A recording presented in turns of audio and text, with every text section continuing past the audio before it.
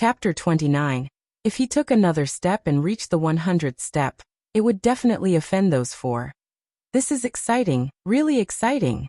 I never thought someone from my river town will create a record like this. Various discussions were going all over the stadium about his shocking performance. Heaven's Gate competition had been held for so many years, but no one had ever reached the top of the stairway. And now he's only a one step from creating a long-lasting, unbreakable record. The elders of the Sunrise sect shook their heads and smiled. When they first met them, they had never thought he would be so special and a freak of nature. However, when he was about to reach the 100th step, Selena gave a death stare and spoke in an extremely cold tone. Don't. You already proved your worth. Don't let your willfulness ruin your life. Obviously, Alex was threatening him, who was the greatest assassin on Earth. With your level, I will directly make you an inner disciple at the Silver Moon and personally help you in your cultivation. She emphasized the word personally and let out a seductive laugh. Bitch, Gaia simply said. You have a bright future ahead. Stay where you are and I will make the same offer as Sadie. Adam smiled at him and calmly said as Alex spoke to him again. But if you dare take one more step, then you should know the consequences of ignoring our advice. Michael didn't like to bully and bullied, but these four were trying to bully him. They just used different tones to make him stay where he is. He calmly smiled and ordered the system to activate the teleportation spell if they tried to attack him. And then he stared back at Alex without a hint of fear on his face. Is there a rule saying I can't reach the 100th step? They were shocked to see his calm and cool demeanor.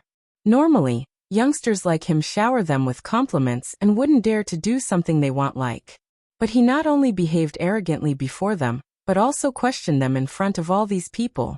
Michael also did not suppress his voice and made sure every single one of them in the crowd heard his question. If they dared to do something against him, there was no doubt that this would bring shame to the sex but also anger the royal family and the king of Breedia. No, but Selena gritted her teeth and tried to say something, but before those words could escape her mouth, he took another step forward and landed on the final 100th step. He was now standing side by side with them. Just as he did that, Alex's face completely changed as a wave of terrifying aura exploded out of his body, and a bone-chilling frost started to appear around his hands. Adam, on the other hand, was shocked, but he didn't become as angry as Alex. He shook his head and stood beside him since there was nothing in the rules that said someone couldn't reach the 100th step. What he did was fair. On the other side, Sadie suddenly let out a weird moan and looked flushed red. These girls from the Silver Moon really started to freak him out with their weird looks and actions. Right now, the crowd who were watching the scene had become very excited.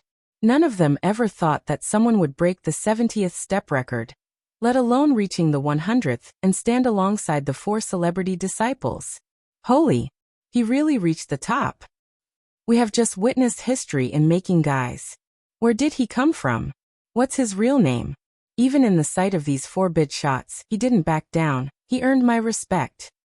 From now on, the whole kingdom would know the name Ghost. But he made a mistake by offending them.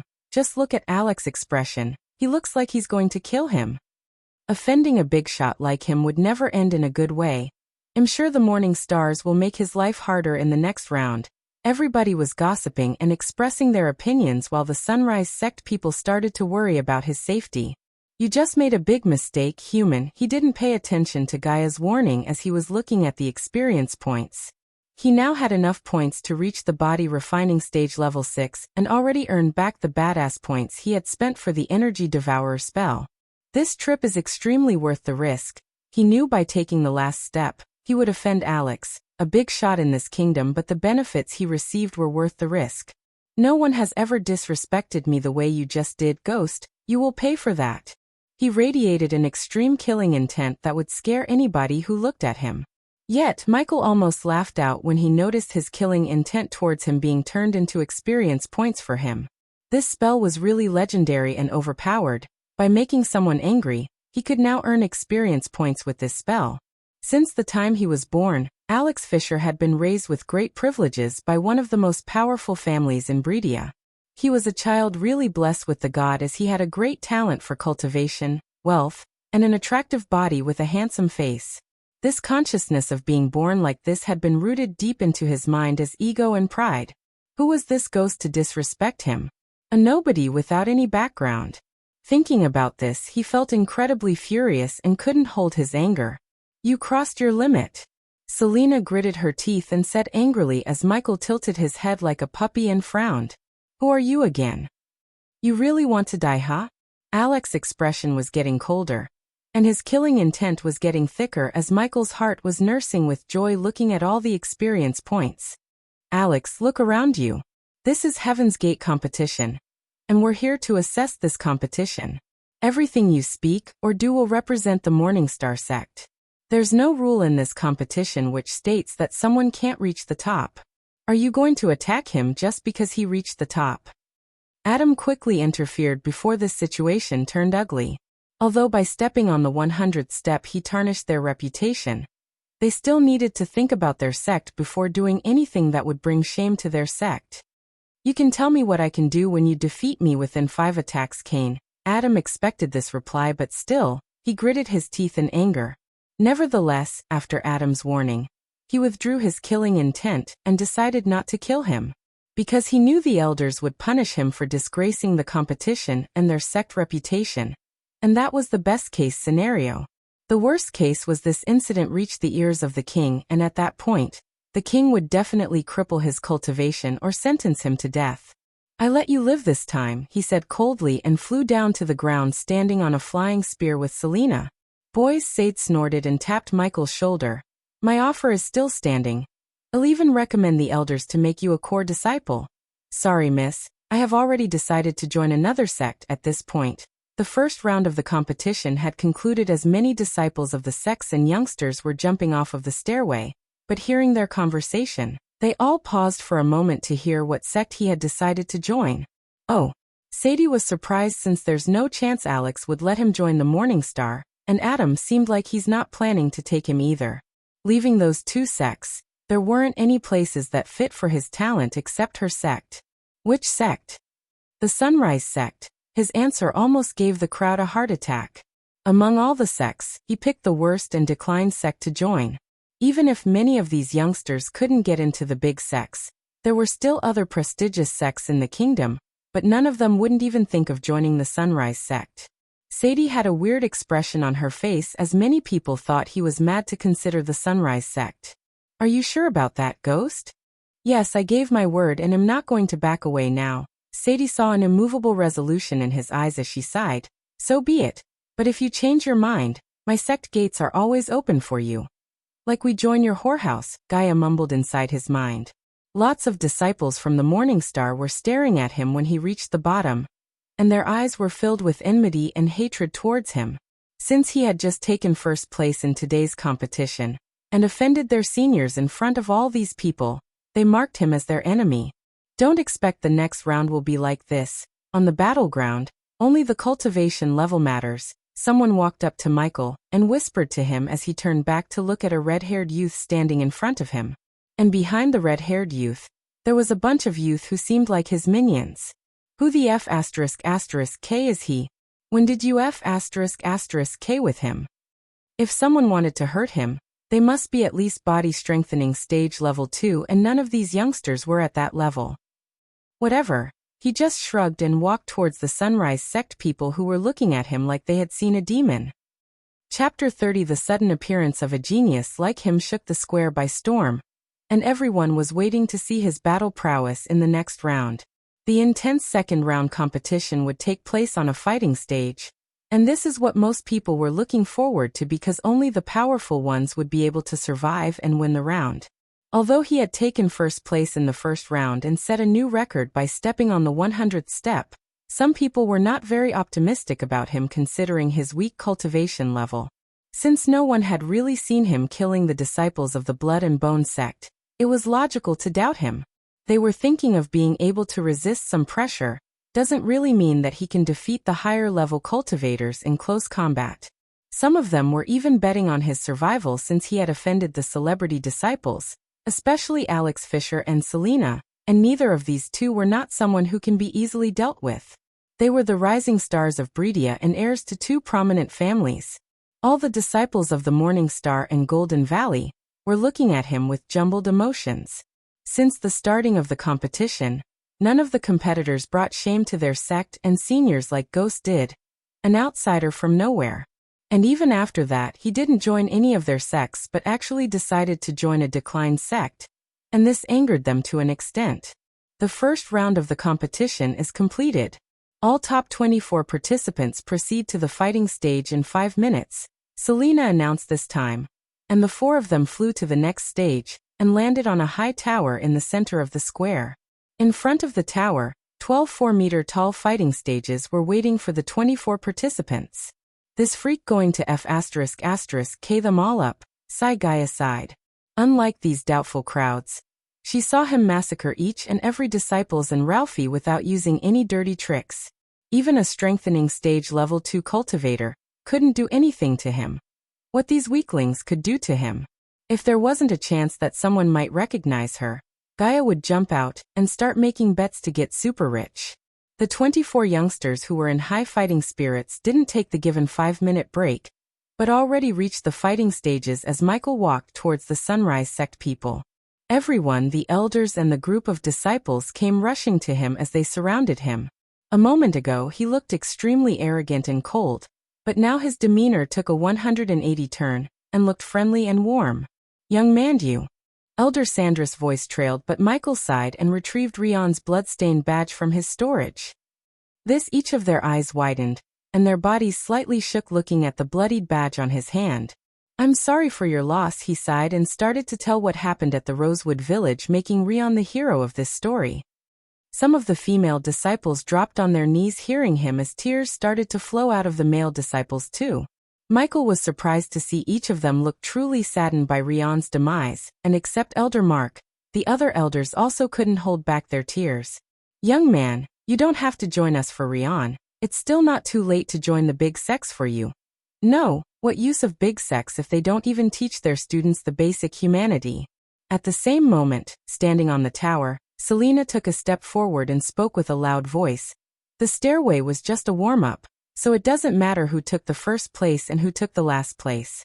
It was just a filter for the second round. Only those who have exceptional cultivation and power will be able to survive the second round." Celine might have said this looking at the crowd, but it was definitely directed towards Michael. "Miss Selena, may we know what the rewards are this year?"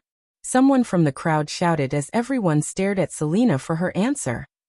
"Ya tell us, senior, it will be an extra motivation for us," a youngster from the Morning Star asked, and not only did the participating disciples look up with anticipation, but even the crowd was also filled with expectations. The competition was organized by the royal family and the 3 big sects, so the reward would be no joke.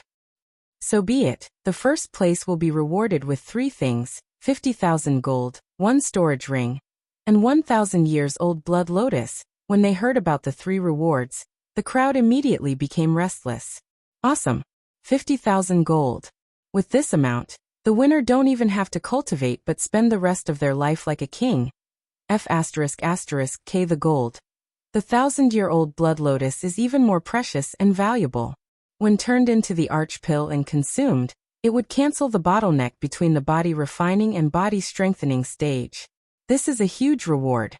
The storage ring is not a normal thing either. The storage ring is small and convenient to carry, and it can imprint a person's soul wave, making it so that only the owner can use it. The second place will get." Selena started to speak, but Michael was not in the mood to listen since he was aiming for the first place. "I hope the rewards are worth my time." The disciples felt like they had just been attacked by a huge hammer when they heard him and looked at his face. "Brother Ghost, don't tell me you don't know the value of these things?" Not much. He was still new to this world, so he had no idea what he could do with 50,000 gold. Obviously, he didn't care about the space rings. He had the system storage for that. And this was the first time he was hearing the name Blood Lotus. "Young man, do you really think you can take the first place in the second round too?" Elder Miles asked doubtfully as Michael smiled. "I don't think, Elder. I know I can. I have a reputation to protect, after all." They saw no fear in his eyes but pride and confidence as the loud boom sounds of war drums appeared again. "Boom boom boom, good luck, young man. Please be safe, Brother Ghost." Michael waved at them and went to the fighting stage where Alex was waiting for the participants. When all the 24 participants were ready, They were now just waiting for Selena's command, and she casually waved her hand as 24 phone-sized marble plates flew out in line. Each plate's back faced each participant. Raise 24 plates. On top of them there is a number from 1 to 12. Choose one randomly. Participants who get the same number will be fighting against each other on the stage. This was the same rule as Gaia said earlier. Pray to your God that we don't pick the same number, the red-haired youth from before said with an evil smile. Who the F***K are you? He didn't even know this guy. He was doing his best to get himself killed, and Michael wondered why. Hearing Michael, a flash of anger appeared in his eyes. You'll know soon, aside from the top 3, for the rest of you. Your sect will reward you individually depending on your results, therefore, everyone has to fight with all of their strength. Adam Kane said loudly. Let the fights begin, Selena said as all the participants walked up and chose a plate. Among the 24 participants, 8 from the Morning Star, 6 from the Golden Valley, 6 from the Silver Moon. In the remaining 4, 2 picked the Morning Star, and 1 joined the Golden Valley. Michael was the only one who didn't come from any big background, and picked the Sunrise sect. Michael randomly picked and flipped the plate in his hands to see 6 was written on it. This means that the other person who had 6 on his plate would be his opponent, and they would be fighting on the 6th fighting stage. Who's the poor F***er who got 6? The fights will be deathmatches, and the only way to escape death is to surrender.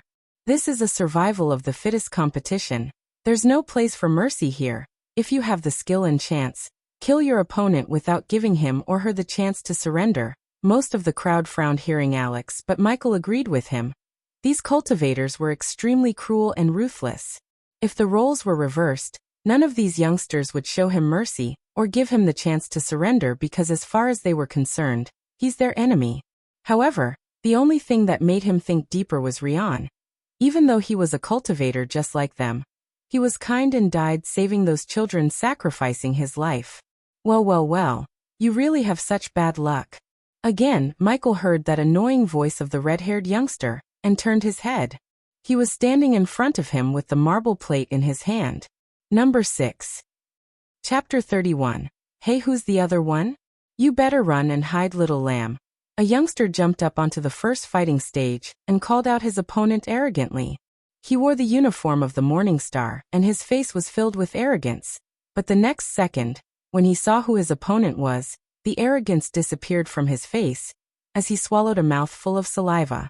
He felt like he was going to faint on the spot, because the one who just landed in front of him was none other than Victoria Parker from the Golden Valley. I surrender. He didn't take much time as he immediately said these words and jumped down from the fighting stage. The speed was even greater than the speed of him jumping up to the stage. Although he seemed arrogant, he knew his limits. Fighting head-to-head with a powerful prodigy like Victoria Parker was no different than committing suicide. On another side, the same happened when Evan Clark appeared. His opponent also didn't dare to fight with him, so he did the logical thing, surrender. The crowd felt disappointed not seeing Victoria and Evan in action. But their disappointment quickly vanished when they laid their eyes on the 6th stage where Ghost and the red-haired youth were facing each other. To be honest, you surprised me by reaching the 100th step, but unfortunately you're going to die today. This youngster looked extremely arrogant, and when Michael took a closer look at his robe, he noticed a star embroidered on his chest, the symbol of Morning Star.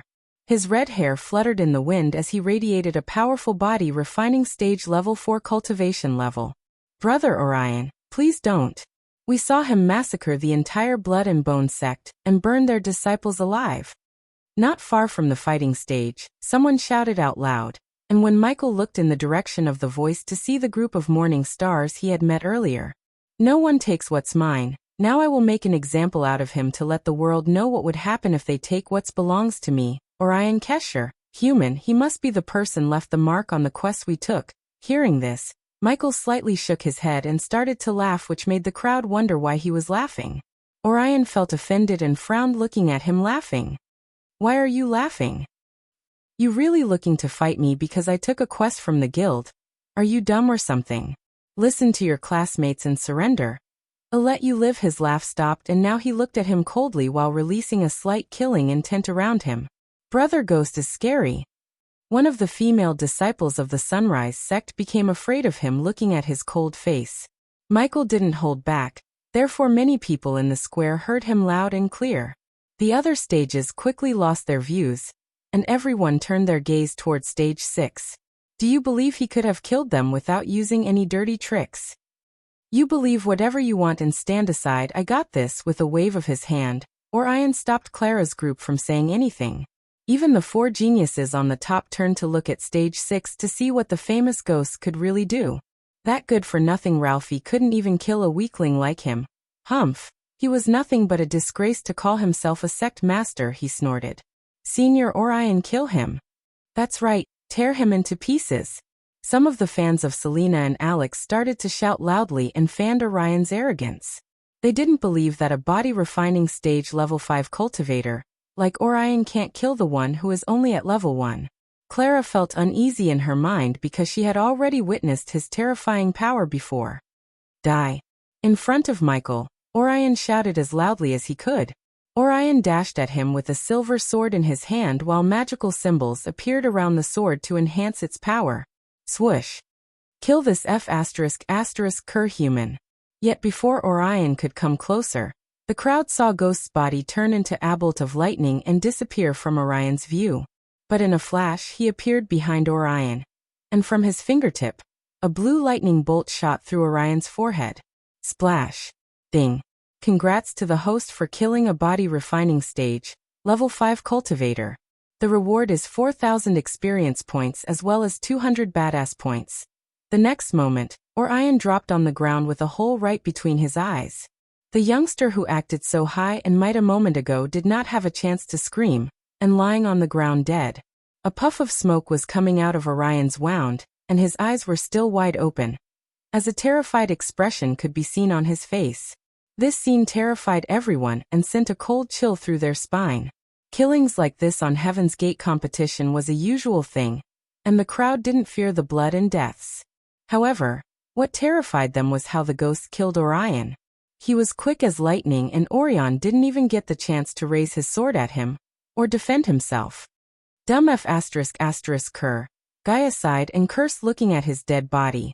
The loud shout was the only thing he did on the fighting stage. Orion didn't even have a chance at attacking. He didn't even have the time to show his combat skill and combat weapon. The loud shout was his only performance on the fighting stage. Michael's face showed an expression of indifference, and he didn't even take a look at the dead body lying on the ground. Neglecting the thousands of shocked eyes on him, he jumped down from the fighting stage. He made living by assassinating people, and killing Orion didn't feel any different. Michael even gave him the chance to surrender, and his classmates told him not to fight, but he ignored all of them because of his arrogance and paid the price with his life. Holy shit. What just happened? How could he be so fast? This is too shocking. Just how powerful is the ghost? He killed someone who was 4 levels higher than him. He killed him like swatting a bug. That Orion kid should have surrendered. Did you guys see that? The ghost didn't even blink his eyes when he killed. He's actually looking down on the Morningstar sect. Just with his attitude and courage alone, he has my respect. Everybody was still shocked, and the square was once again in uproar. Only Clara and her group knew the outcome 100% sure. The fear and respect towards the ghost had once again risen everyone's hearts. Thank God that bullying son of a bitch is dead. Yeah, I too secretly wanted him to die. Damn it. He killed one of us. Some of them from the Morningstar looked relieved while some of them looked pissed off. But many of them were looking at Evan Clark, their ultimate hope and the trump card in their sleeve. I want him to be matched with Evan. I bet Evan will beat him in combat. That's for sure. Withstanding pressure and fighting head-to-head is entirely two different things. Evan Clark was the representative of the Morningstar sect in this competition, and his abilities were extraordinary, unlike Orion. After a few minutes, the first round came to an end. 12 participants had been eliminated, and the remaining 12 would continue fighting. Just like before, they would draw plates and fight the ones who picked the same number as them. Again, Victoria Parker and Evan Clark were having a field day as their opponents surrendered the moment they saw them. On the other hand, Hannah Berry and Nyla Reed from the Silvermoon fought with the Disciples of Golden Valley and killed them by beheading them without a second thought. This time, When Michael came to his fighting stage, he saw a level 4 body refining stage youth standing before him. But the moment he saw him, he took a few steps back and threw his sword on the ground. I surrender. After he said that, he turned around and jumped off the fighting stage. He just witnessed Orion, who was a level higher than him, getting killed in a second, so the youth didn't dare to fight the ghost. Looking at him retreating, he didn't make fun of him or do anything but jumped off the stage. After the second round, there were only 6 people left. Evan Clark from the Morning Star, Victoria Parker, and another girl from the Golden Valley, Hannah Barry, and Nyla Reed from the Silver Moon and the Ghost from Sunrise Sect. The crowd felt goosebumps looking at the 6 of them because no matter how they paired with, it would be a battle worth watching. Let the fighting continue, Selena said in a strict manner as she waved her hand, and threw out another 6 plates again. This time, Michael's opponent was none other than Nyla Reed from the Silver Moon, a prodigy. Unlike before, the 3 fights didn't happen simultaneously. And surprisingly, Victoria Parker and the girl from her sect chose the same number, which resulted in the girl surrendering to Victoria. The crowd was disappointed, but it was not something they weren't expecting either. But they didn't expect Hannah Barry to surrender to Evan Clark, which was a huge bummer to the crowd as they started to boo at Hannah Barry. Chapter 32. Because of the 2 previous bummers, Michael's and Nyla Reed's fight had become the center of attention during this 3rd round. Everyone's gaze was on Michael and Nyla Reed. A fight between these 2. Who would be the last one standing? Even Evan Clark and Victoria Parker were watching this with serious expressions. They all wished to know more about his abilities. Under everyone's gaze, 2 figures simultaneously jumped onto the 3rd fighting stage. These 2 were Michael, who was dressed full black, and Nyla Reed, who was wearing leather trousers and a blue long fur coat. Who do you guys think will win? It is hard to say who will win. We don't know the extent of Ghost's power, and we have only seen him fight once. It's indeed hard to tell, but Nyla's seduction skill is unparalleled. Her seduction skill and her ability to confuse someone's mind is not something to take lightly. On the fighting stage, Michael stood opposite Nyla. Her body was soft and curvy. She had a perfect muscle-to-fat ratio and a perfect structure. A pair of blue eyes checked out Michael and scanned his body from bottom to the top. Warning! The opponent is trying to attack the host telepathically. Firewall activated. The firewall he bought to prevent Gaia from trying anything funny when she merged with him now stopped Nyla. Does the host wish to eliminate the intruder or punish the intruder? 8. Suddenly the people were startled to hear Nyla's scream as they saw a golden light shot out from Ghost's eyes at Nyla. What's wrong? What happened? The disciples of the Sunrise Sect were confused and looking at Nyla's body as blood started to pour out of her eyes, nose, and mouth. The crowd and the youngster became extremely shocked because he didn't even raise a finger against her, but she seemed to be in agony. Even the celebrity disciples had no idea what kind of spell he just used. What did he do? Oh my God! Another turmoil appeared in the square. Many of the people couldn't understand the reason behind Nyla's agony and scream. Just as she was screaming and rolling on the ground, Michael slowly started to walk towards her. Human, what did you do? Look at her carefully, Gaia. If someone tried to mess with my mind, this is the result.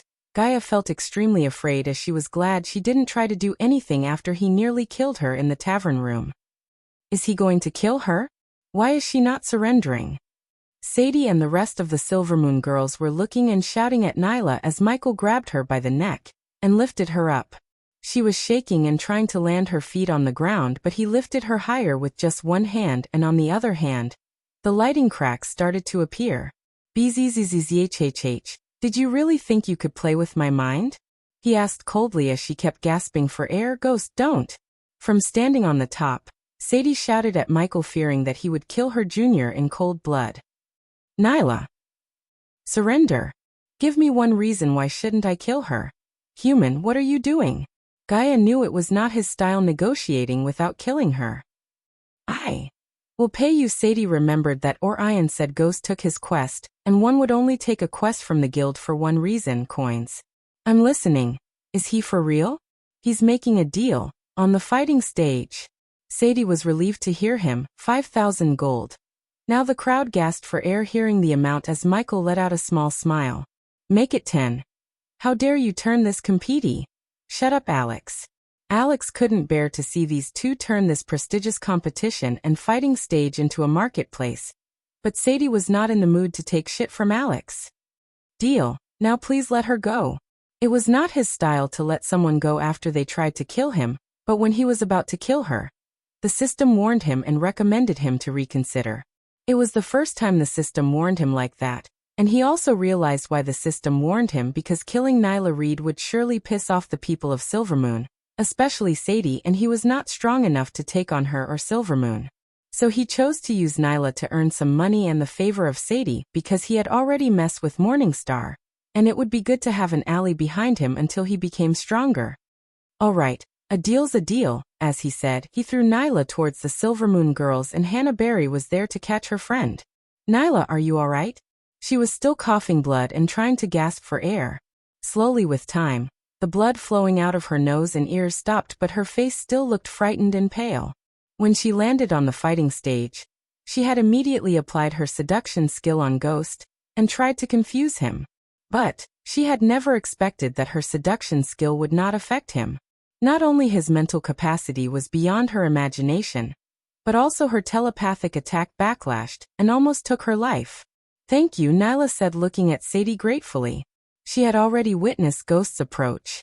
He was not someone who would show mercy just because she was a girl. There was no doubt in her mind that if it wasn't for Sadie, he would have killed her. You've done me a great favor by sparing my junior, Ghost. If there's anything you require my help, feel free to ask me, Sadie laughed as she said, standing on the top. Her words were meant to openly seduce him. Lucky bastard. Some of the disciples from the sects cursed him, looking at the way she talked to him. She was being flirty, and if he wanted, he could spend the night with her alone. However, Michael just nodded with an uninterested smile. Compared to Gaia, these women from the Silvermoon are just some run-of-the-mill girls. With this battle, the finalists had been revealed and the crowd erupted in cheers for the upcoming fights. Until now, Victoria and Evan hadn't fought a single battle. All of their opponents had given up before even attempting to fight. Only Michael, the dark horse, was the treat for their eyes, as he kept their spirit up without boring them. Every time he appeared on the battle stage, with his charisma and power, he would treat them with a memorable battle. Nobody had expected him to be that strong, as there was not much known about his strength previously. He had won all of his battles, and after seeing his battle power, they even doubted that Evan and Victoria could defeat him, because he seemed extremely powerful for a level 1 body refining stage warrior. Final fight will be between Ghost versus Evan, Clark versus Victoria Parker, announced Selena, and just by hearing the names, the crowd felt goosebumps all over their bodies. The crowd was sure that these three would definitely fight each other without surrendering. Hey, do you think Ghost can defeat them? I think Evan and Victoria would try to eliminate him before they fight each other. After all, if Ghost won the final, it would bring shame to both the sects. You're overestimating the new guy.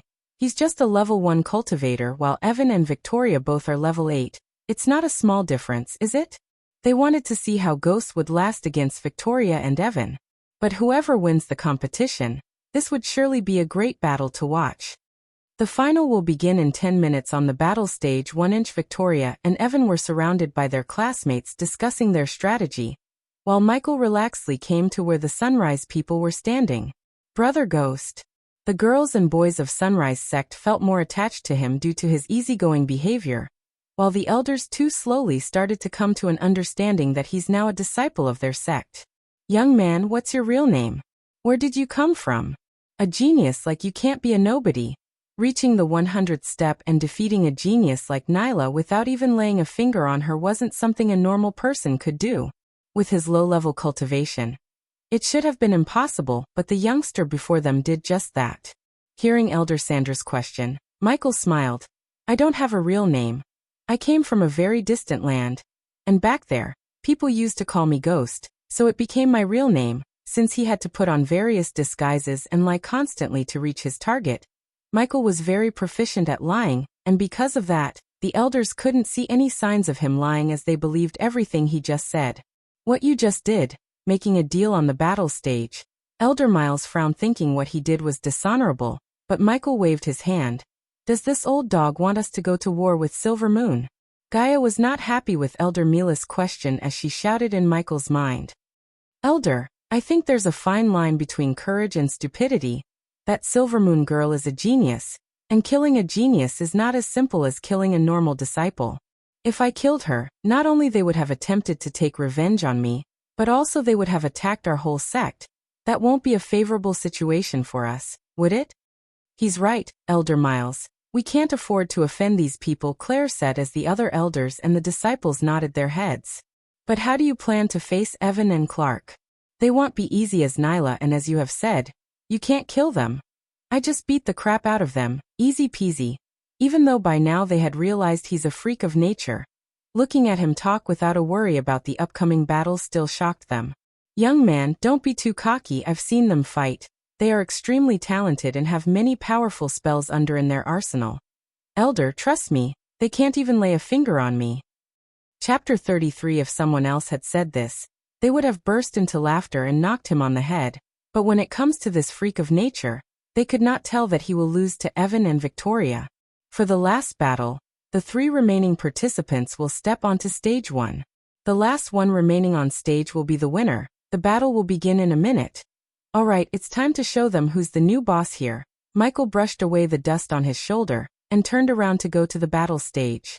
When he was about to take a step forward, someone grabbed him by his hand, and he turned and saw the worried face of the sect leader Claire.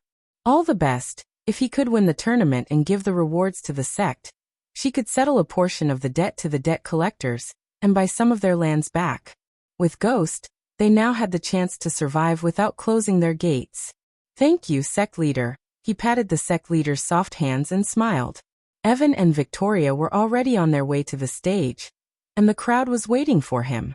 While his black robes and hair were fluttering in the wind, he walked towards the stage and landed on the stage with a simple leap. Looking at the 2 stars of the younger generation and the dark horse of this tournament, the crowd was really excited. The last battle was finally going to start. Victoria's strength was obviously incredible, and Evan was just as powerful as Victoria, and when these 2 were fighting, their fight became more than a battle between 2 individuals, as their fight would represent the clash of 2 big sections. And finally, there was the dark horse, Ghost, who seemed extremely powerful and a freak. After seeing what he could do, no one underestimated him. Looking at his low-level cultivation. Step down, you 2 can't defeat me, said Victoria suddenly in an extremely arrogant way. She looked like she was showing disdain for everything and everyone. Don't be too arrogant, Victoria, Evan calmly replied to her. You never learn, said Victoria and closed her eyes for a moment. Immediately after, a gigantic golden phoenix made of arch energy had appeared behind her back. The phoenix looked like a holographic image, but only more realistic and majestic. It must be the flaming phoenix spell of the Golden Valley. She learned it. They said the spell can only be learned by someone who is worthy. People muttered and stared at Victoria with a dumbstruck look on their faces, and even Evan was startled to see the power coming from the phoenix. She definitely deserves to be called the Princess of Golden Valley. She learned the flaming phoenix and it looks so strong and powerful. The crowd was trembling, but suddenly a blue light radiated from Evan's body. On his back appeared a white tiger, and then the holographic tiger roared and trembled the entire area with its might. Cool. Michael couldn't help but be impressed by the spells cast by these 2, as he felt like he was watching a magic show from a front row seat. The majestic tiger. It must be an ancient spell. I can even feel the power the tiger is radiating. This is worth the trip. Evan is so strong. I still can't predict who would win this fight. Many people were filled with emotion when they saw how strong Evan was, and how beautiful Victoria was. They were filled with admiration and worship looking at these 2. And since the crowd was mostly composed of men, Victoria drew most of their attention with her beauty. Not only was she extremely gorgeous, but she was also extremely talented. They were very excited to see how she would develop and what other powers she would show in the future. She's extremely powerful and has the flaming phoenix. With that spell, she would be almost invincible. I'm not sure. Evan hasn't revealed his full strength yet, so it is impossible to judge. Hey, don't forget about the ghost. My guts tell me that he would win this thing. Everybody was giving their own opinion about who was going to win or lose. But many of them thought that it's either Victoria or Evan. Only a few of them thought Ghost had a chance to win. Even if he was now regarded as someone extremely powerful, the crowd still thought that there were only 2 people who had a chance to win within the 3 remaining participants. 2 amazing and mighty cultivators of Breedia Kingdom, Victoria Parker and Evan. On the other side, a mysterious yet powerful youngster. The 3 of them were on the stage, each of them standing in a triangle formation as Victoria was staring at Evan from the beginning. Evan was also continuously staring at her. They were staring at each other as if they were fighting a one-on-one battle. While they were engaged in a staring contest, Michael seemed very relaxed thinking about which skill to invest his badass points after upgrading his cultivation. After a while, Victoria's attention was finally drawn away from Evan. She had an arrogant smile on her face. "You're somewhat okay if you wish. You can leave that lowly sect and join us, the Golden Valley. If you do so, I can personally help you with cultivation once in a while." Victoria had a huge smile on her face. She looked completely arrogant. She didn't do it on purpose, but could not hide the arrogance which had been engraved into her very soul. Michael didn't like her calling the Sunrise sect as lowly because compared to them, they taught humanity to their students. Even though he was not a saint to preach about humanity, he was not that bad to watch innocent people get massacred without raising a finger. In a world that was as cruel as this one, he started to value kindness and compassion more and more. "You want to help me in cultivation?" He hid his true emotions and asked. This girl seemed to have considered her as the world's best, and completely arrogant down to the last fiber of her being, as expected. "Indeed, I personally can help you in cultivation," said Victoria, who didn't know what he really meant. She even thought that he was feeling very honored. "You have to understand that this is a once-in-a-lifetime opportunity. I don't usually take on mentoring programs, but for you, I can make an exception. Can we kill this bitch now, human?" Victoria's arrogance nauseated Gaia, and she couldn't wait to see him teach this arrogant girl a lesson. Yet Victoria's proposition was really tempting to common people. Many ordinary cultivators would have dreamt of being offered such an opportunity. To have a mentor not only as powerful as she but also pretty and sexy was simply a dream come true for many disciples of Golden Valley. Imagine Victoria coming to my room to teach me. Dude, you're drooling.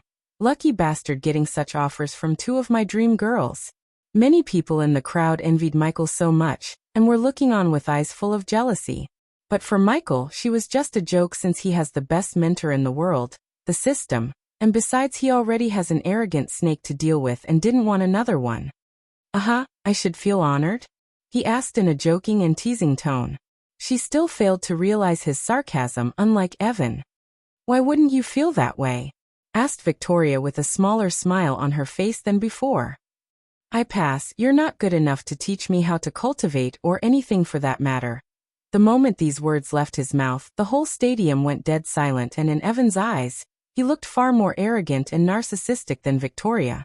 After hearing him, her face reddened in anger as she started to tremble in anger. "How dare you?"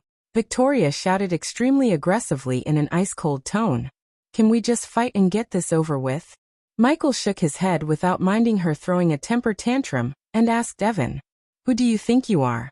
Today I will break your arrogance and your body." The flaming phoenix behind her opened its mouth and breathed a stream of illusionary fire. And then immediately, her entire body was covered with a magnificent golden light looking like rays of the sun. This magnificent view stunned the eyes of the people in the crowd. "Flaming phoenix, how awesome," said the crowd amazed. At that moment, Victoria's body looked majestic and radiated a divine aura around her. "Evan Clark, I will defeat you first and show who's the real genius of our generation." Her long hair was fluttering in the air, and coupled with the golden aura which had surrounded her body, the eyes of the crowd sparkled at the sight of her. "And then I will deal with you." She didn't even look at Michael as now all of her focus was on Evan and the white tiger. Might of Phoenix, supreme slap. She made an incredibly loud noise as Evan saw that she was about to attack. He did the same and started an attack with a loud shout. He didn't think that his majestic tiger spell was going to be weaker than her flaming phoenix spell. However, when they were both going to be at each other's throats, a bolt of lightning passed right between them, breaking their confrontation. "You two should attack me at once. I don't want the people to think that I only beat you because you two wasted all your energy fighting each other. Human, what the F*** K are you doing? Let them fight each other, and then we can beat the last one standing. For a moment, everyone in the stadium stopped moving and looked like statues hearing him. Logically speaking, he should have let Evan and Victoria fight first, and tried to defeat the one standing, because the last one standing would have wasted most of their strength defeating the other, and wouldn't have much strength to fight him. Yet, he stopped them and asked them to attack him together, and they looked at him like they were looking at the dumbest person on the planet. You're the weirdest human I've ever met. Happy Christmas to all my wonderful readers. I must tell you that you guys and gals are the best. Have a piece of yummy cake and hot chocolate. Temekil and Gaia will meet you more often from January. P.S. Don't forget to write a review and support my hard work. Chapter 34. Hahaha, are you kidding me? I started to respect you when you step on the 100th step, but it seems like you let that get to your head and turned into more like her. With your level, you'll never be able to withstand any of my attacks. Evan Clark sneered at Michael, and looked offended by him when he asked to attack him together. Really? He asked indifferently and noticed the white tiger behind him growing bigger and bigger. The power the white tiger radiated made the people watching the scene shiver, but he was pretty calm and cool. Sensing the colossal oppressing straight coming from the white tiger, Victoria waited to see how Ghost was going to defend himself, and until now he didn't take his weapon out. Wrath of Tiger, Evan shouted and punched the air in the direction where Michael is standing as the tiger leaped at him. Lightning Dash. Looking at the tiger coming in his direction, he calmly activated the Lightning Dash skill, and moved towards Evan like a lightning bolt. The Lightning Dash skill reminded him of the famous DC character Flash, as the skill made him the Flash of this world. Although he couldn't compare to the actual speed of Flash, the level 1 Lightning Dash made him run at an insane speed, as many people could only see a bolt of lightning whenever he activated the skill. In a few seconds after he disappeared from where he was standing, the tiger's gigantic paw hit the place and emitted an extremely loud explosion. Boom! Evan Clark's facial expression immediately changed as he sensed he struck nothing but the empty ground, and felt a mild pain on his throat like he was bitten by an ant. What happened? How is he still alive? When the white tiger's figure faded away after the attack, the crowd saw Ghost was still standing there without realizing that he had already moved and attacked Evan. When Michael saw that Evan Clark had a bewildered look on his face, he said while smiling coldly, "You lost." The crowd was confused when he said that, but Victoria and Evan realized the meaning of his word. A small cut on Evan's throat started to become visible and blood leaked out from his throat. If the cut was a few more inches deep, he would have died, and thinking about this he shuddered in fear. Ding!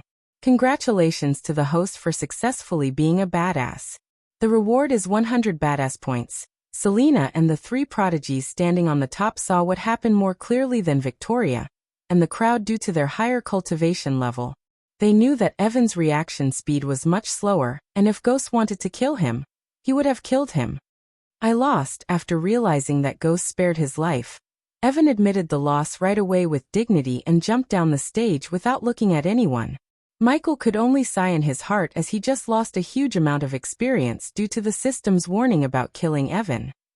And Evan admitting his defeat right away was a little anticlimactic for him, because Michael had thought he would admit arrogantly and refused to back down, which could have resulted in more fight and more badass points. Why did he say he lost? What did I miss? Idiot, look at his throat. Can you see he was bleeding, and who do you think could have done that? The crowd slowly started to guess what happened when they noticed the blood leaking out of Evan's throat, and swallowed a mouthful of saliva looking at Ghost. How fast? What kind of spell did he use? They used to think that even though Michael proved himself in the battle with Orion, most of them still didn't think he would be stronger than Evan and Victoria in terms of actual battle prowess. However, at this moment, they really thought that he was stronger than both of them. Elder Miles and the people of the Sunrise sect were also watching Michael, and started to think very highly of him. They had thought that Michael wasn't that strong before, but after seeing what just happened to Evan, they realized how ignorant they had been. Even though we don't know him well, he's obviously a real genius. He must have been gifted ever since his birth. With him as our disciple, we really have a shot at reviving our sect again. First time in a long time Elder Mark breathed a sigh of relief, and he really believed they could use him to revive their declined sect. You rely on your speed too much, and if you think you can do the same thing you did to Evan, you are going to be disappointed. Victoria sounded arrogant and self-confident again. She had recovered from her previous emotions. Relying on her rare flaming phoenix spell and a defense spell, she tried to break Michael's confidence. Speed? I don't need to rely on the speed to defeat you. You're thinking yourself too highly, just as everyone was thinking he would do the same to Victoria. He raised both hands as several bolts of lightning and a huge blast of wind appeared in front of him. Flame of Phoenix! Victoria's pupils were suddenly dilated as she quickly shouted. The phoenix above her breathed a hot stream of fire and clashed with his lightning bolts and wind blast. But when the fire met the wind blast, it was pushed away from him and put off in a few seconds. As for the lightning bolts, it didn't even slow down a bit as it went straight through the flames and hit her body with enormous power. The moment the lightning bolts plus the remnant force of the wind blast and the golden layer of defense she had around her body clashed, a thunderous roar spread throughout the stadium. Boom! Victoria groaned as she was already blown backward and looked extremely fragile and weak. She slid back to the edge of the fighting stage. One more step backward and she would have fallen off. At that moment, the crowd didn't know what was going on anymore. They were too confused. Michael had astonished them too many times. Each time Michael moved, they found him amazing, but each time, they also realized they had been underestimating him. It seemed like his strength was ever increasing. None of them couldn't guess the depth of his powers. At this exact moment, he bested two of the superstars of the younger generations quickly and easily.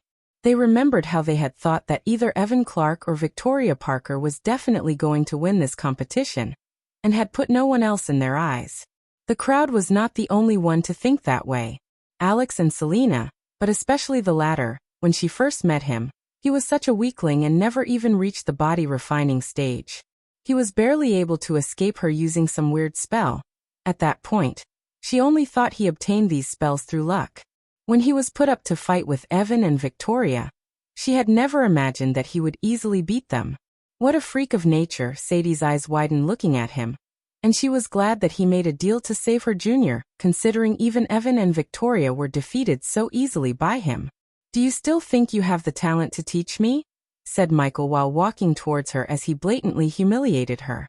Michael was filled with annoyance because of this arrogant girl's behavior, but what enraged Michael the most was that this girl didn't show a shred of respect towards anyone. In her mind, she thought she was superior to everyone and expected others to worship and respect her. He couldn't stand this arrogant and haughty girl who didn't even withstand a single attack from him. For the first time in her entire life, she was starting to feel ashamed of herself when she remembered what she had said. She felt like she was made a clown in front of all these people. Join your sect, meet you now and then. Who do you think you are? What made you think that I would ever want to meet you? Michael continued to talk and made her understand how ridiculous she was, and that she had no right to be arrogant. Victoria had the feeling that her face was burning. She had no words to speak to refute back at him. The crowd hadn't been so excited as at that moment. He gradually was showing more and more strength. He was gradually becoming more and more awesome.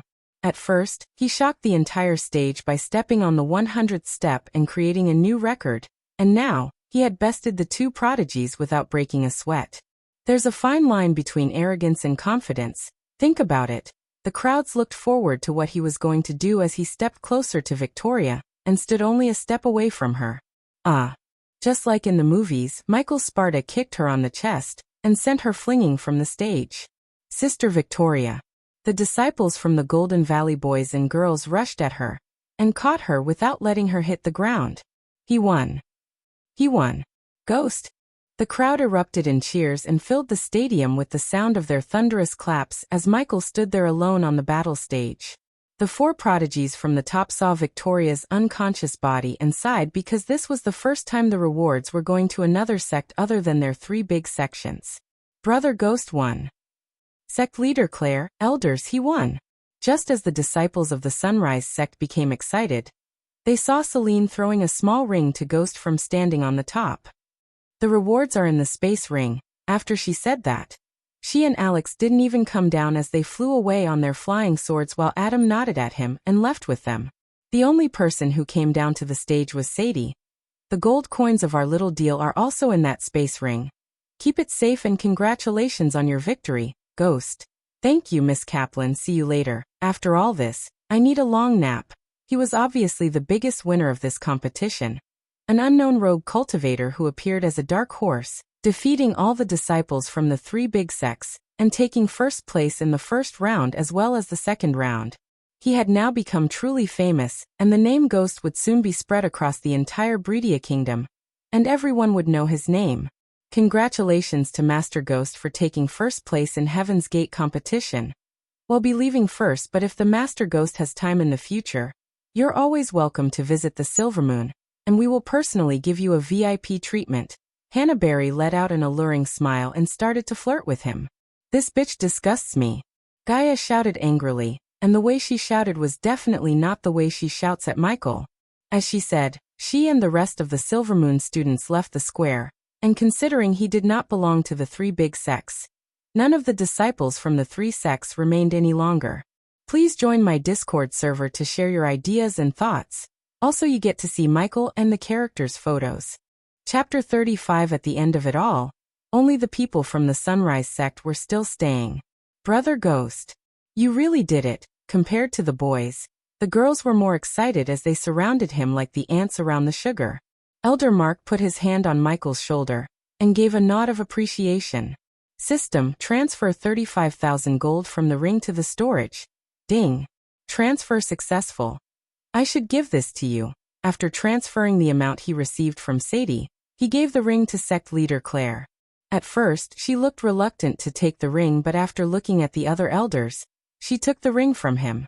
No offense, but just don't ask me to wear these orange uniforms because those are fugly, haha. All the disciples from the sect burst into laughter hearing him, because they themselves knew the orange uniforms were far too ugly. And it was good to hear someone openly saying this to the elders. Since the elders were in a good mood, they too laughed and the atmosphere became very lively. First, we should return to the sect and settle some of our debt, Elder Sandra sighed. At the moment, Michael was following the elders to the sect through a rural road, and his black robes had a tint of brown due to the dust. Brother Ghost, you never told us where you came from? One of the girls asked him curiously. Well, since I was born, I never stayed in the same place for long. I like to travel, so I can't give a direct answer to your question. What about your parents, Brother Ghost? I don't have any. Even though he answered this question too many times while he was growing up, it still hurt him to say it again. A sudden change appeared in their faces when they heard him. I'm sorry, Brother Ghost. Don't be, it's all right. His gentle smile made the girl quickly forget about this, and because of his easygoing behavior, they felt comfortable around him and established a good relationship with him. Young man, then how did you cultivate to this point? Those spells you used looked extremely rare and precious. Elder Mild joined the conversation and asked. As I said, Elder Mark, I traveled a lot, met many people, explored many ruins. Since I don't have anyone to teach me or help me in the cultivation path, I have to do all that not to waste my talents. Worry not anymore, young man. Even though we don't have many resources to provide you, we can teach you and guide you on the right path, Elder Mark proudly said as he patted on his back. All disciples of the Sunrise felt proud looking at him, almost putting him on top of this world. None of them were idiots, especially after witnessing what he was capable of. For such a freak of nature like him, even if he was in the three big sects, he would be amongst the top disciples, and the sect's management would put a lot of focus on him. Besides, after today's competition, his name would spread across the Breedia kingdom, so he was now a superstar of the younger generation. Since now even the worst of the outer disciples of the three big sects ridicule them, and their sect as well as bully them whenever they could. However, with him as their core disciple, which the elders would surely make him as one, they had the means to walk head high in front of those who mocked them. And don't think that you don't have a family, young man, as Elder Miles said. We don't have resources, but we treat everyone in our sect as our family. And now you have become one of us. Elder Sandra slightly brushed his head like a mother and smiled at him. For the first time in his long life, his heart felt warm as he smiled. He had quite a good impression of the people in the sect. They were poor in wealth but very rich in kindness. Although he was once the greatest assassin/hitman ever lived on the earth, he was a lonely man as he had no family, no friends, no girlfriend, and no one even saw his real face except for his mentor. All he had was his job and a shitload of money in his offshore accounts and affection towards his job. But in this life he wanted to change that. He wanted relatives, he wanted a wife, and he wanted some people to rely on and friends. In this life, he simply didn't want to be lonely. We must guide him to reach higher levels of cultivation. Alex and Selena wouldn't let go of the fact he refused to back down and stood side by side on the top of the stairs, Elder Mark said worriedly while walking. Everyone's happy expression turned gloomy. Even Elder Miles furrowed his brows. Don't worry about them, Elder Mark. It's just a matter of time before I surpass them, and then if they cross my path, I'll kill them, he said with a casual smile, but the disciples noticed the murderous intent in his eyes and felt a little afraid. Michael and the Sunrise Sect disciples were talking along the way until they finally reached their destination. Sunrise Sect used to be an extremely prestigious and strong sect several decades ago. It was even more prestigious and powerful than the three big sects at its peak. However, since Claire's grandfather died during one of his adventures and the previous sect leader, her father disappeared, the entire sect's prestige fell drastically. Claire relied on her extraordinary innate talents and the scarce amount of resources at her disposal to cultivate up to her current stage. In just a short span of 26 years, she reached the body refining stage and took the helm of the sect leader position after. The entire Sunrise Sect relied heavily on her and the pair of sect elders to uphold the entire sect. Their days were difficult and rough, and the minute he stepped through the gates of the sect, their poor situation became obvious to his eyes. Many of the buildings he had seen were broken down and old. It was clear that it had been many years since their last renovation. Several backyards were full of dried leaves and the numerous cobwebs show how long it's been uncared for. During their conversation, the disciples told him that the total number of disciples within the sect was around 30. Next to him, the strongest disciples were at the foundation stage level 8, and the rest of them were below foundation stage level 5. Since the sun was almost down and he was pretty tired, sect leader Claire gave him their best house with a yard to live in. At this point, he was already at the first level of the body refining stage. But he only needed 3 or 4 days to reach level 5 of the body refining stage with the experience points on hold.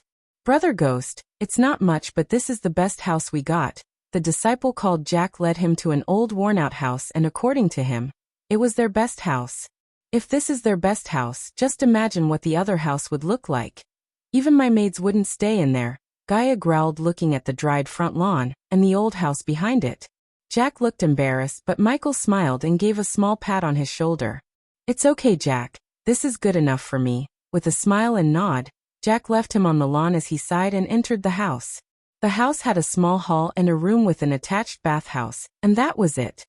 There wasn't even any furniture to sit on except the old bed in the room.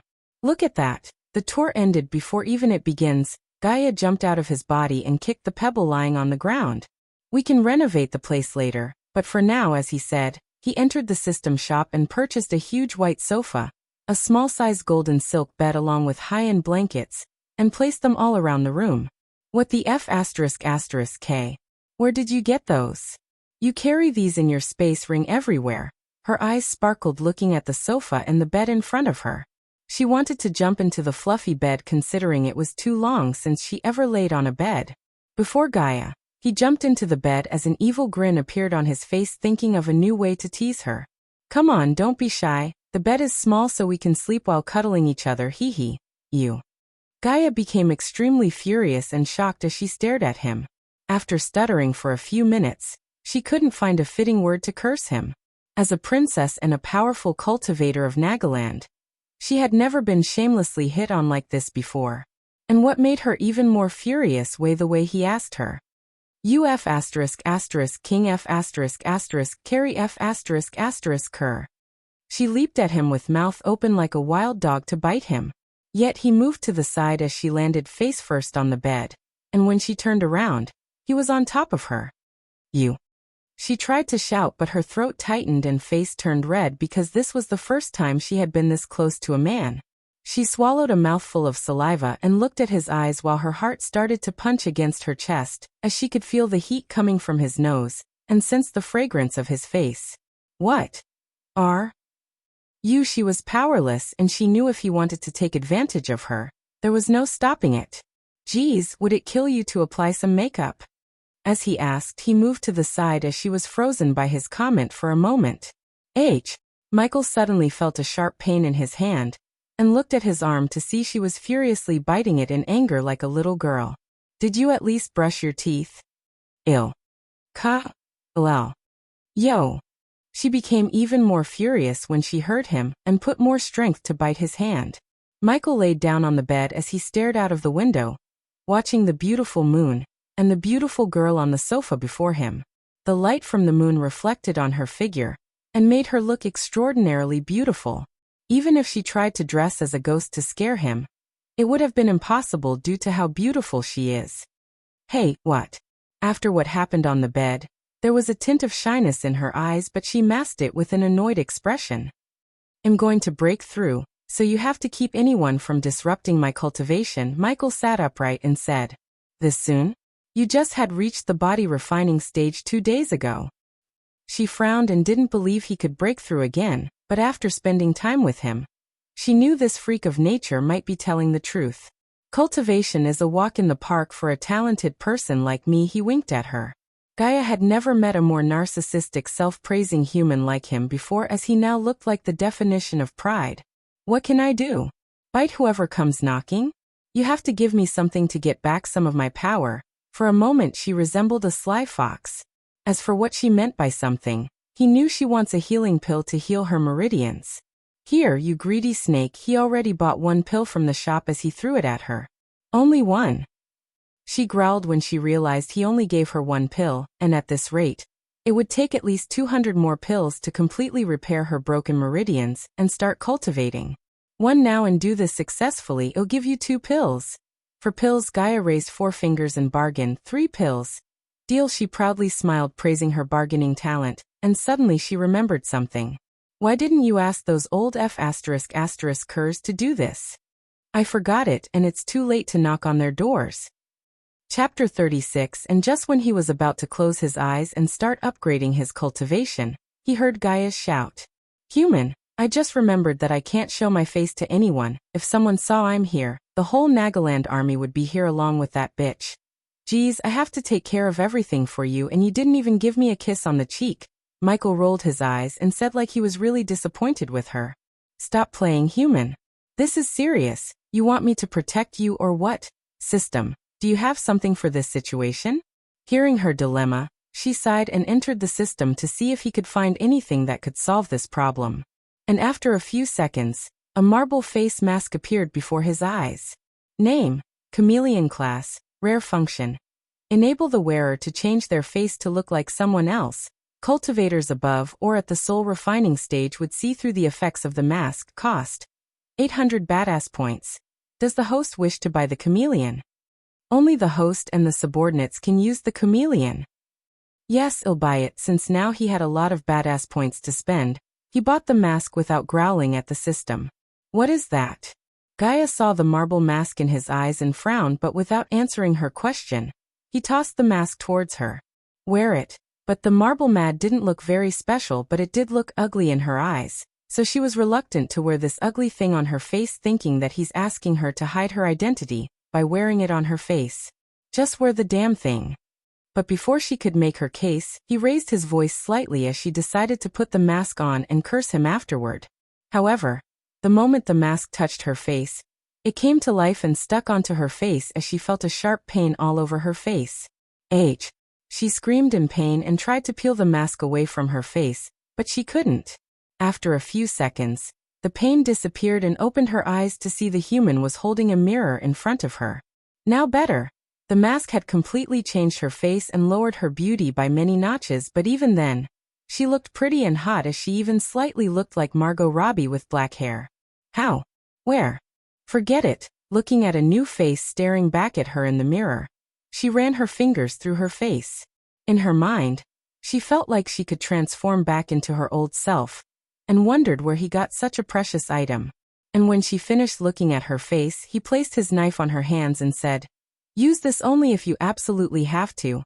Okay, he didn't want to take any chances, and after consuming the pill, she would regain some of her powers, and with the knife, she could hold the fort until he woke up. And settling everything with her, he jumped on the bed and sat crossed legs to start the upgrading process. Let's start. Chapter 37. Early morning mist began to clear as the sun rose, casting orange and pink onto a thin layer of cloud. The lively chirping of the early birds filled the air. Brother Ghost would have woken by now. I need to hurry at this moment. A pair of legs rushed forward hurriedly in the direction of the lone house in the mountain. He was no one but Jack, the disciple who settled down Michael and Gaia yesterday. Usually, Jack would feel tired if he ran from his dorms to the core disciple house. However, today he felt energetic. The #1 genius of his generation now belonged to the Sunrise sect, which catapulted their reputation among the sections. Why is the door still closed? Reaching Michael's house, Jack halted his steps to catch his breath and wondered, looking at the closed doors. Knock. Jack knocked on the door, but he was careful not to knock too loudly in case it would disturb Ghost's cultivation. Brother Ghost. There was no reply from inside as Jack knocked again, and this time, he increased the sound of his knocking. Brother Ghost. Who the fuck is there? Jack almost jumped back when an annoyed voice came from inside. Ha. A few seconds after his brain processed the voice, he realized the voice sounded feminine, and nothing like Ghost. Brother Ghost? I must have misheard it, that's what he thought. Thud. Go away.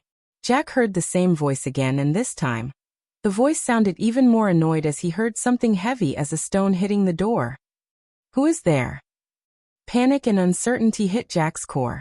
He clenched his fist and shouted loudly. Fucking idiot. I'm gonna beat your ass for disturbing my sleep. Jack quickly stepped back from the door as the door opened to reveal a black-haired girl staring at him furiously. He had no idea how the girl got in or who was she. All he knew was Ghost came alone with them, yet there was another girl inside his house. Who are you? The girl didn't answer him but stared at him while tying her ruffled hair into a ponytail. Nonetheless, he could tell that the girl is annoyed, but he subconsciously relaxed, seeing that the girl is just a commoner and not a cultivator. Who the fuck are you? Wait. What? You? Jack couldn't believe what he had just heard. He never thought a delicately beautiful girl like this would have such a foul mouth. For a moment, he had no responses as the girl walked towards him. Cat got your tongue? Why did you wake me up this early, you little shit? Jack was still in shock when Gaia flicked his forehead to make him talk. Who are you? What are you doing in Brother Ghost's room? After a few seconds, Jack was able to speak these words while caressing his forehead. Me? I'm your Brother Ghost's mentor, you ignorant fool. Ha ha ha ha. However, Jack couldn't help but burst into laughter when he heard the girl. The girl before him spoke these words with a straight face and didn't even bat an eye, speaking such a huge lie. She was shameless beyond words. How could a mortal girl who is at the arch-sensing stage teach a genius like Ghost? The arch energy in her body was too weak, and even some newborn babies would have more arch energy inside their bodies than her. What the fuck? Gaia didn't expect such a reaction from this boy. She knew that she had blatantly lied, but he didn't have to rub it in her face like this. You mentor. Brother Ghost. Aich. His laughter suddenly turned into a scream as he felt a sharp pain across his butt. He turned to see the girl holding a long stick in her hand and swinging at him with full force, and before he could react, he received another attack. Shit. Damn. Stop it. For a girl who had no arch energy, or rather too little energy, her moves were too quick and swift. In a few seconds, his butt suffered 5 or 6 attacks, and he started to fiercely stroke his rear, disregarding his pride as a man in front of a beautiful girl. Stop it. Ouch ouch. Gaia wasn't going to stop beating his ass, no matter how loud he shouted. Don't make ouch. Me hit you. His eyes already welled up and his butt turned red, but still, he was taught not to hit a girl, outside of serious battles and tournaments, especially not a mortal girl like her. Hit me and I'll make Ghost rip your throat out. At least tell me who you are. Since he didn't want to take any chance by hitting her, Jack did the next best thing, dodge, and ran away from the reach of her stick. I told you I'm his mentor. But? What's going on here? Just as Gaia was chasing Jack around with the stick in her hand, Elder Mark came to the scene. "Jack, what did you do?" "I didn't do anything," he shouted, and felt extremely wronged here considering this girl kept attacking him with the stick for no reason. He was the victim here, yet Elder Mark asked what did he do? "Teacher, I didn't do anything. I came to bring Brother Ghost to the assembly hall, but instead of Brother Ghost, I saw this mortal girl coming out of the house." "Mortal? How dare you?" she shouted in anger, but didn't try to attack Jack, who was hiding behind Elder Mark. "Girl, who are you?" "I'm Ghost's friend." "Friend? You said."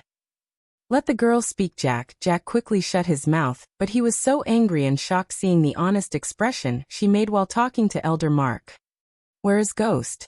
Elder Mark, however, seemed not to care about Jack's protest as he asked Gaia. "He's attempting to break through. He asked me to don't let anyone disturb him, but Jack tried to do exactly that." "She's lying." "Break through? This soon?" Elder Mark's brows almost touched his head when he heard Gaia, and forgot about the ruckus that happened between her and Jack a moment ago. "Yes, but soon." Elder Mark's reaction changed from shock to panic as he tried to rush forward into the house. "Hey! Stop!" Gaia jumped in front of him and stopped Elder Mark from taking any steps further. "Girl, move aside. If he tried to break through, it will hinder his cultivation in the future. He must first strengthen his cultivation base." Even after hearing Elder Mark, Gaia didn't move an inch as she put both her hands on the hip and said, "I don't care about that. He asked me to guard him while he's cultivating. That's what I'm going to do. Besides, that freak wouldn't have entered into the breaking through process if he wasn't sure about this. Leave him be. What do you, a mortal girl, know about cultivation? Move or I'll move you." Elder Mark threatened Gaia as she took out the knife Michael gave her angrily. "Who the fuck are you talking to? I know more about cultivation than you, old fart." Chapter 38. What did you just call me? Elder Mark froze in his steps as Jack's jaw dropped down in shock. "I said you can't go in there and disturb Ghost. He strictly ordered me not to let anyone inside." Gaia feared if he failed to break through, Ghost would refuse to give her any more pills. So she stood before Elder Mark like a stone pillar, refusing to let Elder Mark go inside. "How am I going to hold this old man back?" she thought to herself while Elder Mark was stunned. If she had her cultivation, she would have sent Elder Mark flying with a single spell, but now, she was crippled, and the only reason for her body to have a little arch energy was the pills that Ghost gave her. "How dare you disrespect my teacher?" Jack clenched his fist and roared at her. "Look, he's deep in cultivation and already started to break through. If you stop him now, it might break his meridians and cripple him. You know that." She reduced the volume of her tone and explained it to Elder Mark before he cast a spell to throw her out of the way. In front of Gaia, when Elder Mark heard her words, he sighed because he knew she was right. Also, he didn't decide to pursue the matter that she just called him an old fart, as he didn't want to lower himself to argue with the mortal girl with his status as an elder. "What's your name, girl? And how do you know Ghost?" Since he couldn't stop Ghost's cultivation, Elder Mark turned his focus to the haughty girl before him and tried to get to know Ghost better. She almost forgot her place and introduced herself as Princess, but she quickly swallowed the remaining words and cleared her throat. "I'm called Elia. I help Ghost in his cultivation by finding him ruins and places to explore." Her words made Elder Mark slightly raise his brows, but when he remembered Ghost's previous claim saying that he explored ruins and places, what she just said made sense. "When did you come here? I didn't see you at the competition." "I was in the river town packing our stuff to move here." Speaking of the river town, Ghost wanted Jack's help with something. She slowly turned her gaze from Elder Mark to Jack as Elder Mark asked, frowning, "What is it?" He asked Jack to go to River Town and bring Raylene Agner. "Who is that?" "She's one of the survivors we rescued from the Rosewood Village. After 2 days. Congratulations to host Michael for leveling up. The current stage is Body Refining Stage Level 2. Congratulations to host Michael for leveling up. The current stage is Body Refining Stage Level 3. Congratulations to host Michael for leveling up. The current stage is Body Refining Stage Level 4. Congratulations to host Michael for leveling up. The current stage is Body Refining Stage Level 5. Slowly, the interface appeared before Michael as the darkness that surrounded him since he started to upgrade faded away. Finally, he heaved a sigh of relief looking at the interface as he ordered the system to bring him the status window. "Host, Michael cultivation level. Body refining stage, level 5 experience points. 0/300000 badass points. 15,000 skills and spells. Wind blast, LVL2 responsive shield, LVL2 environment scanning, LVL1 ignition, LVL1 lightning dash, LVL1 energy devolver, LVL1 occupation. Disciple of sunrise sex status. Healthy goals. Be the strongest predator in the world. Subordinates. Gaia, loyalty level 18%. Ding! Host Michael has received a lucky draw. Does the host wish to access the lucky draw? While he was looking at the refined status window, another notification tab in bright blue appeared before him. Lucky draw? What is that? Every time system goes offline for a while, the system would offer one lucky draw as compensation for its absence. Cool, I like free stuff. Open it, as he said. The bright blue tab transformed itself into a golden box and then, the box exploded with sparks as it presented 3 cards wrapped in red ribbon before him. The host can choose one item for free. 200,000 badass points will be charged for each additional card. Holy shit. 200,000, are you kidding me? No. It was a rhetorical question, you bastard. The number made him go mad at the system, but he soon calmed himself and inspected the first card. The red ribbon on the first card unwrapped itself and presented a beating heart with descriptions about the card. Spell name, seducer effect. Make the target instantly fall in love with the host. Upgradable.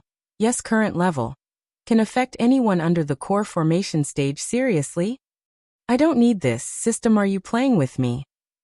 He was annoyed by the spell and would have punched the system in the face if it had a physical body. The spell would be useful if the host wants to build a harem of beautiful maidens. Harem.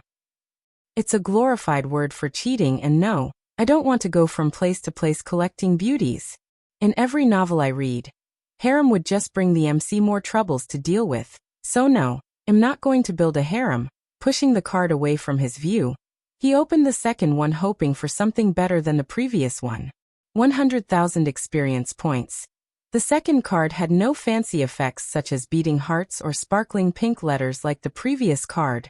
Rather, it looked simple as a card with 100,000 numbers written on it. Tempting, certainly better than the seducer.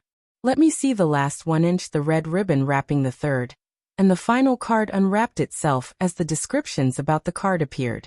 Function name, banker function. Enable the system to convert gold coins into badass points. Upgradable. Yes, current level.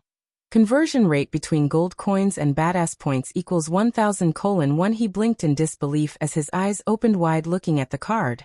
Then after a few seconds, his lips curved in an upward arc. This is it. The one I've been waiting for. With this, I can earn badass points more easily. His joy seeing the card made him ignore the outrageous conversion rate, and also, he knew that the system won't change the rate, because he's whining about it. System, I choose this one. Ding, the host has successfully acquired the level 1 banker. Awesome. System, how much to upgrade this function to the next level? 10,000 badass points. And the conversion rate will be 1000:5. You're worse than those in the pawn shops. System, you know that, right? Even though he knew about the system's habit of taking his badass points faster than it gives him, he couldn't help but curse the system when he saw the conversion rate for the level 2 banker, which would cost him 10,000 badass points to upgrade from level 1. Put a lid on the upgrade. First, I should find a source of income. To do that, I might need badass points. He closed the lucky draw window and then he took a final glance at his status window. Host Michael cultivation level. Body refining stage, level 5 experience points. 0/300000 badass points. 15,000 skills and spells. Wind blast, LVL2 responsive shield, LVL2 environment scanning, LVL1 ignition, LVL1 lightning dash, LVL1 energy devolver, LVL1 occupation. Disciple of sunrise sex status. Healthy goals. Be the strongest predator in the world. Utility function. Banker. LVL1 ratio, 1,000 gold coins. 1 badass points. Subordinates. Gaia loyalty level 18%. Time to rock this world. He exited the system full of excitement in his heart. At this moment, his next fun-filled adventure started again. Chapter 39. The bright sun rays made him close his eyes as soon as he opened them. It's great to be back. He turned his head left and right as his neck made a popping sound. Then he brushed away some dust bits on his shoulder and got up from the bed to leave the room. Is growling. Grrrr. What is that noise? He heard some weird noises coming from outside as he made his way out to see what's making these weird noises while looking for Gaia. It didn't take him long to locate the source of the noise and find Gaia. It turned out his couch was occupied by the snake. She was sleeping on the couch like a drunken old man, as her one leg was on the couch while the other was on the ground. He could see her kneecaps and wide-open mouth. His pillows were drenched in drool. Besides her ungirly posture, there were half-licked clean food bowls and cups lying around. He could tell that this snake filled its belly full of food and drinks before going to sleep on his couch. Princess my ass, looking at the snoring and drooling snake, he sighed. Ignitia. He conjured a tiny bolt of lightning as he sneaked towards her to give her a shock treatment, literally. Gaia, on the other hand, had no idea of the incoming attack, as she was walking towards her throne in the dream. Bzh. And just when she was about to sit on her throne in the dream, she was pulled back from the dream world by a sharp tingling pain in her leg. What? You? She gritted her teeth and quickly rubbed her feet to make the tingling pain go away as Michael chuckled. Did you miss me? Instead of answering, she threw an empty bowl at him in anger as he flicked the bowl away with a smile. What the? You reached the body refining level 5? How? When she took a closer look at him, her mind froze in shock. He just reached the body refining stage 2 days ago, but now in 2 days, he leaped from level 1 to level 5. It seems like you had a good time. She saw him glancing at the empty bowls and cups lying around her. Yet, she was too stunned to say anything. Come, we have work to do. He didn't wait for her as he walked towards the door and stopped. And clean your mess, said Michael before stepping outside. I'm a princess, you bastard, she mumbled under her breath, but she reluctantly cleaned the bits of food on the couch while cursing him. Brother. A fluffy ball collided with him the moment he stepped outside as he looked down to see Cindy hugging his leg and trying to climb up on his body. Cindy? What are you doing here? He lifted the girl up and ruffled her head playfully. Brother, everyone is here. That kind sister invited us here. Who? Cindy tried to remember the name, closing her eyes as he saw the other kids, and Raylene came running to him. Brother.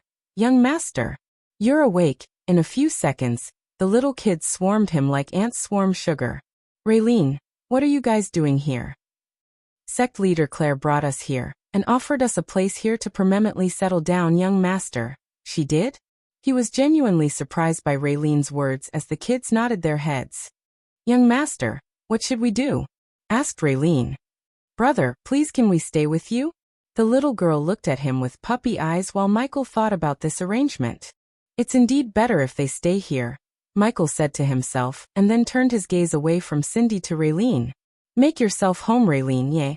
Cindy and the kids hopped in joy as he gave Cindy back to her mother. I'll see you guys later. He then turned towards the house and saw Gaia finally making her appearance. Come. Let's go meet the elders. He took Gaia and walked towards the direction of a group of 2-story buildings. How long was I cultivating? On their way, he asked Gaia. 3 days, you freak of nature. Now give me the pills you promised. Deal's a deal here, you greedy snake. He already bought and stored the pills in the system storage, so he quickly retrieved the pills and gave them to her. You're drooling. He made fun of her as she looked at the pills like a starved dog looking at a piece of meat. She grabbed the pills in a flash and swallowed them with a huge grin. You're happy. Yes, but don't you have bigger pills? She who is greedy is always in want, he said as he knocked the back of her head. Ouch, you bastard. Where did you read that, dumbtown? You mean your hometown, asshole. Bitch. 2 of them fight their way to the elder's place where Michael saw a fancy carriage standing outside. Surrounding the carriage, there were a couple of men who stood guard in light blue metal armor. Who are they?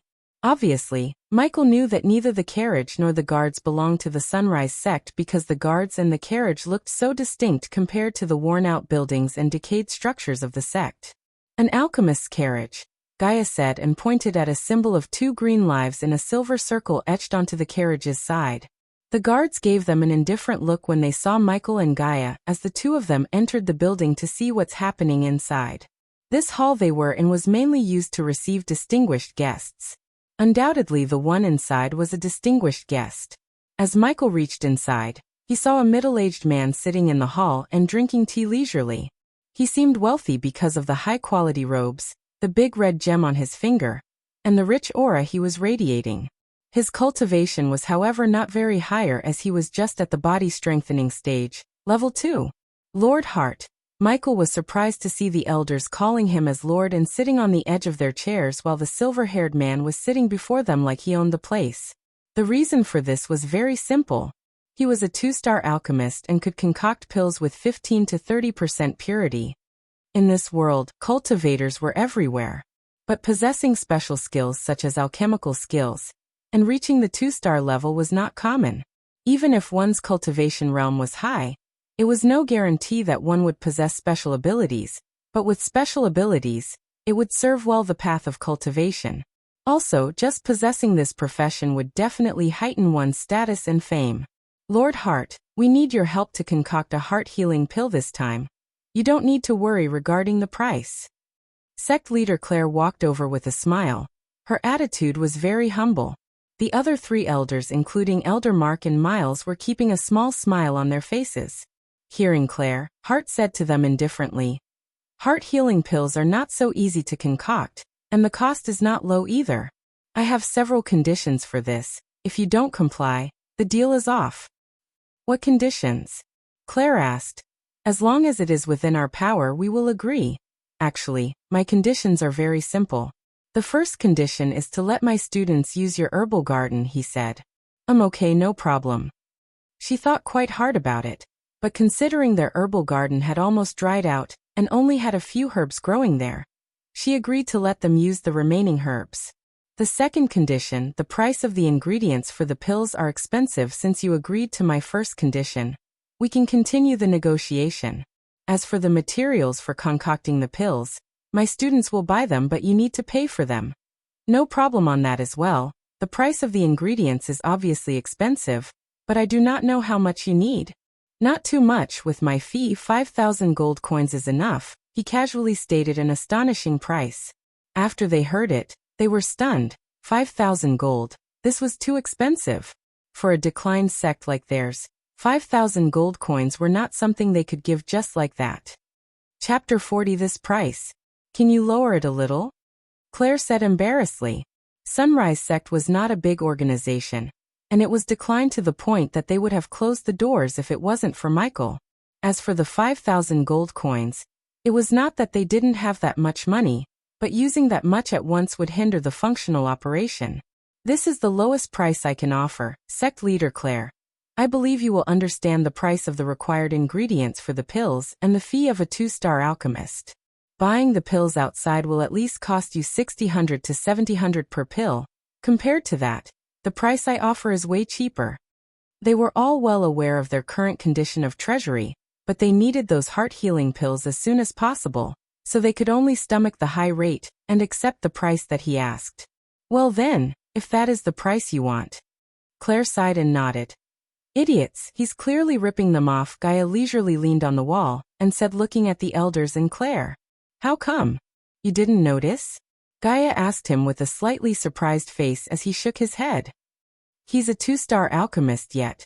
The price he asked is the price of a 3-star alchemist. And 5,000 gold coins are for pills with 45% purity, which is a maximum level a 3-star alchemist could reach. Michael knew about the star levels of special abilities because Obraz learned about that stuff, but when Michael searched his brain for the prices, he realized that weird enough, Obraz didn't know about the prices of the pills. Do you know about the current rate for pills here? Of course I knew. Pills concocted by 1-star alchemist is 100 to 200 gold coins, 2-star alchemist 200 to 1,000, 3-star alchemist is 1,000 to 500. She paused for a second and recollected the price for the remaining alchemist levels. 4-star alchemist's pills will be 500 to 900 gold coins. As for the 5-star alchemist, they would often take artifacts and valuable treasures as a payment rather than gold coins. But if you want to buy a pill concocted by 5-star alchemists with gold coins, the price will start at 10,000 each. What about 6-star alchemists? He asked casually, even though according to Obraz memories, 6-star alchemists were a myth as no one could surpass the purity level 90%. But because Abras had little to no contact or knew about the outside world, he decided to ask Gaia, who seemed to know everything about this world, unlike him or Abras. Don't be stupid, human. 6-star alchemist doesn't exist, it's a myth. He matched the prices Gaia described and the star-level information in his mind when Hart stated his last condition. My final condition is, and this is the important one. Hart's voice trailed as the elders and sect leader Claire curiously looked at him. What is it? Her eyebrow wrinkled as this guy was really putting a lot of conditions. I fell in love with someone here, so I wonder if she can become my concubine. If she says yes, I will concoct the pills for free. The elder's expression changed drastically upon hearing his last condition. This was obviously a sweet deal. Concubines were basically mistresses, and it was usual for a man who was rich and had high status in the society to have many concubines. I did not expect Lord Hart to make this request. As long as she accepts to be your concubine, we do not object, Elder Mark said. Concubine my ass, he only wants to have sex with the girl and cast her aside. I know his type. Michael sensed a tinge of disgust in her tone as he curiously looked at Hart to see who that girl is.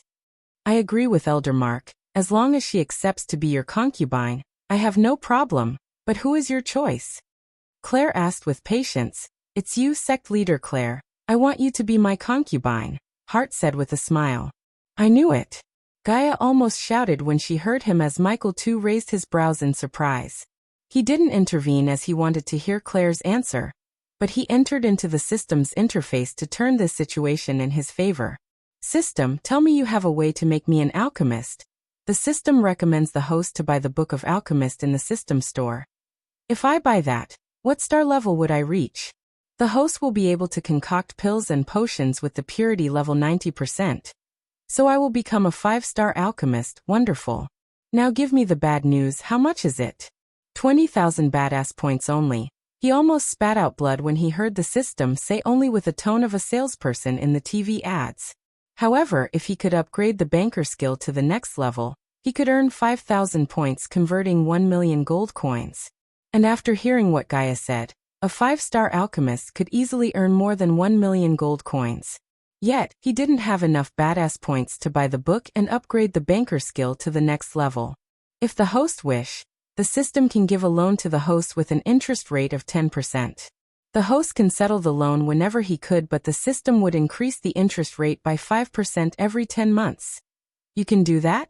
Never mind, I'll take the load. Upgrade my banker skill to level 2 and buy the Book of Alchemist. He ordered the system and prepared himself to endure the sharp pain that would appear in his mind every time he buys a new skill. Just as he expected, he experienced a sharp tingling pain in his brain. He etched the skill of alchemy into his brain cells as he slowly became a 5-star alchemist. And when the pain disappeared, he felt like he could concoct pills as easy as writing and reading.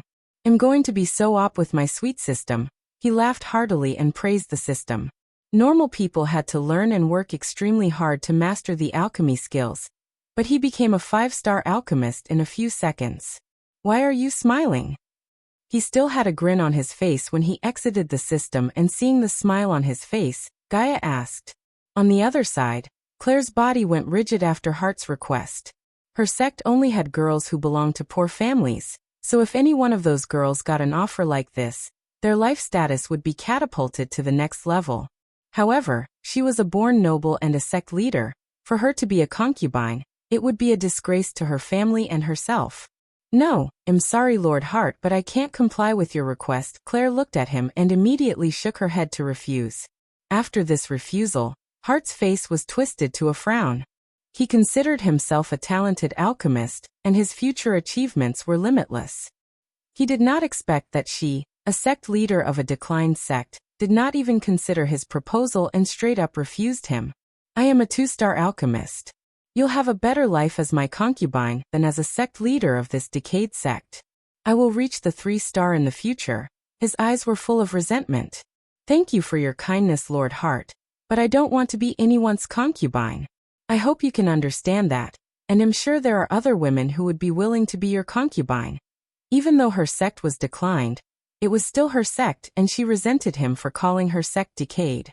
But still, she wouldn't show her true emotions as they needed the heart-healing pills. Because of that, she felt extremely helpless, and the helplessness in her heart made her eyes well up.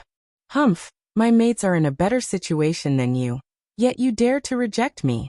Hart punched the sofa he was sitting on and looked at Claire coldly. If you don't want to be my concubine, then forget the pills.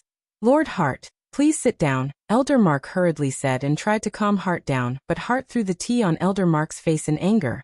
How dare you? Claire's face turned red in anger as she shouted. I addressed you, Lord, as a form of respect.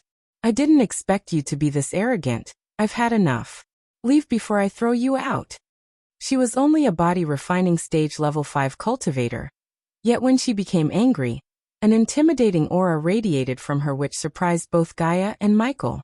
Gaia felt like the reason for Claire to act so mighty, because she noticed Ghost standing in the hall, who had killed a body strengthening stage level 2 cultivator before. Chapter 41 You Bitch. Hart's anger erupted like a volcano as he raised his hand to slap Claire when he saw a bolt of lightning fly between his hand and Claire's face. That's enough, haven't you heard of a phrase? No means no. The bolts of lightning danced around his fingers as he made a grand entrance to the scene.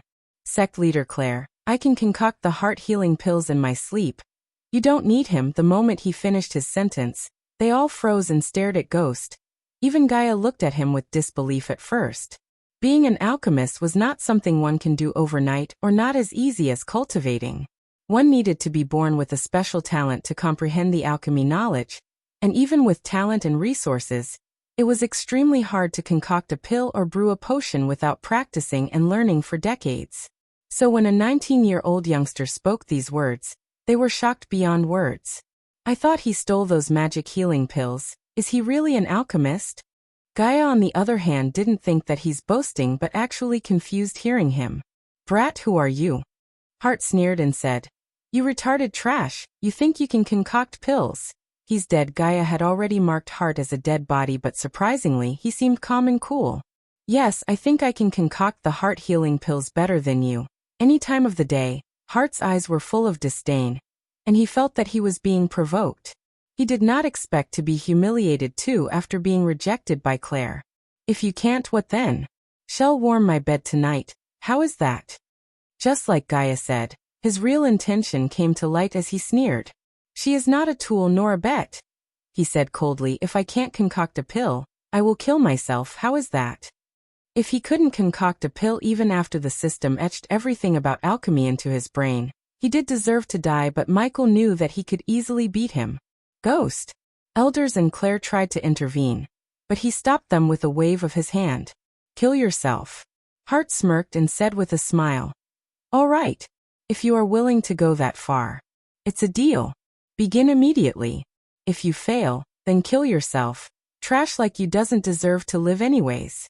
If you can't do it, I'll kill you myself. But what if you lose? Lose? Lose to you? If you concoct a pill with 1% higher purity than mine, I'll run around the kingdom naked.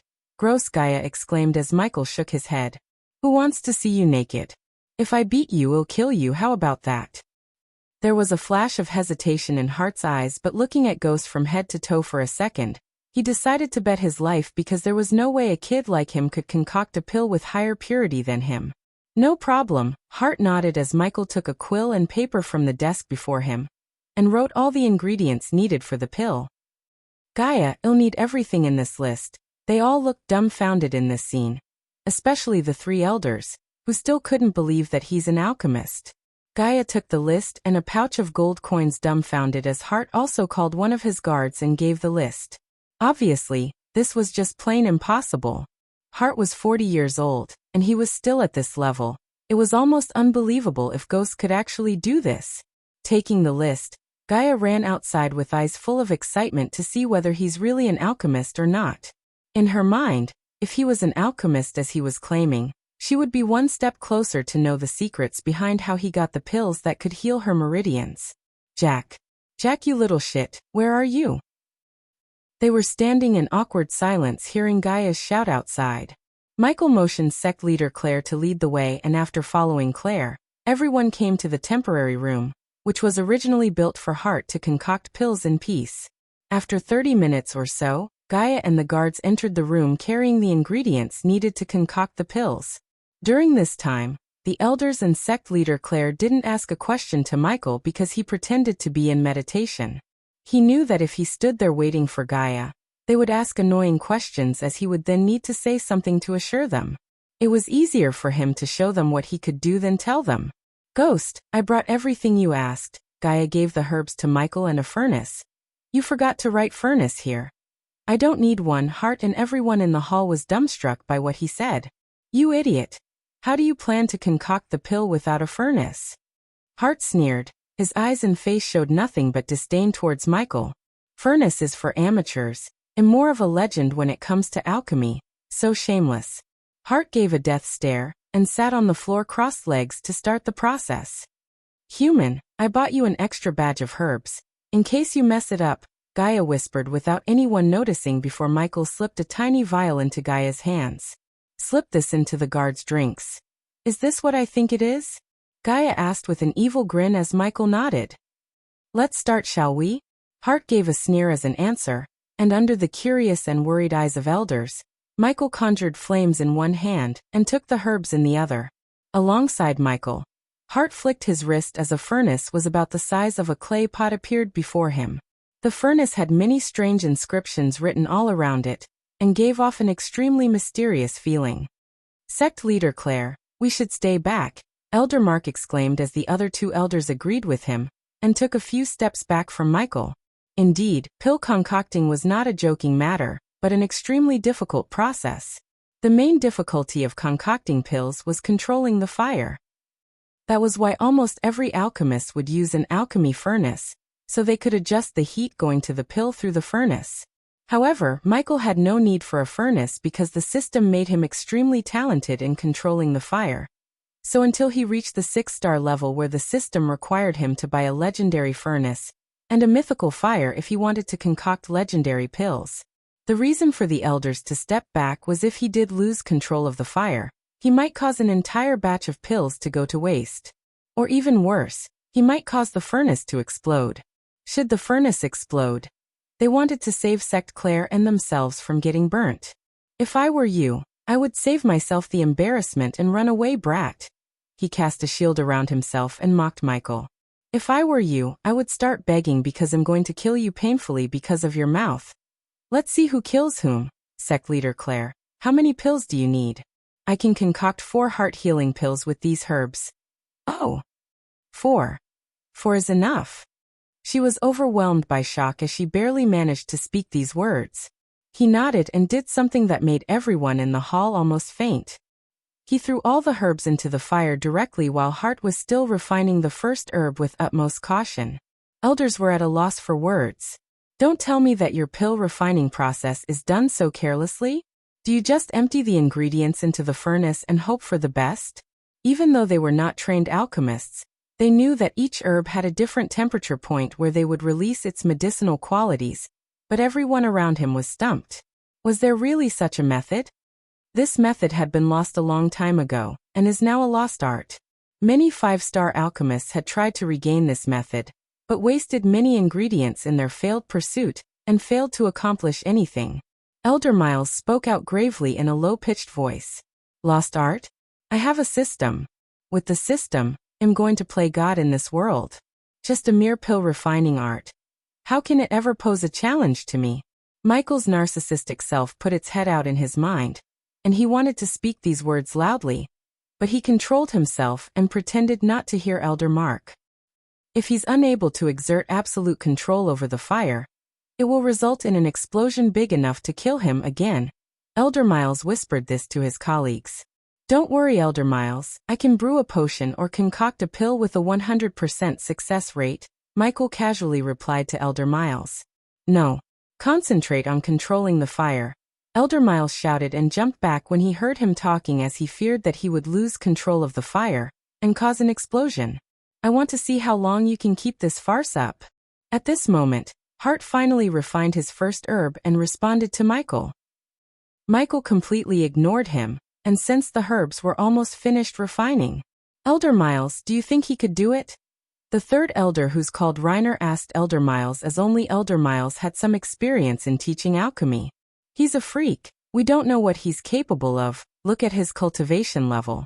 He just reached the body refining stage level 1 when we met him, but look at him now. He reached level 5 in just 2 days. We can't question his abilities now for the sake of our sect leader. He must best hard at this, said Elder Mark. Quit whining, you oldies. He wouldn't have put his life on the line if he wasn't sure of his abilities. Elders turned around to see Gaia walking towards them proudly like she had done something fabulous. The 2 elders and Claire was shocked to hear her tone, but Elder Mark sighed. Ignore her manners. This girl is a friend of Ghost. During the conversation, Hart finished refining the second herb, and had only 6 more to refine. Haha. How long are you going to make a fool out of yourself? Throwing all the herbs at once in the fire? You really are dumb. Even if you want to pretend, at least make it believable. Hart pointed at Michael's behavior and laughed. Watch this. This time Michael sneered as he put his hand above the fire. Then when he lifted his hand, one by one, colorful shiny beads floated up from the fire. There were 8 beads floating above the fire, and soon after, he started merging the beads into one fist-sized ball. This is impossible. To refine all the herbs at once, you need absolute control over the fire. This is absolutely impossible. Hart's face lost all of its colors and turned pale.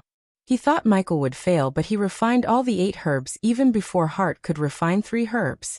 Also, the beads floating above Michael's fire were shiner and purer than the 2 beads before him. Ding. Congratulations to the host for successfully being a badass. The reward is 200 badass points. Ding. Congratulations to the host for successfully being a badass. The reward is 200 badass points. Ding. Congratulations to the host for successfully being a badass. The reward is 200 badass points. Ding. Subordinate Gaia killed a body strengthening stage, level 3 cultivator. The reward is 15,000 experience points. The sweet notification bell sound started to ring inside his mind, making him grin. Chapter 42 System. You'll get experience points for Gaia's killings too? Yes, the host will receive experience points for killings of host subordinates. How many points do I need to heal her? 3,000 points to repair her meridians, 20,000 points to restore her previous cultivation level. The system recommends the host to heal her again when the subordinate reach at least 75% loyalty level. I know that system. Now tells me what was her original cultivation level. You know, before they crippled her? Core formation stage level 7. Whoa. She was a prodigy? Now I understand why she acts so arrogant and overbearing. Never mind for now. I'll keep giving her the pills to keep her on a leash and increase her loyalty. When he exited the system, he raised his hands as the big silver bead split into 4 small fist-sized pills. Hart saw this scene and began to tremble, especially when he saw the extremely purer pills. 90% purity. Holy shit. Just as the words escaped Gaia's mouth, the elders, sect leader Claire, and Hart felt like they were being struck by lightning. The first 2 had never seen a pill concocted by a 5-star alchemist, but Gaia had consumed many of those to enhance her cultivation. After all, she was a princess. Impossible. Hart mumbled and stumbled back clumsily as 3 pills floated into sect leader's hand, and 1 floated towards Hart. At this moment, the 3 elders succumbed to silence. Although they hadn't seen pills with this much purity, they knew that the pills in Claire's hands were superior in quality as the pills radiated an extremely sweet fragrance and arch energy. The elders start to murmur behind him. He's a 5-star alchemist? They were stunned to disbelief. The whole continent had only a handful of 5-star alchemists. Finding them was not an easy task, and even if they found one, their services would not come cheap. Before this, they only thought of him as a genius, but now, they considered him as a youngster blessed by the gods themselves. If he could reach this level at a young age, then that meant his future achievements would be countless. Not only he cultivated at a monstrous speed, but was also a 5-star alchemist. How did he learn all this? They couldn't help but look at Gaia after staring at Michael. They thought Gaia could somehow explain his origins, but she quickly shrugged. Don't look at me, I didn't know he's a freaking 5-star alchemist. But you are his friend? Elder Mark asked. In fact, it was not only them, but even Gaia was completely stunned. Alchemy was not easy, and that was a completely different challenge than cultivation.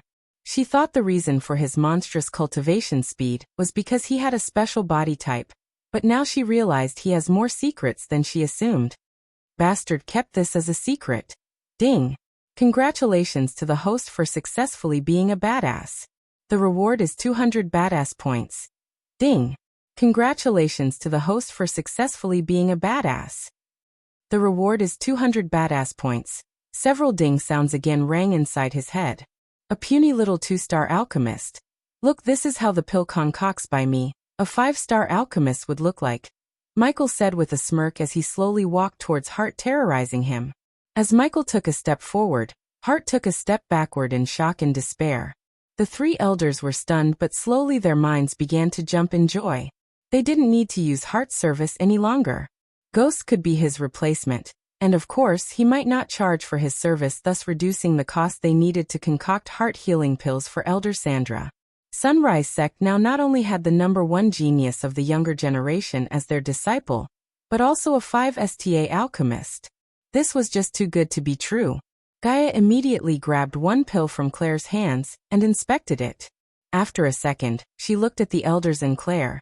Yes, this pill is 90% pure, I'm sure. No. Hart was furious, looking at Michael with full of hatred in his eyes. I didn't expect you to really concoct pills. You all deceived me by hiding the fact that you have an alchemist. You should have thought this before accepting the challenge, he sneered. Now I'm going to kill you, as I said before, painfully. How could he let him live after Hart repeatedly insulted him? Hart's actions earlier couldn't be forgiven easily in his eyes. Ha ha ha. Suddenly Hart stopped walking backward and laughed maniacally. Don't get ahead of yourself. I don't know what stunt you just pulled with the pills. But I know you can't kill me. You're just a body refining cultivator. I'm at the fucking body strengthening stage. I can crush you, guards. Hart stood there expecting his guards to arrive at any second with a wicked smile on his face. Yet there was no one coming inside the hall as Hart shouted again. Guards! They are not coming, asshole. Gaia stepped forward and stood beside Michael, fiddling with the knife he gave her. When Hart looked at the knife, his heart skipped a beat as he saw the fresh bloodstains on the blade. What did you do? A seductive smile and few flirty lines. That was all it took to make your guards drink my special tea. Hee hee hee. The little vial Michael gave her before he started concocting pills was the remaining paralyzing potion in his system storage. Because of his responsive shield, he didn't need to fear anyone under body strengthening stage level 2.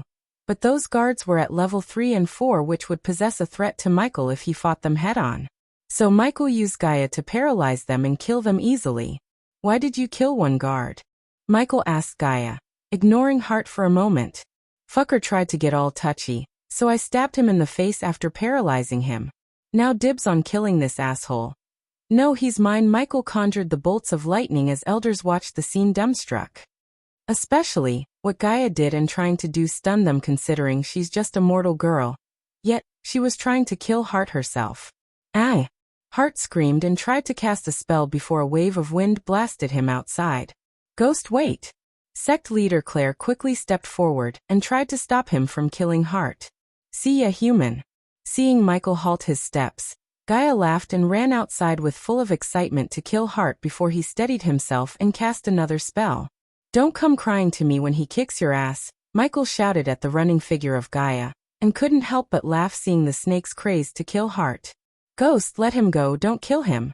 No, sect leader Claire, if he doesn't kill Hart now, he would go back to his kingdom and bring reinforcements to take revenge, Elder Miles exclaimed as Michael nodded with a smile. Elder Miles is right, besides, I told him that I would kill him if he failed. I must keep my word, sect leader. Now if you excuse me, I have an alchemist to kill, as he said. He dashed outside to kill Hart before he escaped from Gaia, who had no ability to cast spells. What? Let's see you cast spells now, ha ha ha. When Michael came outside, Hart was lying on the ground like a statue as Gaia was laughing and kicking him maniacally. What did you do to me? What happened to him? The elders and Claire looked confused, seeing the guards and Hart's rigid bodies. By looking at the green ooze on the blade in Gaia's hands, he realized that she coated the blade with the paralyzing poison and cut Hart with it. Hence, he was paralyzed. Stop playing with the prey. Release me.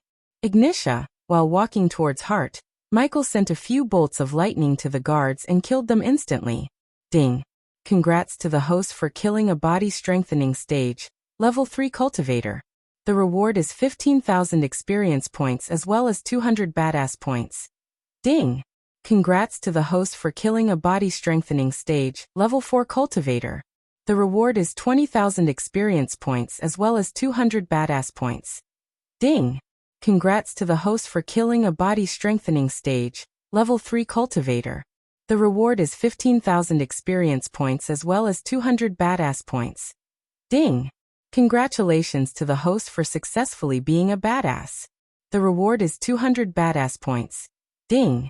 Congratulations to the host for successfully being a badass. The reward is 200 badass points. Ding. Congratulations to the host for successfully being a badass. The reward is 200 badass points. No. The anger in Hart's eyes disappeared and fear clutched his heart after seeing the charcoaled bodies of his powerful guards. You called me a retard, idiot, and trash. Do I look anything like that to you? Bzzzzhh. The electric humming produced by the lightning bolts around his fingers struck the fear of God in Hart's heart. Then soon after, Gaia twitched her nose and saw a wet circle forming under Hart. Human, I think he peed, he. Her laughter fueled Hart's fear and embarrassment as Michael crouched in front of him. He then ran his finger across Hart's face. Diddle diddle, we are so. The intensity of the lightning bolts increased as Hart felt his face burning. Ah! Hart's scream echoed through the mountains, and then it was abruptly stopped. Ding. Congrats to the host for killing a body strengthening stage, level 2 cultivator. The reward is 15,000 experience points as well as 300 badass points. He's dead? So quickly? Gaia kicked Hart's body and said. The reason for Hart's death was not because of the lightning bolts but overwhelming agony and fear which made his heart stop. Looking at the scene, the elders and Claire trembled in fear. The charming cool youngster seemed like a devil a second ago. He not just killed Hart but actually tortured him to death. What more terrorized them was the fact that he seemed to neither enjoy nor regret killing Hart but rather, he appeared to be cool and calm when killing people. That indicated one thing to them. He killed so many people to the point that killing became like breathing to him. Chapter 43. Use this to dispose of the bodies. Michael retrieved the highly flammable liquid he bought from the system and handed it over to Gaia. And don't forget to take their space rings if they have one. Don't call Jack this time, he said and turned his gaze towards the terrified elders and Claire. Sect leader Claire, elders, those heart healing pills, who needs them? A sudden sadness emerged in Claire's eyes when he asked. She then sighed, follow us, with Claire leading the way. They arrived at a house adjacent to the building where they met Hart. A couple of girls and boys in orange uniforms respected them when they arrived. Inside the house, he was led to a room that seemed clean and well organized. Also, he immediately smelled a strong medicinal smell. Surprisingly, in the middle of the room, Elder Sandra was laid down in bed, unconscious and really pale. He could immediately sense that this was not something caused by injury, but a terminal illness, like cancer. However, unlike Earth, he had the ability to concoct pills to cure Elder Sandra. How long has she been like this? The last time I saw her, she was fine. He sat beside Elder Sandra on the bed and observed her condition. She had been like this for the last 3 years. She would only get better when she took a healing pill, but lately the healing pills stopped working. That was why we wanted to give her the heart healing pills. Claire's words made sense as the heart pills were much effective in healing terminal illness like this better than the normal healing pills. Although you were right to give her healing pills, it only kept the illness from spreading to her whole body, not to cure her. Sect leader Claire, you should have used the heart healing pills in the first place, then the illness would have gone by now. We can still cure her, right? Claire didn't act like a sect leader at the moment, but she seemed like a helpless weak girl who was concerned about a mother figure like Sandra. We can't cure her with heart healings pills, it's too late. We can slow down the illness. No. It can't be. Tears already started to well up in Claire's eyes as the elders looked worried and shocked. Sect leader Claire, don't cry. I said we can't cure her using the heart healing pills, but we can use another potion to completely cure Elder Sandra. Really? She quickly wiped off the falling tears and asked with delight. Yes, I can brew the potion, no problem at that, but it's hard to get the required herbs and ingredients. Let's wait for my friend. She would know where can we buy and how much the prices are. Are you talking about me? Gaia made a timely entrance to the scene and halted her steps when she saw Elder Sandra's pale body. She doesn't look good. What happened to her? Black bite, this was the terminology they used in this world for cancer. And when she heard the name, her brows went up. Now before you say something, tell me where we can buy these and how much it would cost us. He quickly wrote everything he needed to brew the potion that could cure Elder Sandra. I've never heard of a pill or a potion that could cure black bite. Gaia shrugged as the elders and Claire looked at Michael. That's because no one knew about this potion except me. And what potion is that? Dew of Angel Lotus, DAL for short. None had any idea or never heard of such potion before, including Gaia. So they could neither deny nor confirm the existence of such potion. Petals of green rose, a tooth of a wyvern, siren's blood, virgin dew. The more she read the items on the list, the more she was shocked. And even though the elders or Claire hadn't heard some of the items in the list, looking at Gaia's reaction, they could tell how difficult it would be to get those items. I know places where we can buy these items, but it won't be cheap. You need a small fortune to buy all these. Claire's eyes immediately lit up when she heard that Gaia said she knew the places to find the items, but they darkened shortly afterward hearing the last part. How small?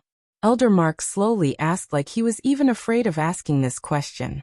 Something between 400,000 to 500,000 gold coins. What Gaia had said had stunned everyone.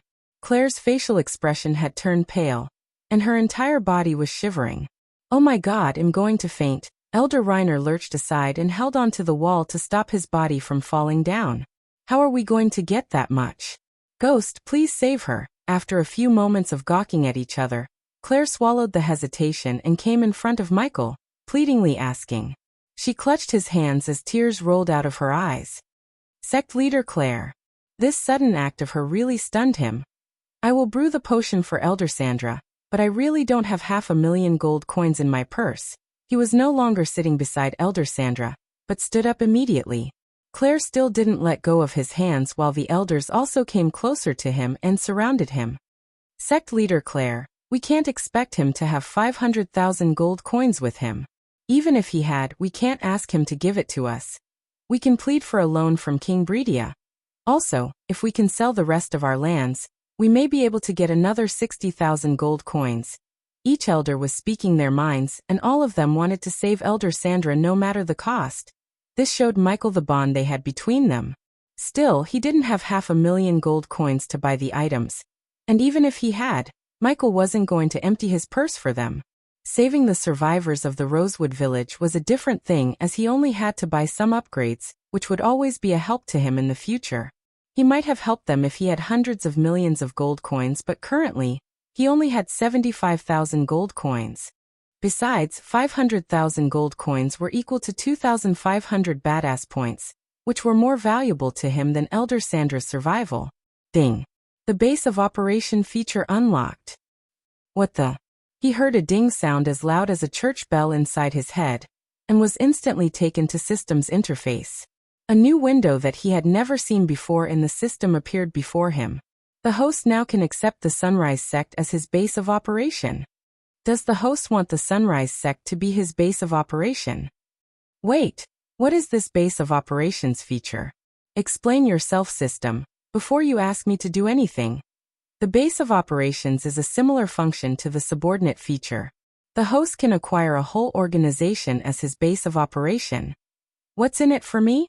Even though Gaia was not a jackpot, she had proven her worth by giving me some valuable intel, and also, she's keeping me entertained. What can a declined place like the Sunrise Sect give me? I've already done them a huge favor by joining them. When the status and legend of the base of operation increase, the host will receive badass points. His objection to making Sunrise Sect his base of operations slightly wavered after he heard the system.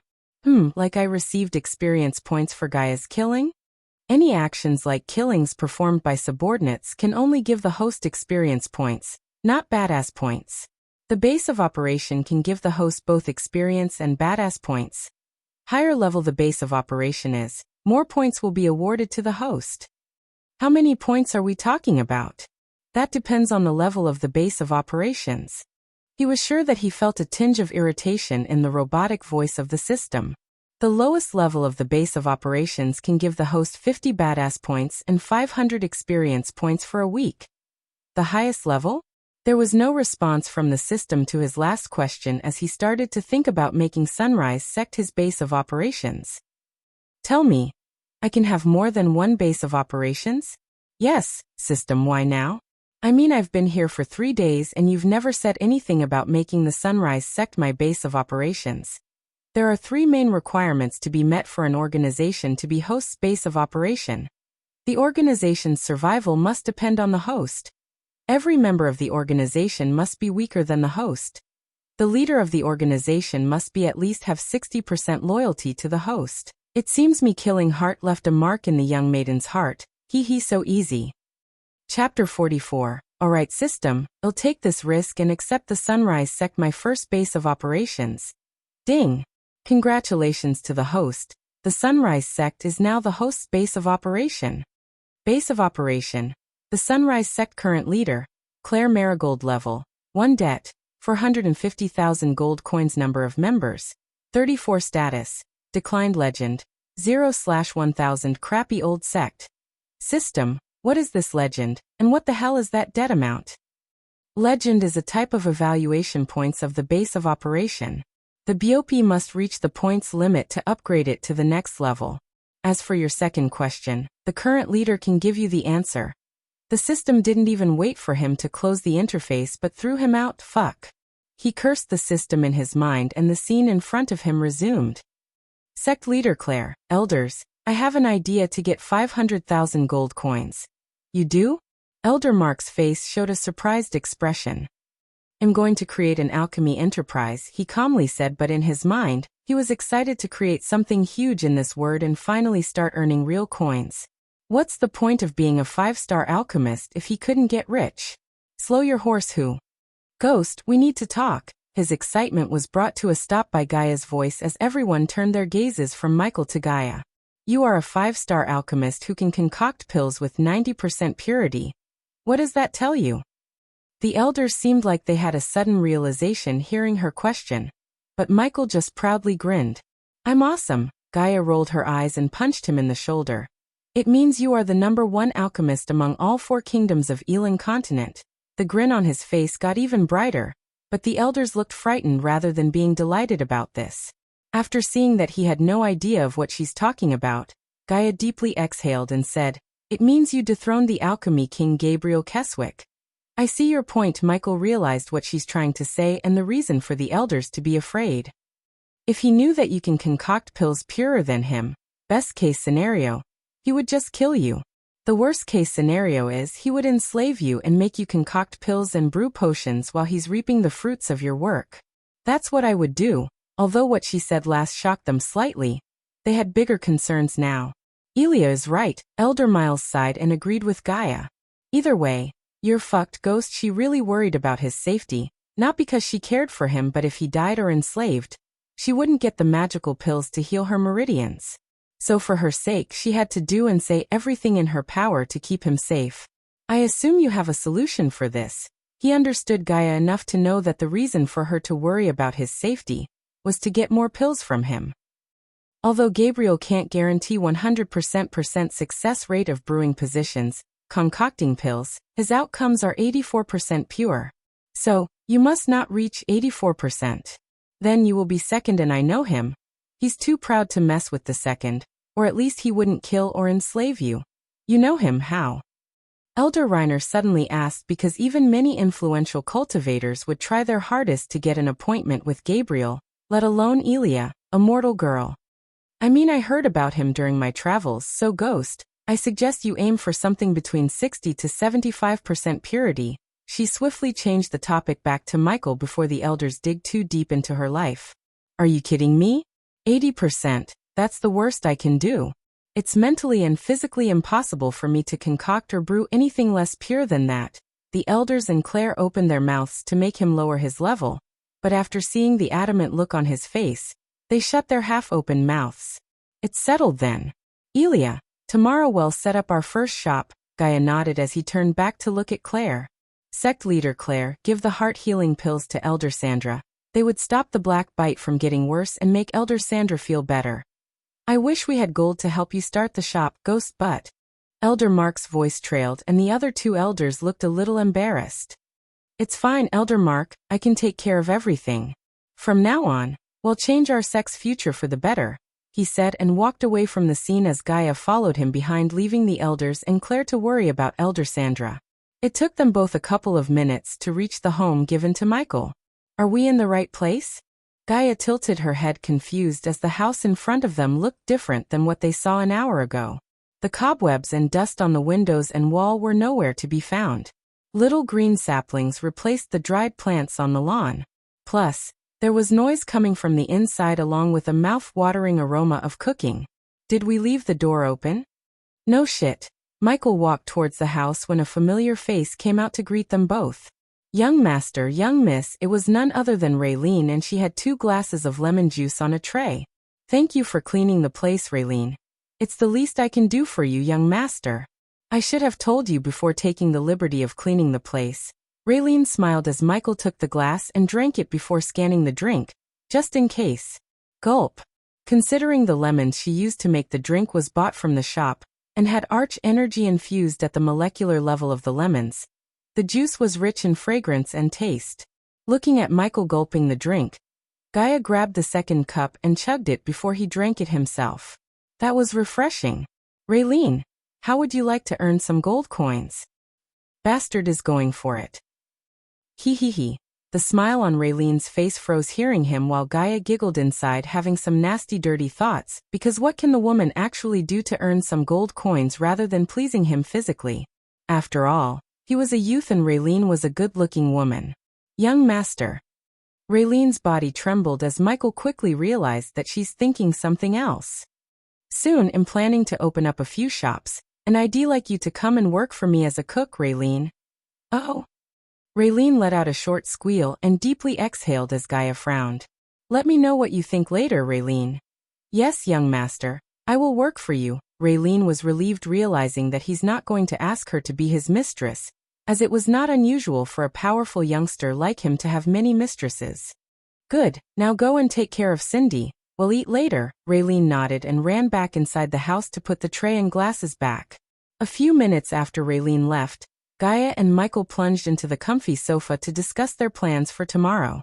Are you going to tell me? Gaia asked skeptically. Tell you what? What made you suddenly change your mind and help that old woman? I saw you, human. You would have brewed the potion to cure the old woman for free. But you had no intention to buy the items yourself at first. But I saw you change your mind in a few seconds, so I'll ask again. What made you change your mind in those few seconds? Chapter 45. Can't you believe that I'm a good guy? He laughed it off as she rolled her eyes. You're far from a good guy, human. I know you're kind, the kind who do good here and there when there's no harm but wouldn't raise a finger if you have to lose something or face serious consequences.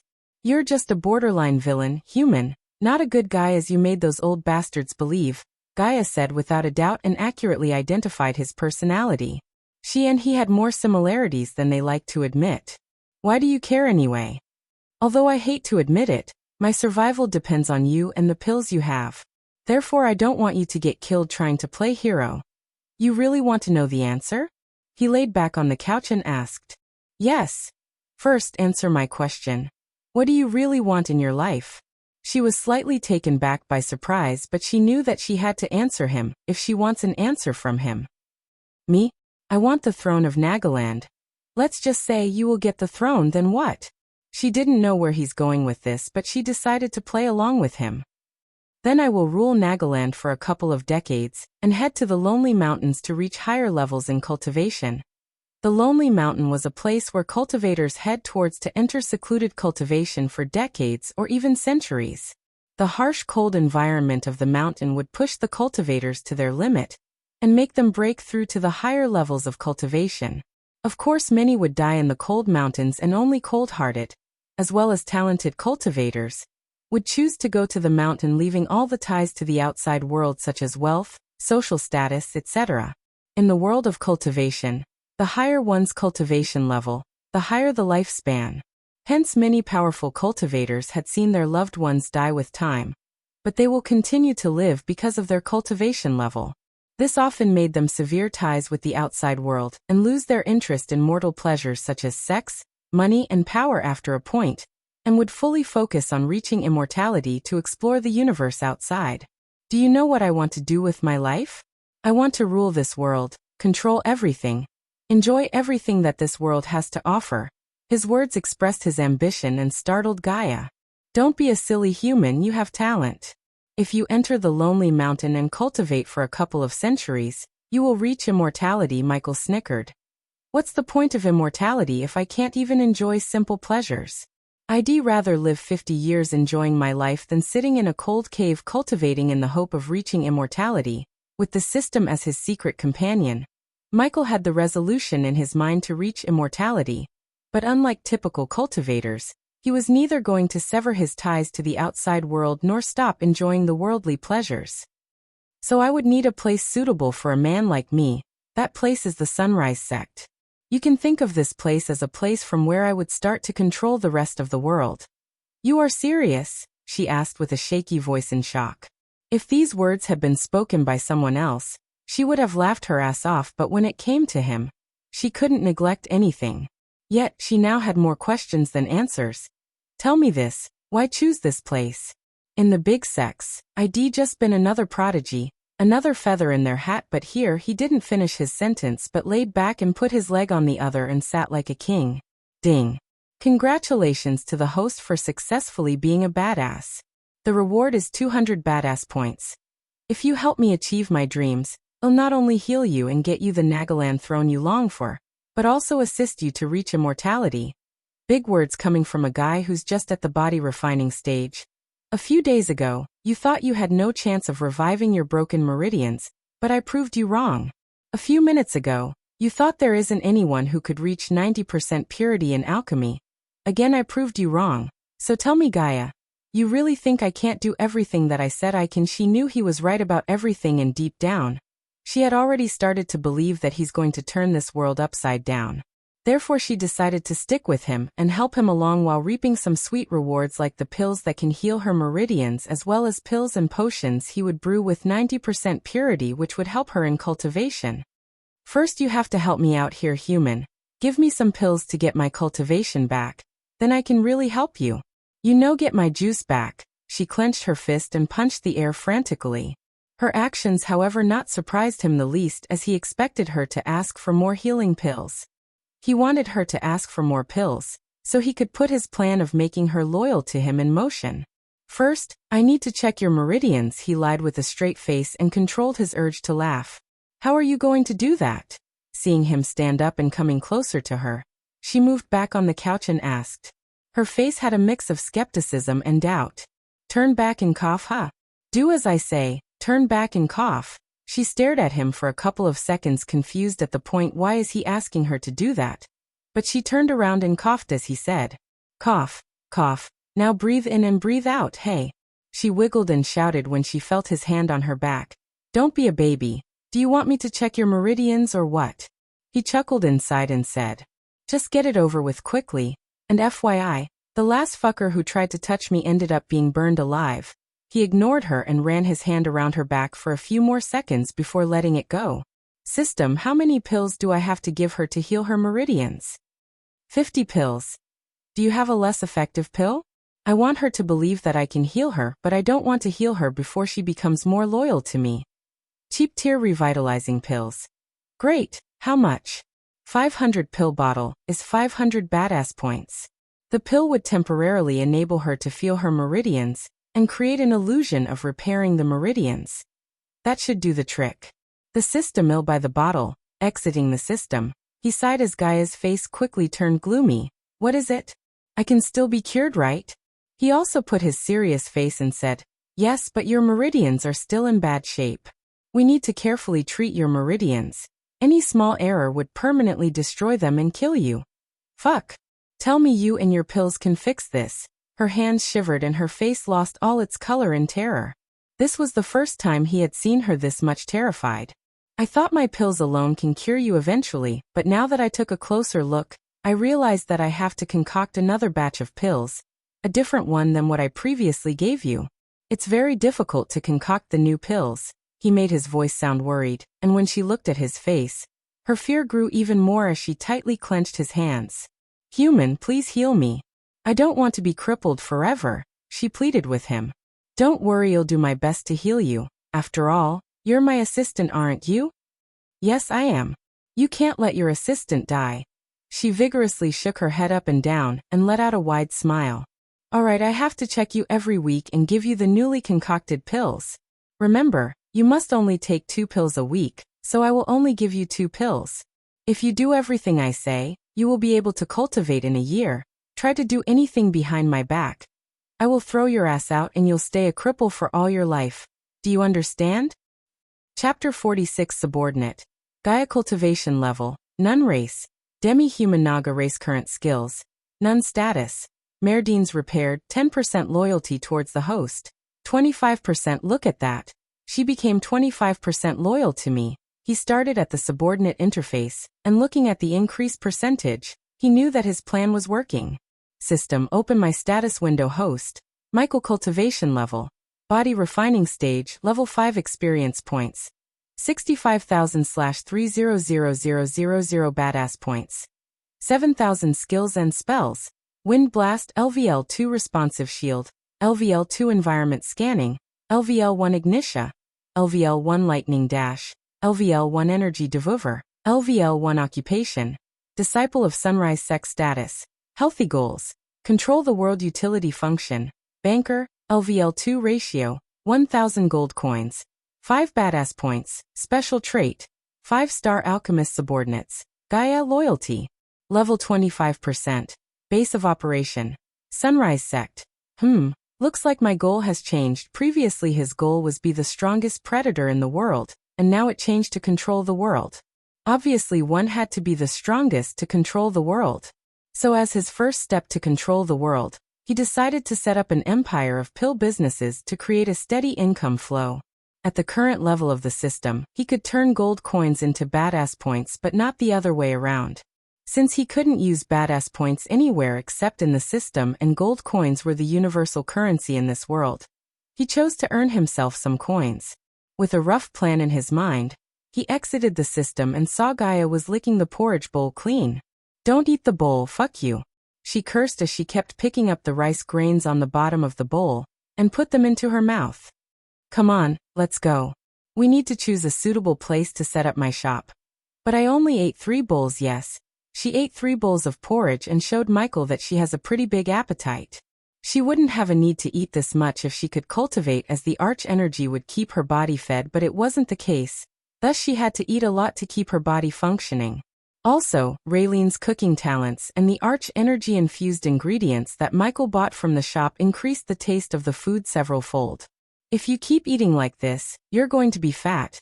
The moment these words escaped his mouth, the food in Gaia's mouth also came out as she coughed up. What did you say? He could see her face turning red in anger and realized that even in this world, girls didn't like to be called fat. You heard me. One could see the puffs of smoke coming out of her ears and nostrils if they looked closer, but suddenly, she began to laugh. Ha ha ha ha. A sudden laughter surprised him. All right, oh bite. Why are you laughing? She still continued to laugh, and after a few seconds, she stopped and looked at him. Even with all your talents, because of your mouth, you're going to end up dying as a virgin.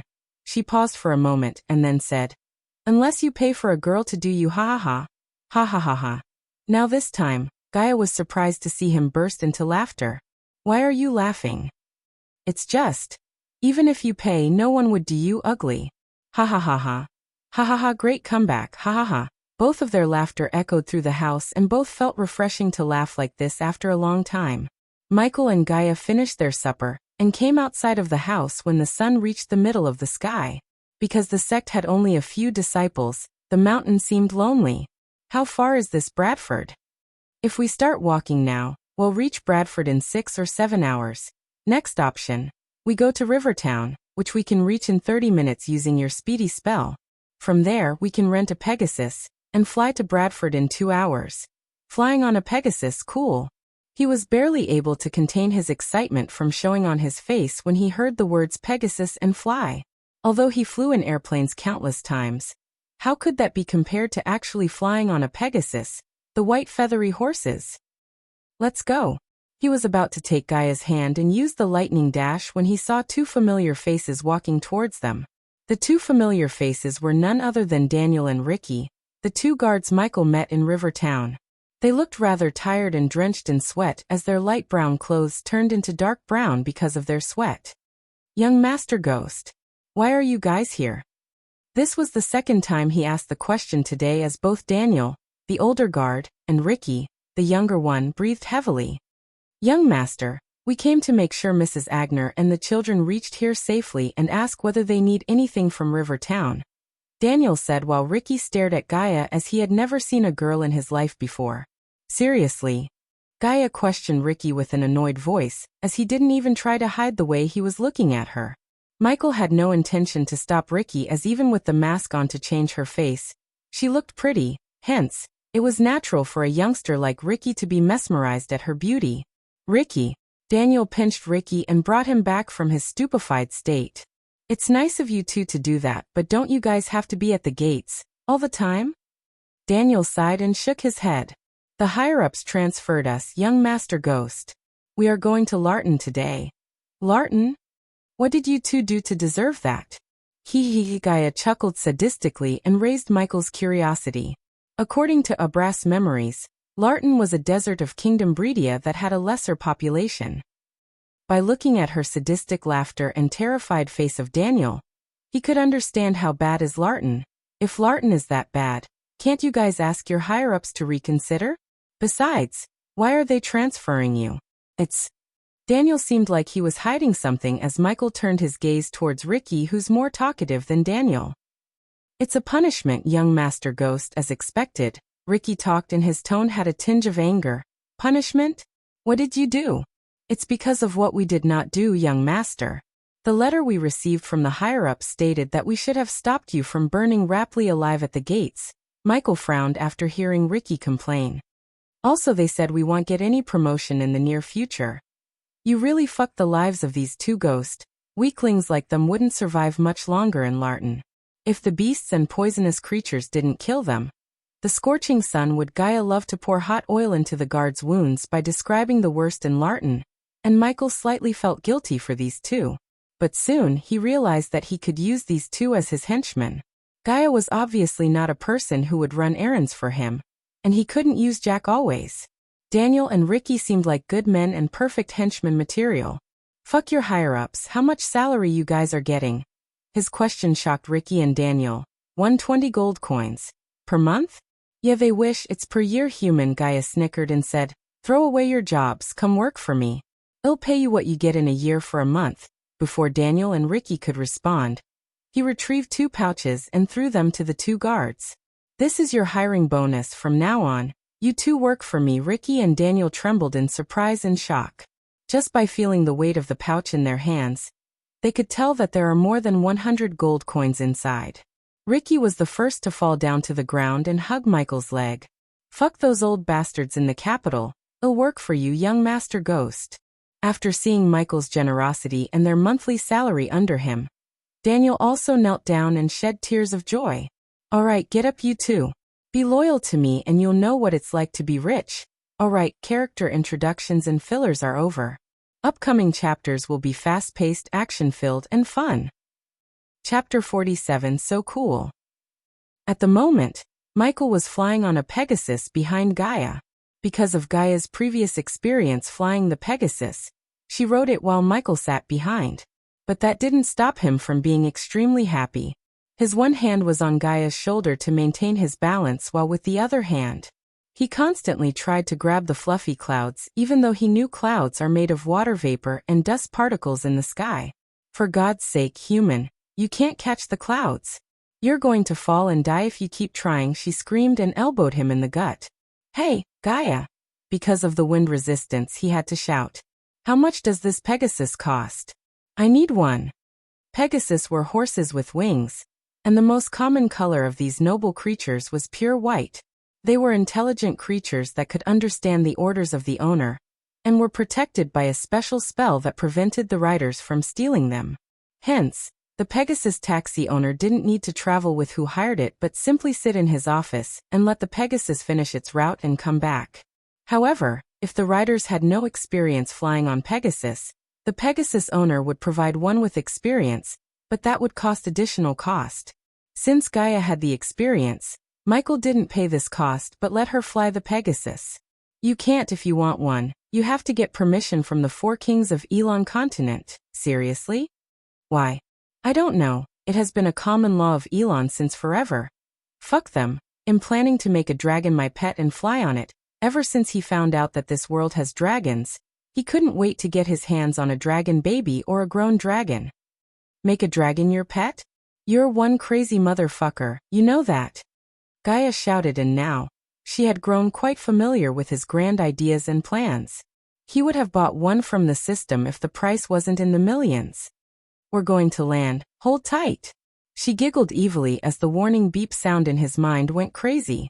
She galloped the Pegasus and turned the Pegasus to do a barrel roll in the midair. Michael's reflexes were outstanding, therefore when the moment the warning sound rang in his head, he wrapped his hands around her waists and held onto her tightly. Bastard! Get your hands off of me! She didn't expect him to act quickly, or wrapped his hand around her waist. She wanted to scare him off, but the situation turned against her favor. Do it again. He already enjoyed the ride tremendously, but the last part of him touching her waist was icing on the cake. On the contrary to his demand, she stopped barrel rolling and landed the Pegasus on the ground. You perverted bastard! The moment her feet touched the ground, she shouted at him as he waved her off. What did you expect? Me falling down from the sky?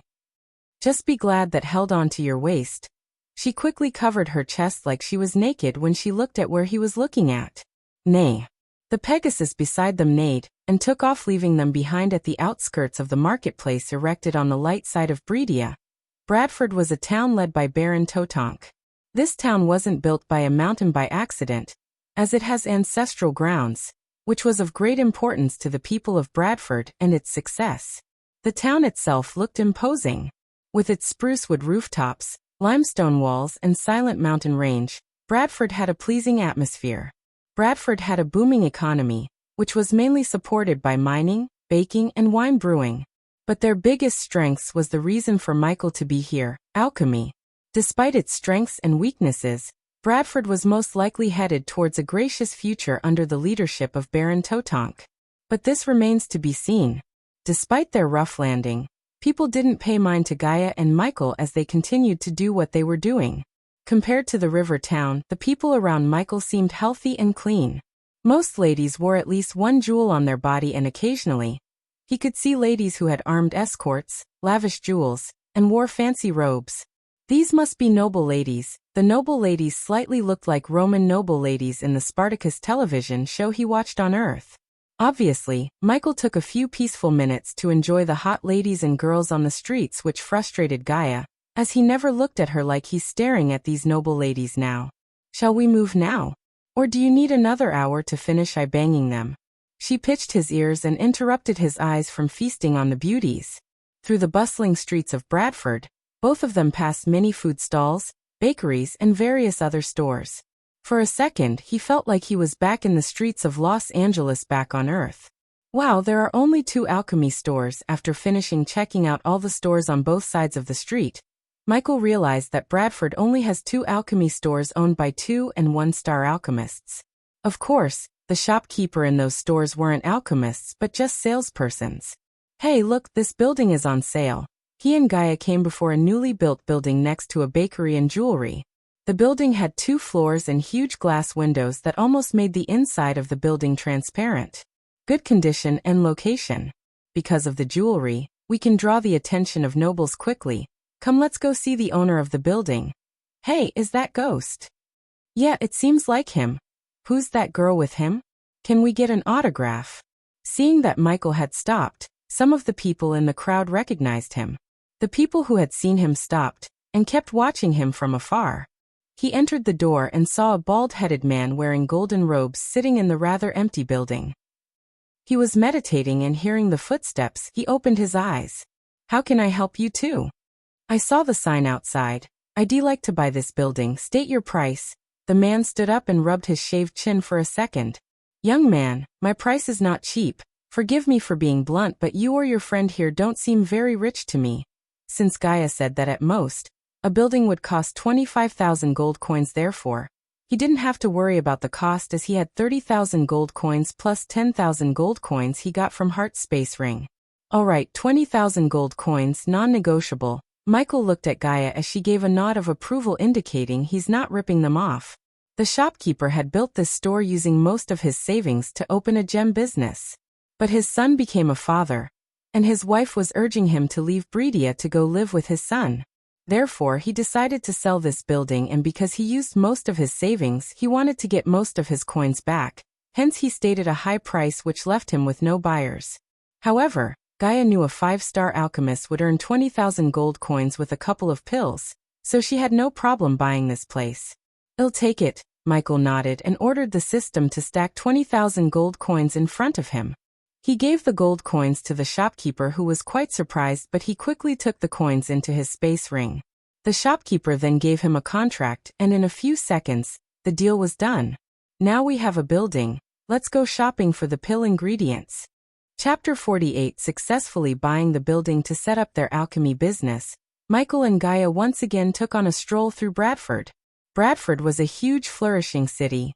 As Gaia led him throughout the city, they came across several thriving streets of Bradford. Then the two finally came to a stop right in front of a massive building with the words, "Green Heaven," written in elegant calligraphy. "Human, this is the biggest treasure store in Bradford. If you want anything rare or valuable, you can find it here. Also, they have the biggest collection of everything we need to set up our business." He noticed that she uses the word "we" more often, and begins to be a team player. Let's go inside then. Within Green Heaven, many richly dressed men were walking around along with several sturdy-looking guards that were all looking with an attentive gaze at the merchandise around them.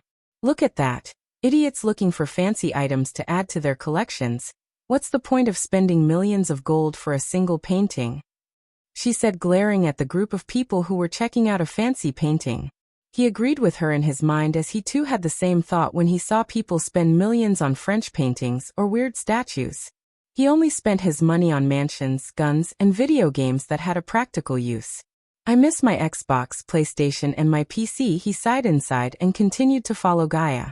The first floor is mainly for useless things for rich good-for-nothings. Afterward, Michael and Gaia climbed up to the second story.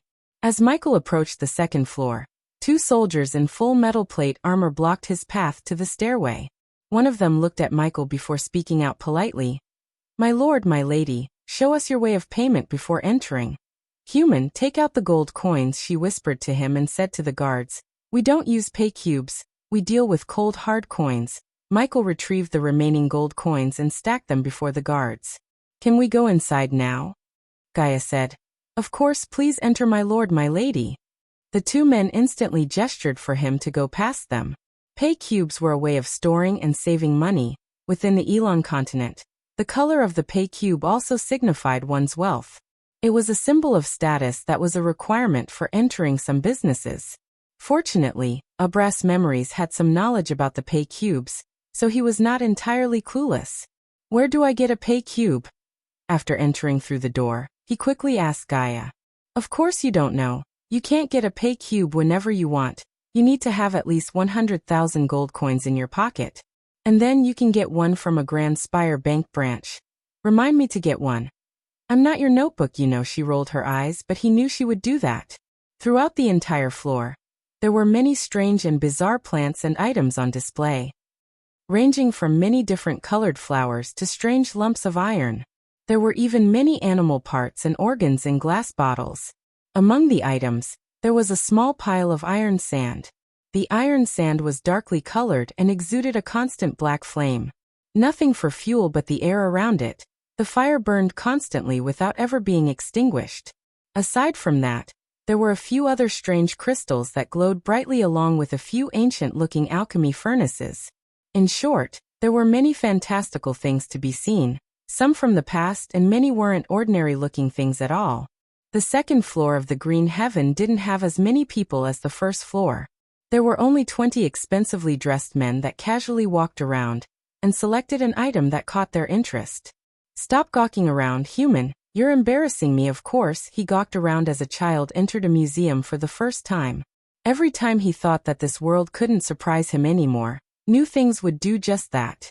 In his previous time, he had to avoid going to public places in his free time as there was a risk of exposing himself. Even though none had seen his real face, he preferred better to be safe than sorry. So places like these brought the child inside him.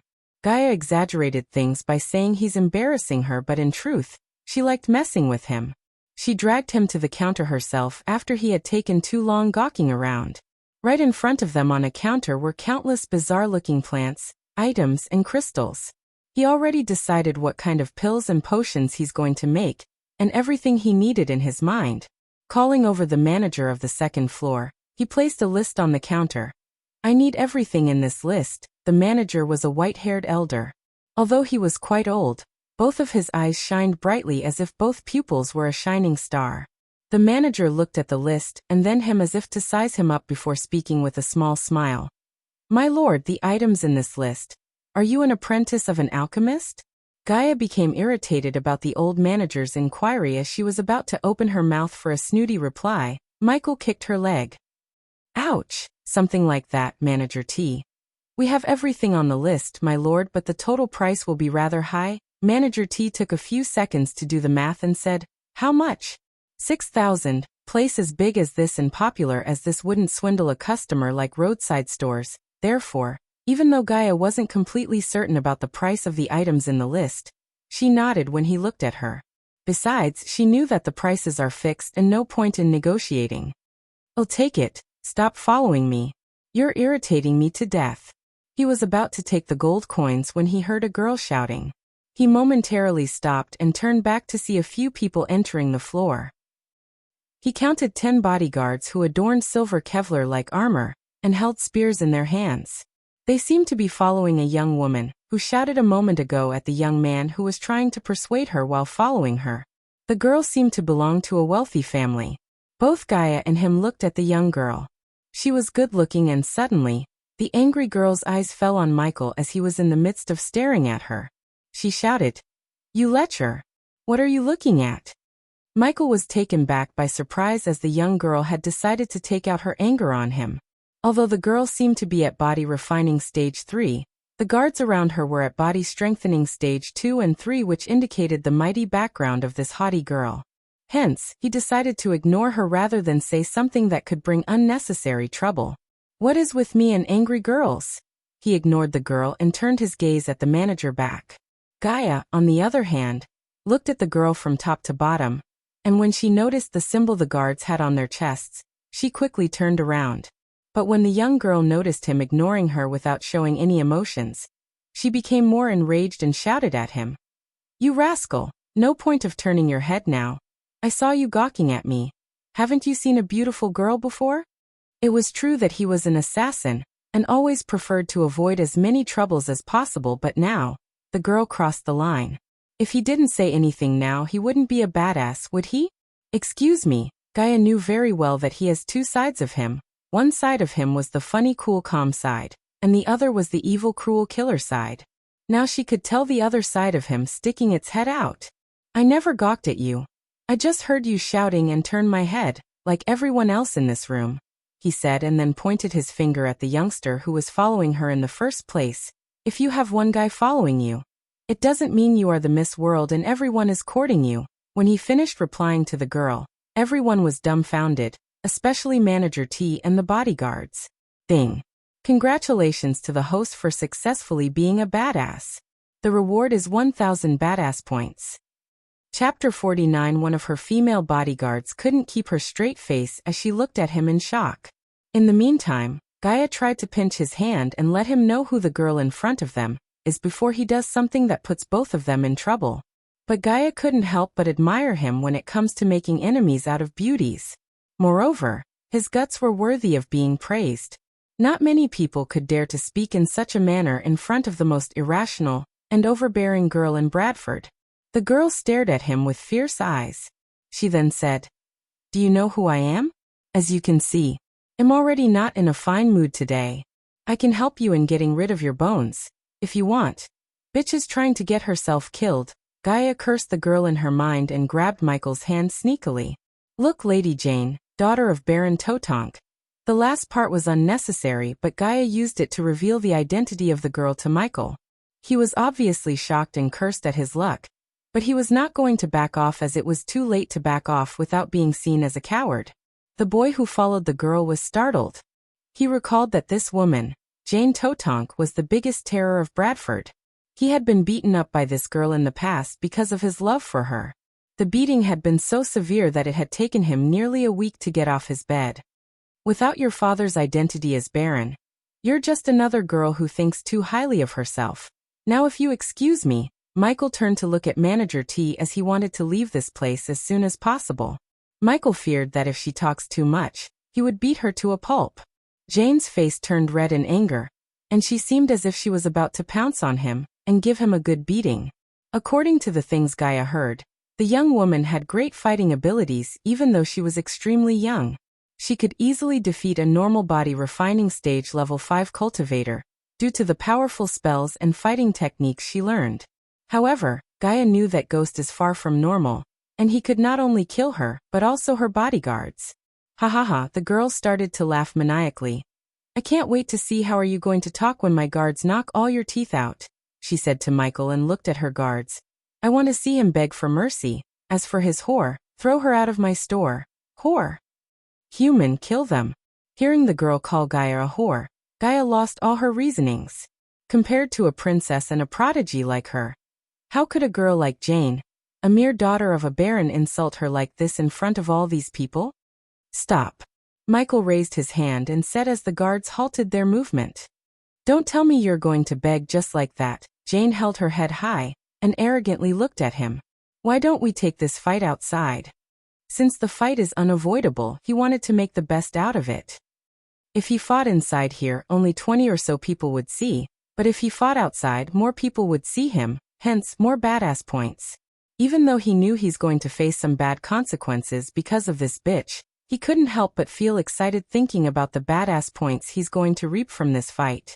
For a moment, the girl and the bodyguards looked like a bunch of sheep walking towards the lion without any ideas of the slaughter that's about to happen. Gaia knew that there's no stopping him now as Jane sealed her fate by her mouth. Why did you have to provoke her? You're indeed a big deal in Bradford. But you messed with the wrong human. An idea crossed Jane's mind as she looked at the arrogant face of the youngster standing in front of her. Very well, if you want the whole city to see my guards beat you, so be it. She had spoken these words without any hesitation. She was clearly an extremely bold woman. Miss, one of Jane's female bodyguards tugged at her sleeve in an attempt to discourage her. The female guard didn't know what was Jane's motivation to mess with the young man, but looking at his black outfit, she seemed to recall a person called Ghost who massacred the entire Blood and Bone sect and killed the sect master Ralphie. The female guard also heard that Ghost wore a full black outfit that seems unique like the ones the youngster before is her wearing. If he was the same person who killed Ralphie, the guard wasn't sure that she could defeat him. Also, if what she heard that happened in Heaven's Gate competition was true, he's a prodigy and prodigies are extremely unpredictable. However, Jane wasn't in the mind to care about anything. Jane said excitedly, "Come on then." Michael was still calm and did not show any expression on his face while Jane's bodyguards looked at each other and smiled bitterly. Then they walked towards the door to exit the building. The people on the floor also followed them as they didn't want to miss the entertainment. The bodyguards were feeling pity for the youngster, but no one among them was in a position to do anything. They blamed the youngster's bad luck and bad mouth to mess with Jane, who was renowned for being arrogant and overbearing in Bradford. Although Gaia knew about Jane's personality, Gaia felt like the girl wanted to pick a fight with Ghost. She wondered why and planned to ask her after he terrifies Jane by killing all her guards. Oh fuck, the little devil Jane. Shut up, if she hears you she will kill you. Het, look, it's Ghost. What is he doing with her? They finally arrived outside and caught the eyes of many people on the streets. Many people's expressions changed, and their faces became as pale as a white sheet when they saw Jane. In Bradford, Baron Totonk had more authority and power than the King of Breedia himself. It was not because of Baron Totonk's leadership, but because of Jane's grandfather, Reginald Totonk, who was a core formation, level 7 cultivator. He was one of the characters in the Kingdom Breedia who had the capabilities to challenge Breedia's finest warrior under King Breedia. Jane was the only daughter of the Totonk family. She had 3 brothers who were serving in the military, and 2 uncles who were also great generals in the army. Therefore, the might of the Totonk family could not be underestimated. She had been greatly pampered as she was the only daughter of the family, so she had become spoilt and conceited. However, she was extremely skilled. Her level of cultivation and arch energy had reached a superior level, even though she was very young. The people had given her the nickname Alpha Girl because she was blessed, or cursed, with a strong feminist mentality, who looked one on all males. Most of the young masters present at the scene had a bitter experience with her in the past. Also, she was often seen with one of the prodigies of Breedia, Selena. Young man, if you want to blame something, blame your bad luck. There were 16 male and female guards around Jane, and one of the men said looking at Michael, "Oh shit, they are going to fight. Who is that kid in black? He's the one who won Heaven's Gate competition, you moron. Ghost the ghost? Holy shit. Ghost versus devil. Holy moly. What the hell is going on here?" The crowd went crazy and murmured, looking at the scene while walking backward away from the scene, as they didn't want to be collateral damage by standing in their way. "Human, beat them to near death but do not kill them," Gaia whispered into Michael's ears before walking away from him. As much as he loved to disagree with Gaia, he knew she's right. Beating them to a pulp was bad enough, but if he killed them, the consequences would be disastrous, at least until he became strong enough. He couldn't afford to be the #1 target of the Baron. So for now, he had to settle for only badass points, not experience points. "I hope you have good health insurance." His smile freaked the guard as if one was smiling at a time like this. He must be either crazy or extremely powerful. But showing the doubts aside, the guard lifted his sword and rushed towards Michael. Michael just merely sneered as bolts of lightning rushed out of his fingers. On the opposite, a powerful aura surged from the sword and completely enshrouded the guard's entire body. With the responsive shield and his current strength, there was no need for him to use his full power, unless he wanted to kill the guard. He reduced the power of the bolts of lightning, and it would be enough to bring the guard to his knees and break a few bones in the process. This was a battle between a body refining stage, a level 5 fighter, and a level 2 body strengthening stage fighter. The guard had just approached Michael, but in an instant, an enormous force had enveloped him. His expression changed drastically as TE guard realized that something was wrong. Lightning dash thud, thud thud. The guard halted his steps when he saw the youngster in front of him disappear, and then he felt a sharp pain all over his body. The crowd could only see a light dance around the guards as his body bled more and more. Jane's face also turned pale because she could see what's happening more clearly than the commoners.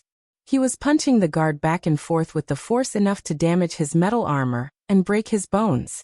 A few moments after the guard started to move his body in weird shapes, he was sent flying a few feet. He fell to the ground with a loud thud, immediately coughing up a spurt of blood, and then lost his consciousness. The whole crowd went so silent instantly that you could hear a pin drop. Damn, Gaia raised her brows looking at the bloodied bones sticking out of the guard's body. Now shall we dance? Michael flicked his wrist as the blood of the guard splashed on the ground. Chapter 50 Boom. Michael's level 5 body refining power had been released to its full potential, to the amazement of everyone in the crowd. How is this possible? Everyone stared wide-eyed and incredulously at him, their minds completely blank at the sight. How could such a young fighter at the body refining stage defeat a body strengthening stage warrior? Jane's face was full of shock and confusion as she could hardly believe what had just happened. What was even more difficult for her to accept was that it had been only a few days since he competed in Heaven's Gate competition as a formation stage cultivator. How had he achieved level 5 of the body refining stage at such a terrifying speed? It's impossible. It's utterly impossible, muttered Jane, but she quickly hid her shock and shouted at the remaining guards. What are you waiting for? Go. The rest of the guards stepped forward and surrounded him. I suggest you all attack together? Jeered Michael with a snicker. He was not surprised by them ganging up at all. It was a viable and correct strategy to deal with someone as powerful as himself. But because of the responsive shield, he had no fear towards the guards. Wow, look at him, he seems so cool and calm. I think Jane met her match. Let's wait and see. I can't believe he can beat all the guards after all. He's just a body refining stage cultivator. The onlookers started to murmur among themselves, looking at the scene as a continuous beep sound rang in Michael's mind. Ding. Congratulations to the host for successfully being a badass. The reward is 200 badass points. Ding. Congratulations to the host for successfully being a badass. The reward is 200 badass points. Ding. Congratulations to the host for successfully being a badass. The reward is 200 badass points. However, instead of starting to attack Michael, they gave the injured guard a healing pill and then locked their ferocious eyes on him, ready to pounce at him. One of them was a powerful woman who was the best amongst the other guards, at level 4 of the body strengthening stage. She was Jane's personal guardian, and she was deeply enraged by the sight of her friends as well as her colleagues' heavy injuries. System: how much for upgrading the responsive shield to the next level? The level 3 responsive shield will be able to block all the attacks of or under the body strengthening stage level 6. The upgrade cost will be 9,000 badass points. It was a huge jump in upgrade cost as it only cost him 1,500 points to upgrade the shield from level 1 to level 2. Yet to upgrade to level 3, he had to pay 9,000 points, and also, the shield's effect would be only increase 4 levels of the cultivation. Previously it was able to protect him from the attacks of body strengthening stage level 2, and now, at level 3, it could protect him from the attacks of body straightening stage level 6. Upgrade the shield system. I don't want to underestimate my enemies or overestimate myself. He played far too many RPG games and movies to know what would happen when you either overestimate yourself or underestimate the opponent in a battle. Because of this and his gut feeling, he quickly upgraded the shield and exited the system to continue to reap the badass points off this fight without any worries. Get on your knees and apologize now, shouted the woman angrily at him when he exited the system. Her tone was icy cold, and she seemed to be out for blood. Many of the people in the crowd were shocked. They had never expected Michael beat the guard to near death. He would have to wield extraordinary power to achieve such a feat. Now all eyes turned automatically to the female guard and Michael. Michael, however, merely smirked at the woman. I'll give you the same offer. Kneel down and apologize. I may leave a few bones in your bodies unbroken. His smile on his lips turned into a cold scowl. Gasp. Everyone in the crowd was horrified at his attitude. Even though some of them had seen what he could do in Heaven's Gate competition, they still couldn't believe that he could defeat a powerful warrior such as this woman in front of him. The guards were even more enraged now, and Jane was trembling in anger. Only one of them remained beside Jane, keeping her from jumping into a fight with Michael. The rest all stepped forward and unleashed their powerful swords, all simultaneously charging towards him. A group of lions was now pouncing on a rabbit with all their might, and only Gaia knew who's the lion and rabbit in this scene. They all knew too that his strength was not to be underestimated, so they each used their most powerful moves to besiege him. However, he remained calm and was not the least bit afraid of the oncoming attack. He had every possible move in his arsenal to fight against these bastards. For instance, he could just use Ignitia and easily eliminate a few of these fighters without much effort. He didn't choose to use lightning bolts though.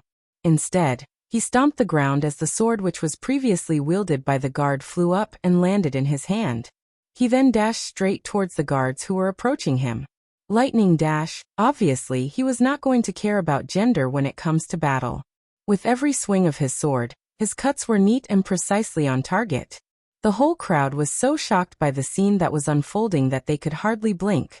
Many were unable to see what's going on, including the guards, because of the speed of his movements. At this point, the air in their surroundings grew colder and colder, as if something mysterious was closing in on them. But none of them noticed it yet. Jane was now blinded by fury, and her face turned bright red. She had been practically ruling Bradford, and everyone would tremble in front of her. Yet today, her own guards were being beaten to death one by one. Moreover, her guards were struggling to even land a single blow. Ding. Congratulations to the host for successfully being a badass. The reward is 400 badass points. Ding. Congratulations to the host for successfully being a badass. The reward is 500 badass points. Ding. Congratulations to the host for successfully being a badass.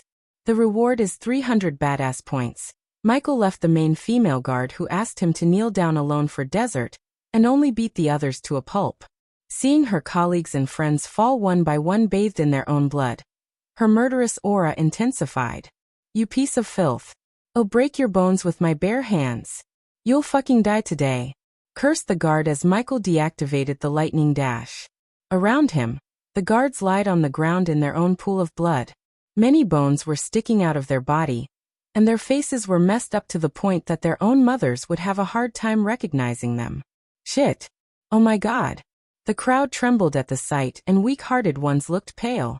Only Gaia had a wicked smile on her face and craved some snacks. Let me go on the other side.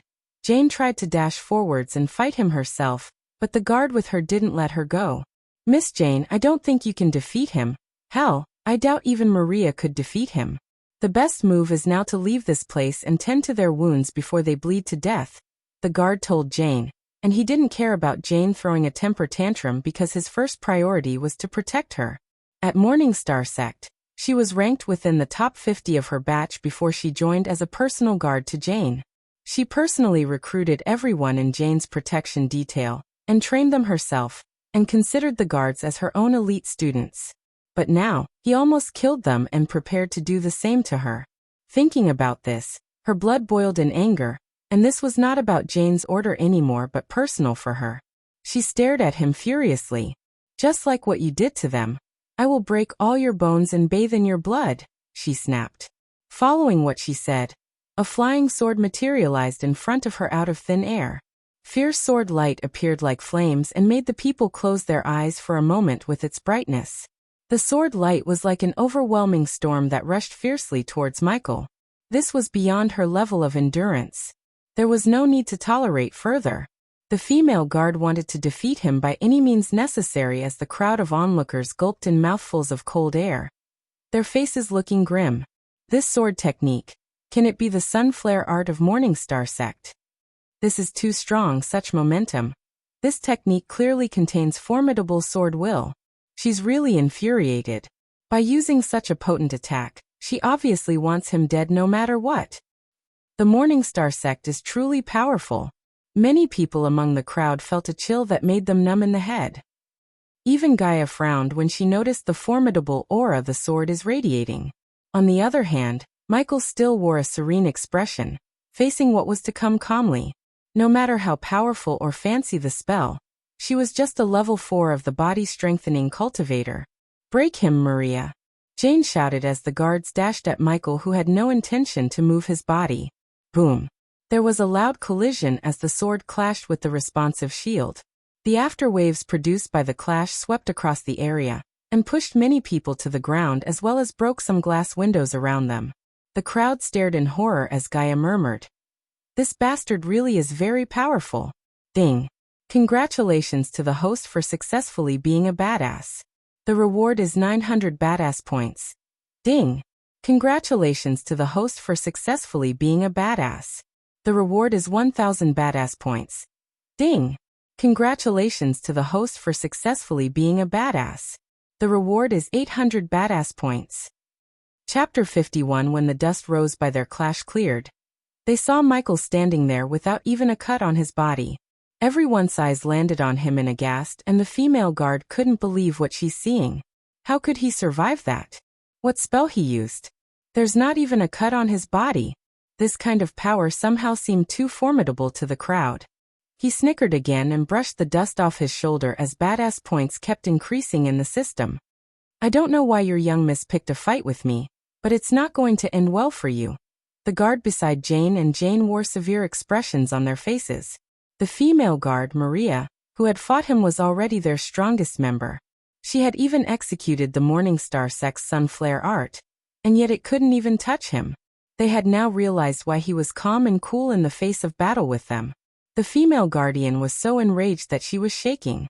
Although her cultivation strength was higher than him, her sword technique had been so easily dismissed by a teenager. This was difficult for her to accept. The more she thought about it, the angrier she became. However, he didn't care about her anger at all as he casually walked towards her. Each step he took forward, she took a step backward subconsciously in fear. Gaia now strolled forward head high and her hands behind her back to join Michael to share bask in his spotlight. What is he planning to do? Is he going to kill her? Yeah, I think so. He's crazy. I hope he breaks that bitch Jane's teeth. Shut up. The crowd looked at Michael with fear and excitement. Bastard. If you touch her. On the other side, Jane screamed and struggled to free herself from the clutch of the guard. She didn't expect him to be so powerful even though she was warned by Selena. But ignoring her shout, Michael clutched Mariah's neck as she gasped for air and wiggled. She had used most of her arch energy in her last attack and now, she didn't have much energy left to fight him. The system's red warning about killing a person already appeared in his mind, just like when the time at Heaven's Gate competition. Since he was not going to kill her, he ignored the warning and smiled at Maria wickedly. A cold chill ran through her spine when she saw his smile, and before she could do anything, he punched her in the face. She felt like a hammer hitting her face and almost blacked out. No, stop. Almost at the same time, a cry was heard from afar, and it was Jane who seemed boiling in anger. However, he did not stop or let Maria go. His eyes were cold and without any hesitation he continued to use her as a punching bag. Each of his punches had enough force to break her bones. And after rapidly landing 20 or 30 punches, Maria completely lost her consciousness and his fists started to ache. Ding. Congratulations to the host for successfully being a badass. The reward is 800 badass points. Ding. Congratulations to the host for successfully being a badass. The reward is 800 badass points. Ding. Congratulations to the host for successfully being a badass. The reward is 800 badass points. A long series of system messages popped up and rang in his mind. In a matter of seconds, his badass points skyrocketed. He checked the total number of H points on the interface screen, and discovered that in the blink of an eye, had accumulated a total of 6,000 badass points. But of course, if you take into account the 22,000 badass points that he still owed the system, then he was in fact still very poor. But this was indeed a good harvest. Bastard. Jane cursed in an angry manner as she finally used arch energy to break free from the guard's clutches. She then rushed towards him and leaped at him with a fireball in her hand. Miss Jane, stop. Wind blast. Michael just sneered and raised his hands to send a wave of wind to blast her midair. Her anger and arrogance overcame her reasoning, and as a price, she was sent flying before even she could attack him with the fireball. Ah. The guard was quick enough to catch her in the air before she hit the ground and suffered some wounds. Lightning dash. And when she realized what just happened, Michael appeared before her. As much as Gaia loved to kill Jane, she knew what would happen if he killed Jane. Therefore, she rushed towards Michael. Aha! The guard immediately placed his hand on his sword, fearing that Michael would hurt Jane. But Michael raised his finger and stopped him. Jane's eyes contained uncontrollable anger than fear as he smiled. The reason I leave you alive is I don't like wars and am not going to start one with your daily because of you. But if you mess with me again, you and all the Bradford will know the power behind me, he said in a rather hushed voice as only Jane and the guard could hear. Let's go, he turned back and said to Gaia. She nodded and gave Jane the middle finger before following him behind. The crowd instantly moved away from his path and stared at him terrified. But many youngsters who had a bitter experience with Jane looked at him with eyes full of respect and worship. He taught the little devil a true lesson today and earned their respect. Many of course thought that he was afraid of killing her because of her status as Baron's daughter. But those can go screw themselves as far as Michael was concerned. Beating the guards alone messed up his plans and might bring him some bitter consequences, let alone killing Jane, which would bring down the wrath of a powerful local ruler. That was why he bluffed about the power behind him to Jane. The reason he said quietly was he didn't want to scare off the potential badass points givers. How could he earn more badass points if everyone became afraid of him thinking that he has a mighty background? He only wanted the Baron to think like that. A genius leader like him wouldn't act quickly without getting all his information checked. And if Michael's guess was right, the Baron would buy his bluff and would not do anything rash, at least for some time. Michael could use that time to grow in strength and forge powerful connections within Bredia. That bitch. Because of her, we couldn't buy what we needed. Human, what do we do now?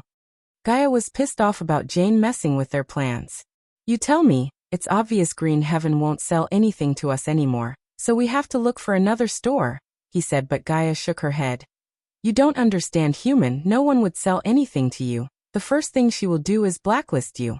So good luck buying anything in Bradford unless you reveal your star level to the Baron himself. She was right, and although he was extremely frustrated at the fact that he couldn't kill Jane, he calmed himself to think of another plan. He already bought the building for 20,000 and wasn't going to let the coins go to waste. However, he couldn't directly reveal his secret as he planned to surprise everyone after he opens the shop. Sunrise Sect has a herbal garden, right? I have to use that. Get in. He raised his sleeve and motioned her to attach herself to him. Yet, she seemed reluctant. You became too powerful, your soul energy will resist. So you can't attach yourself to me like before?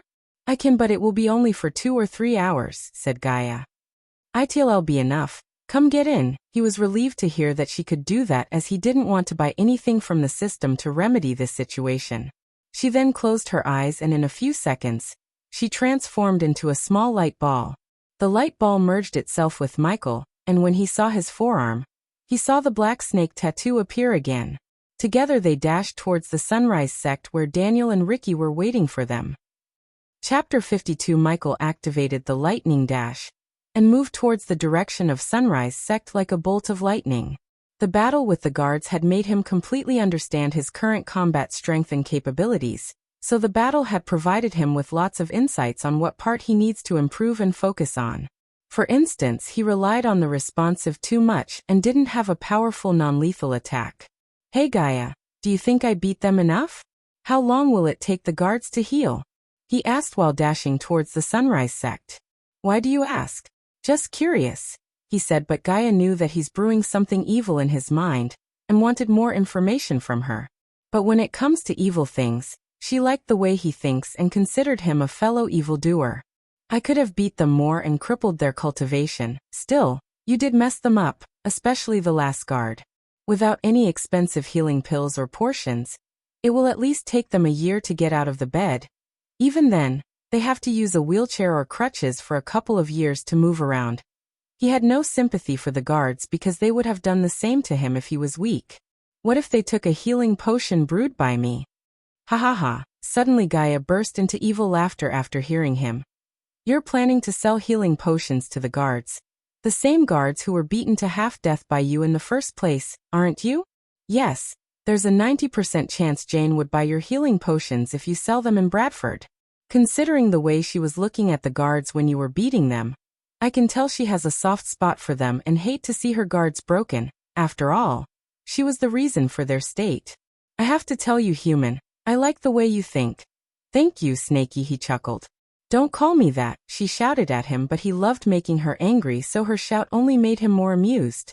So the last thing you said to her, is it true? Although his bluff to Jane before leaving the scene was hushed, Gaia heard it loud and clear. What do you think?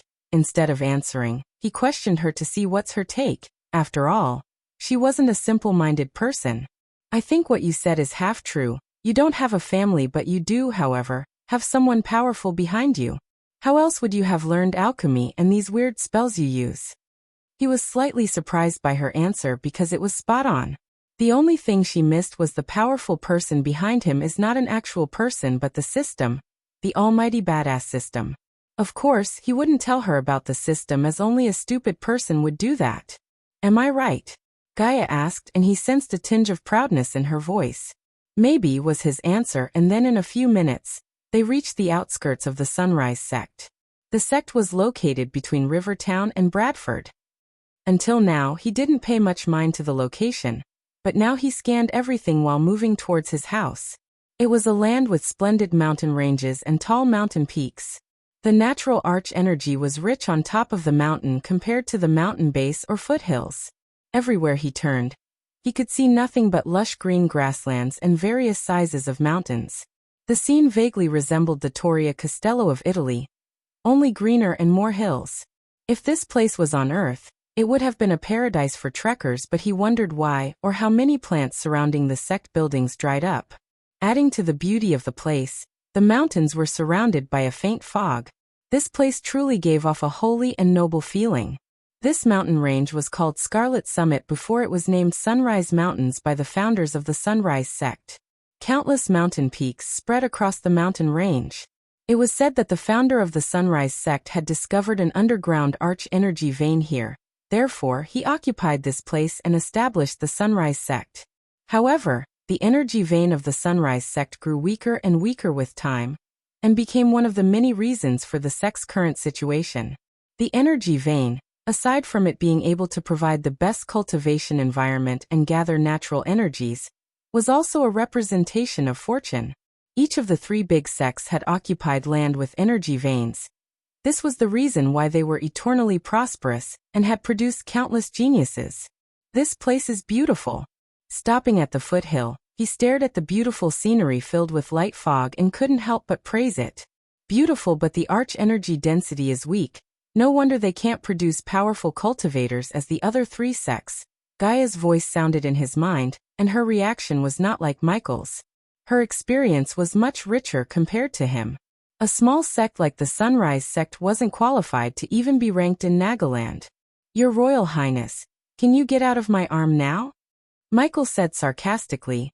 For a moment you sounded nice, she growled and appeared before him in her human form. Both of them started moving to walk up the mountain. Brother Ghost, Master Ghost.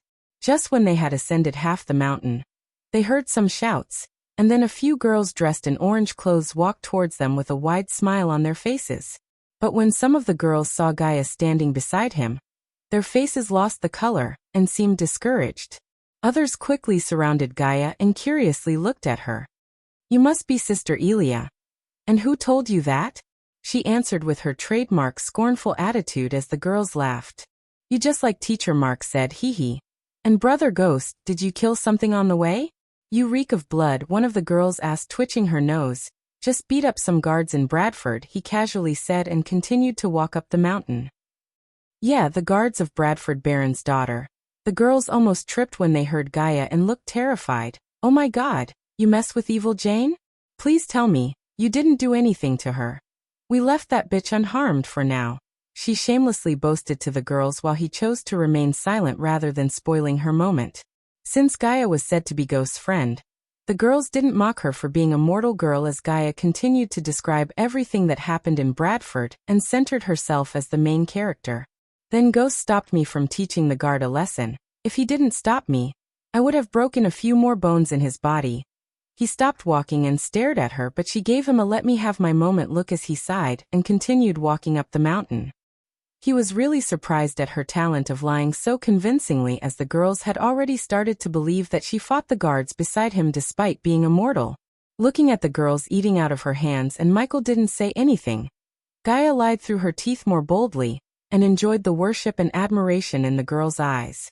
Although the girls were terrified at the fact these two just messed with one of the most influential and dangerous persons in Breedia, the girls couldn't help but admire Ghost's valor, and after Gaia's story, they also admired Gaia's courage. Of course, only Michael knew what Gaia boasted was nothing but hogwash. Chapter 53. Sect Leader Claire. Brother Ghost is back. Jack, who saw Michael at his home from a distance, quickly ran to Claire's mansion and informed her. Elder Reiner and Elder Mark were busy teaching the students as only Claire and Elder Miles left the building to go meet Ghost. Claire was in a good and lightened mood today as Elder Sandra got better after taking the pill concocted by Michael, but she didn't know her mood was going to hit rock bottom soon. While she and Elder Miles were following Jack to Michael's home, Michael was busy scrolling through the cloth section of the system. He loved black outfits, and even though he filtered the section to show only black ones, he was still left with a huge number of choices. Tuxedo. I'll look like a freaking clown in this world if I wore a tuxedo. If he wore a tuxedo in this world, it would be like a teenage girl among a group of old women. He would be in the spotlight. He already had enough of attracting bad people like Jane. System, do you have Black Panther outfit?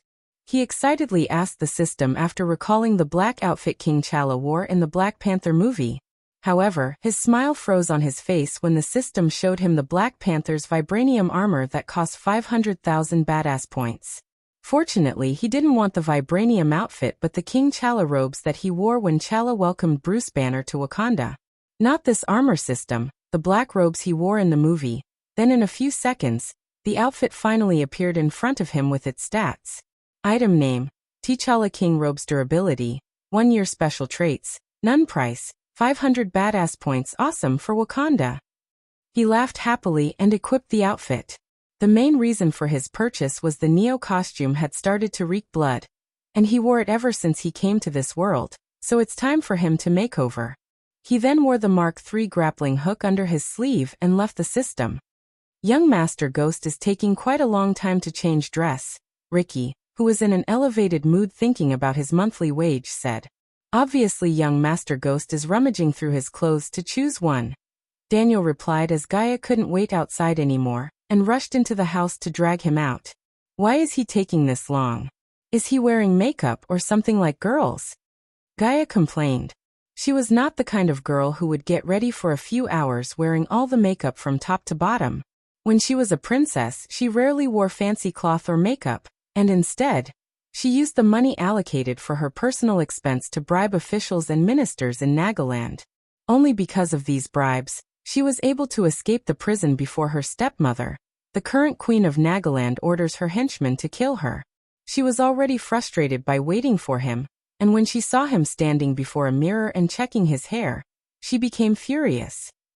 The way he looked at his reflection was like a husband enjoying his wife's beauty for the first time.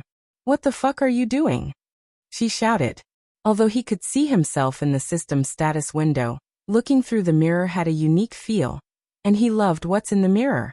Geez, quit shouting and let me correct my hair. On Earth he had short-length hair, but now, he had shoulder-length hair that required some time to tie back.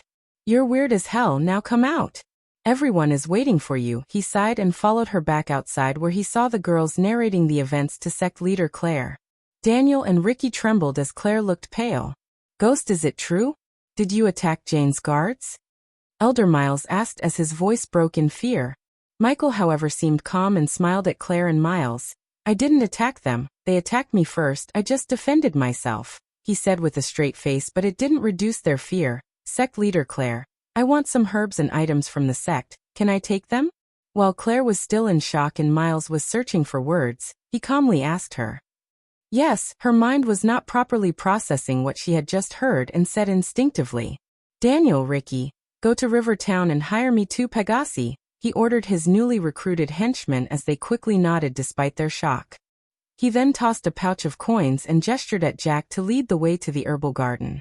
Gaia also ignored Elder Miles and the female disciples as she followed him behind. What's the point of worrying now? Besides, Michael hated to console Claire and Miles, and as far as he was concerned, these people needed to grow a spine. If one wanted to destroy this sect, they would have already done it. Brother Ghost. On their way to the herbal garden, Jack opened his mouth to ask something, but Michael stopped him midway. Jack, no one is going to attack the sect. Just let me deal with Jane. After following Jack for a few minutes, they reached the herbal garden. There were not many herbs, and even calling it a garden was a little too much. He could only see a bunch of pots with herbs and most of the land was occupied by nothing but grass. Luckily his expectation was low and therefore, he didn't expect much from the garden. He went straight into the garden and picked all 20 herbs in the garden, as Jack's mouth opened wide, because it was all they had left. Why are you acting so shocked? These are just common herbs, plop.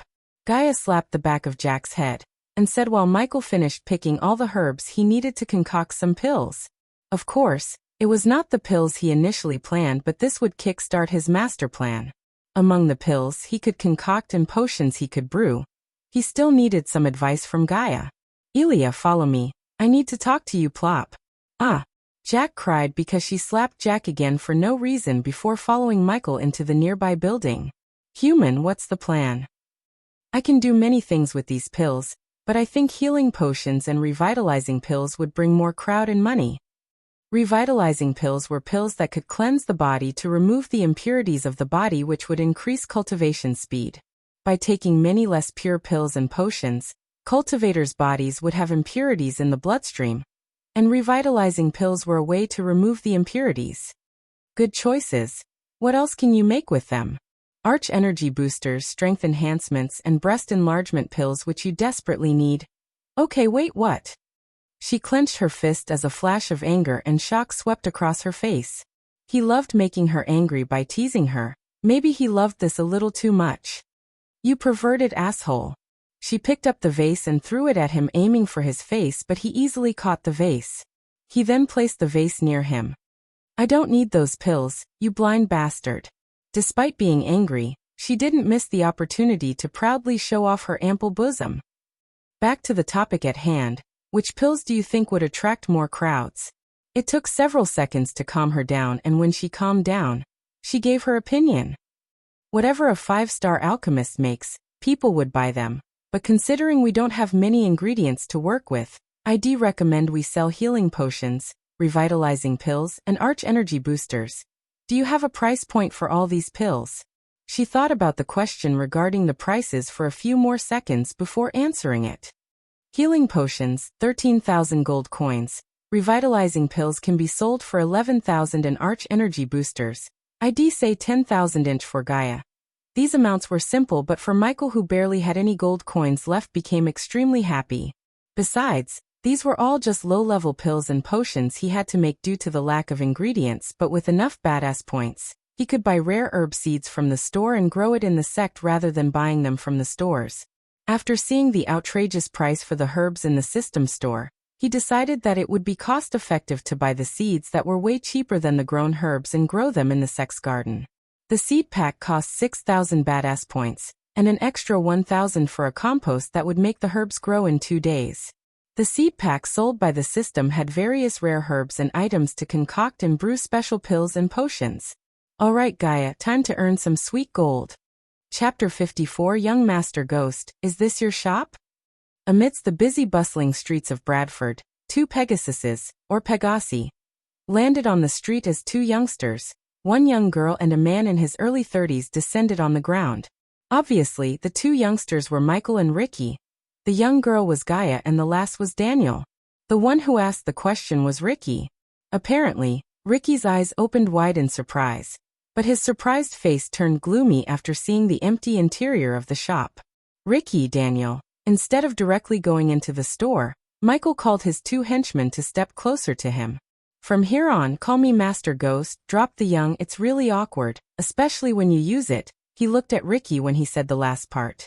Michael would have ordered them to call him sir, but apparently in this world, calling someone master was more respectful than calling him sir. For the young part, he felt awkward when someone called him young master, especially someone who was just a year or 2 older than him like Ricky. Huh. Ricky and Daniel tilted their heads and looked at him confused, but a few moments later, they nodded as they had no plan to go against his orders considering the pay he promised. And I'd like to hear them call me your Royal Highness, Gaia mumbled under her breath. You 2 put the Pegasus on the side and clean this place. Then he bought out some decorative objects from his system store to decorate his store with. These include things like wallpaper, fancy sofa and chairs in a modern style, some decorative ornaments meant for the glass window, and some colorful lights, which had never been seen by anyone in the cultivation world before. You got another one. When he put down the sofa, Gaia couldn't hide her shock, but she quickly landed her butt into the fluffy sofa. Quit playing and come help me with this, you damn snake, he knocked on the head as she stood up, massaging her head where he knocked. Ah. Jerk. Daniel and Ricky missed this little quarrel as the 4 of them began to clean and decorate the store.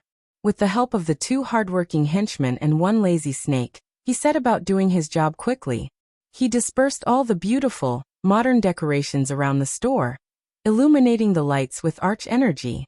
Little by little the people who were roaming on the streets noticed this, and were surprised by what they had seen, but because of the dark curtains covering the windows, they still couldn't see clearly what's going on inside. They worked for almost 2 hours, and though some of the onlookers left, soon, many other people arrived. After all, these objects were all very fancy and included things that they had never laid eyes on before. Even though the decorations were temporary, he did his best to make the shop look the best. Finally, after all the decorations had been done, he bought a giant blank board and placed them on the ground. What do we name our shop? Of course, he needed a badass name for the shop because he didn't plan to be done with one shop, but create an empire of businesses. Elia Alchemy. Elia Alchemy. Like the only kid who had done the homework, Gaia raised her arm and excitedly shouted. And just like the kids who never touched the homework, Ricky and Daniel gawked at each other awkwardly. You wish, Humph. You have no taste, she pouted, but he ignored her and picked his mind for a better name. The Majestic. Ah. What?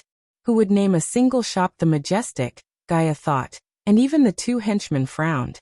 Yes, we name this shop the Majestic. He could imagine hundreds of branches all over this world with the name the Majestic. Just by mere thought, he felt extremely excited.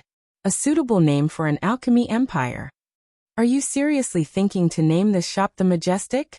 She air quoted the last two words and snickered. Just imagine. He stepped closer as he put his hand around her neck, and surprisingly, she didn't resist. Hundreds of shops, all over the world, the Majestic.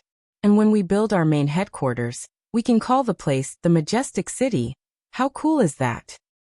When you put it like that. It does sound not so bad, she said as she also put her hand around his neck. Both Daniel and Ricky scratched the back of their head looking at these two. Now who's going to write the name on the board? He asked, looking at Gaia as he expected her to write the name considering his handwriting sucks. Usually, girls would have beautiful handwriting compared to the boys, therefore, he looked at her. Gimme the brush. Looking at his gaze, she rolled her eyes and grabbed the brush to write the name on the board. After a few minutes, she finished writing the name, and it looked gorgeous. It even shocked Michael because her handwriting looked computerized. That's how you do it. Pride in her work and arrogance oozed out of her face. Without giving any snarky comments, Michael gestured at Ricky and Daniel to hang the sign outside. As soon as the people saw the sign in the store, they were greatly surprised. Amongst all the buildings in Bradford City, it was really rare to see such a new, smart, and modern-looking store. This store had a strange name too, the Majestic. Hey, have you heard the news that Ghost beat up Jane's bodyguards in front of her? I have already heard this news. He has way too many balls if you ask me. Yeah, no sure, but I bet he would have realized by now who he had messed with and never returned to Bradford. That's baloney. He just opened up a store. Its name is the Majestic. My God. Really? Can that guy open a store? Who would dare to visit his store? Exactly. It's a pity that his store hasn't opened to the public yet.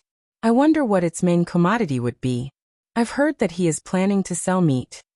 No, I've heard he is going to open a brothel and the girl with him is the merchandise. Michael had no idea about the rumors and the tales spreading across Bradford about his shop. The portions and the pills were not very complicated. As long as ingredients were available, everything could be made easily in a few minutes. As the main pillar of the shop, alchemist, what he could do was concoct the pills and brew the potions while Ricky and Daniel stand guard outside. Gaia, on the other hand, wrote down the effects of each pill and potion on the billboard so that the customers could place orders accordingly. Now everything was ready. Okay, let's set a small goal of earning 300,000 gold on an opening day, he calmly said to the three in front of them.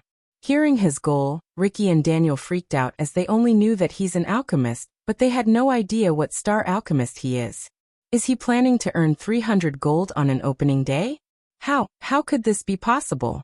Regardless of whether or not the two were believing this, he was quite confident himself, so was Gaia. All right, Elia, put the menu outside, and let's make some money. Money, Gaia shouted with vigorous spirit, and paced towards the outside where a lot of curious onlookers had already gathered. Many people were discussing the commodity of the store, for the renovation style was so novelty that none of them had ever seen anything like in the past. Also, some people were looking forward to witnessing the Baron's wrath for beating his daughter's bodyguards. Finally, he ordered Ricky to remove the curtains and let the people outside bask in the glory of his new shop. Being fully surprised, all onlookers stared at the store with curiosity.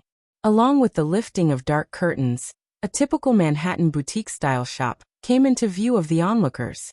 All onlookers were totally shocked and dumbfounded. Awesome. It's really beautiful. Look at that. It really turns me on. Well, look at those spotless windows and the interior. Gee, look, it seems it's an alchemy store. Whoa. A healing pill costs 13,000 gold.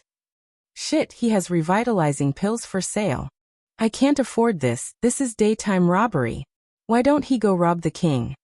As these onlookers started to read the menu on the billboards, They trembled at the sight of the prices.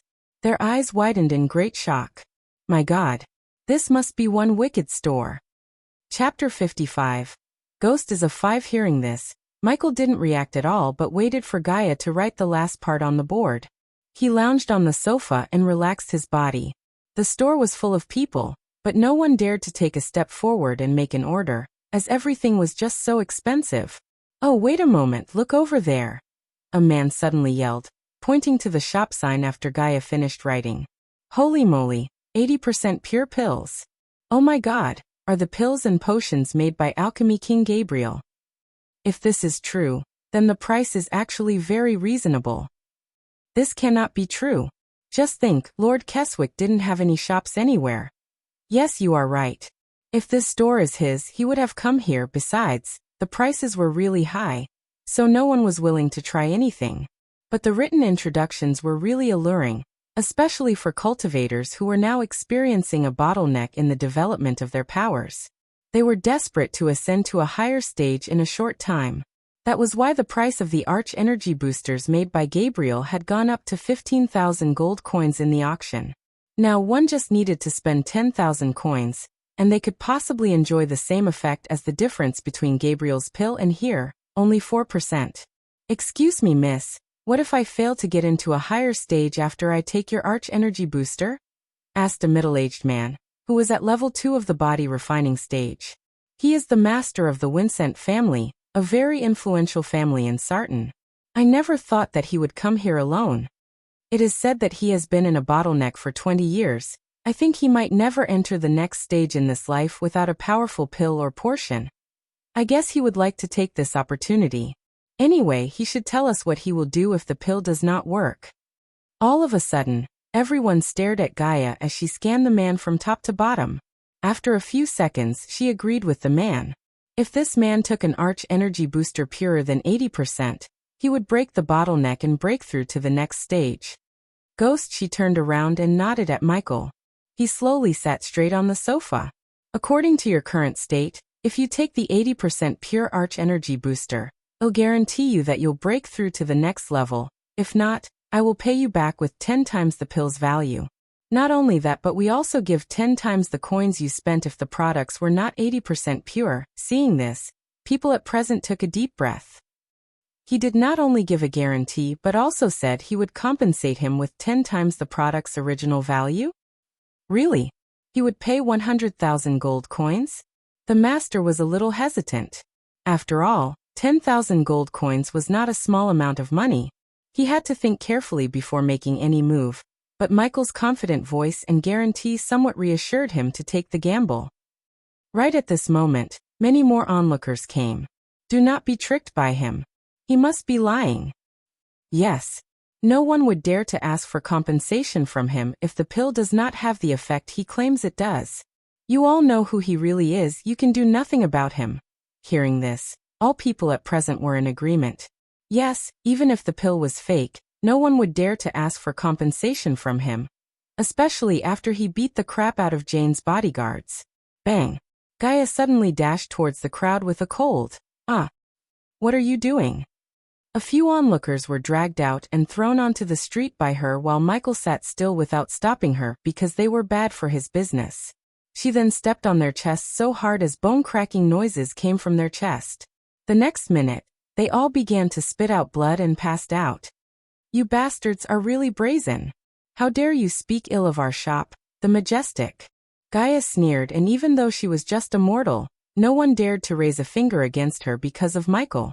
Then she walked slowly back to the store as people backed off and got out of her way. They realized that not only Michael but his beautiful charming girlfriend was also a cruel devil. If you can't afford our products, no problem, but if you dare speak ill of our establishment, I will kick the shit out of you all. Everyone felt furious and stunned, including Ricky and Daniel. Just a moment ago, she seemed so harmless and cute, but in a few seconds, she turned into a scarier version of Jane, or even worse. Even with her mortal status, she's this arrogant, and imagine, if she has the cultivation level of Ghost. Damn. Even his girlfriend is exactly like him, bitch. How dare she treat them like this? But they all noticed Michael standing there calmly, so no one opened their mouth to complain about Gaia's behavior. As far as Michael was concerned, most of these poor bastards can't afford his price and didn't care about their feelings. Like Gaia said, if they have the guts to speak ill of his shop, they better be ready to get their asses kicked. Ghost, since you are running a business, you should not treat customers like this, the master of Vincent family said.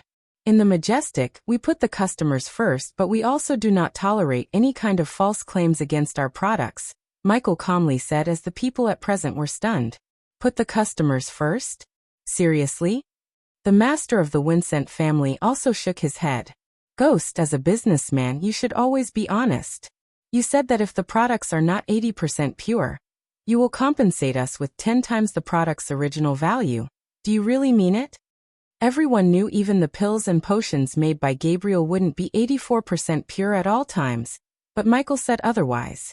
Of course I mean it. Buy or don't, it's your choice. He shrugged. Fine. Here are 10,000 gold coins. Give me the Arch Energy Booster. The master of the Vincent family took out a gray cube and put the cube heavily on the desk beside Michael. Michael, however, did not take the cube, but instead, he nodded at Gaia to process the payment. Gaia quickly came to him and took the pay cube. 10,000 gold coins, she said without any kind expression on her face. The man hated their attitude, but with the gritted teeth, he placed his hand on the cube as a blue holographic image of 10,000 appeared above the pay cube. In a few seconds, a neatly stacked 10,000 gold coins appeared on the table. Ricky and Daniel and every single person who saw the scene sighed and looked at the gold with sparkling eyes. For Ricky and Daniel, this was the first time they had seen a huge amount like this up close. Michael was extremely excited to see the sparkling gold coins, but he controlled his emotions and ordered the system to take the coins into his storage. Wait at the waiting area until I call you, Michael said. Ricky quickly stepped forward and gestured at the man towards the line of office chairs as the man followed Ricky. Meanwhile, everyone waited to see the 80% pure Arch Energy pill and scan the entire room to see where he was keeping the pills. Until now, people couldn't find a single pill in this store, and expected Michael to retrieve the pill from his space ring, which he didn't have. The shop was divided into two halves by a glass wall.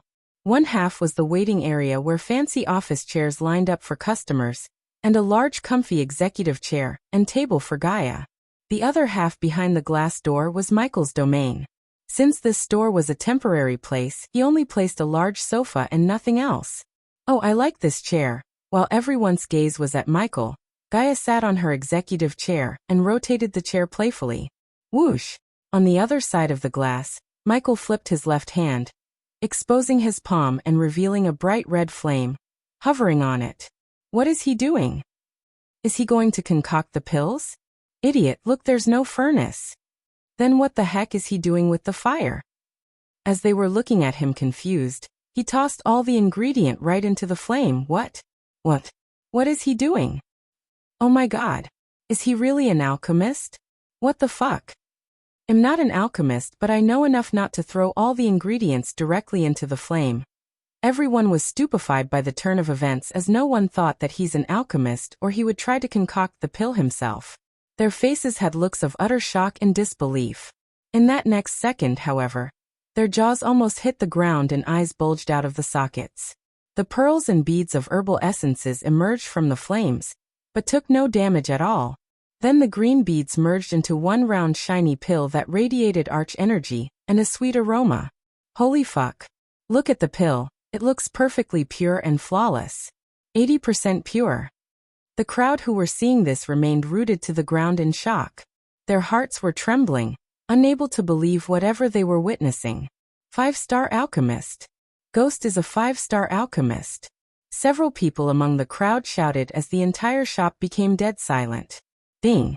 Congratulations to the host for successfully being a badass. The reward is 800 badass points. Ding. Congratulations to the host for successfully being a badass. The reward is 700 badass points. Ding. Congratulations to the host for successfully being a badass. The reward is 600 badass points. Ding. Congratulations to the host for successfully being a badass. The reward is 800 badass points. Finally, the moment Michael waited appeared. The sweet sound of rings of notifications rang inside his head without a stop.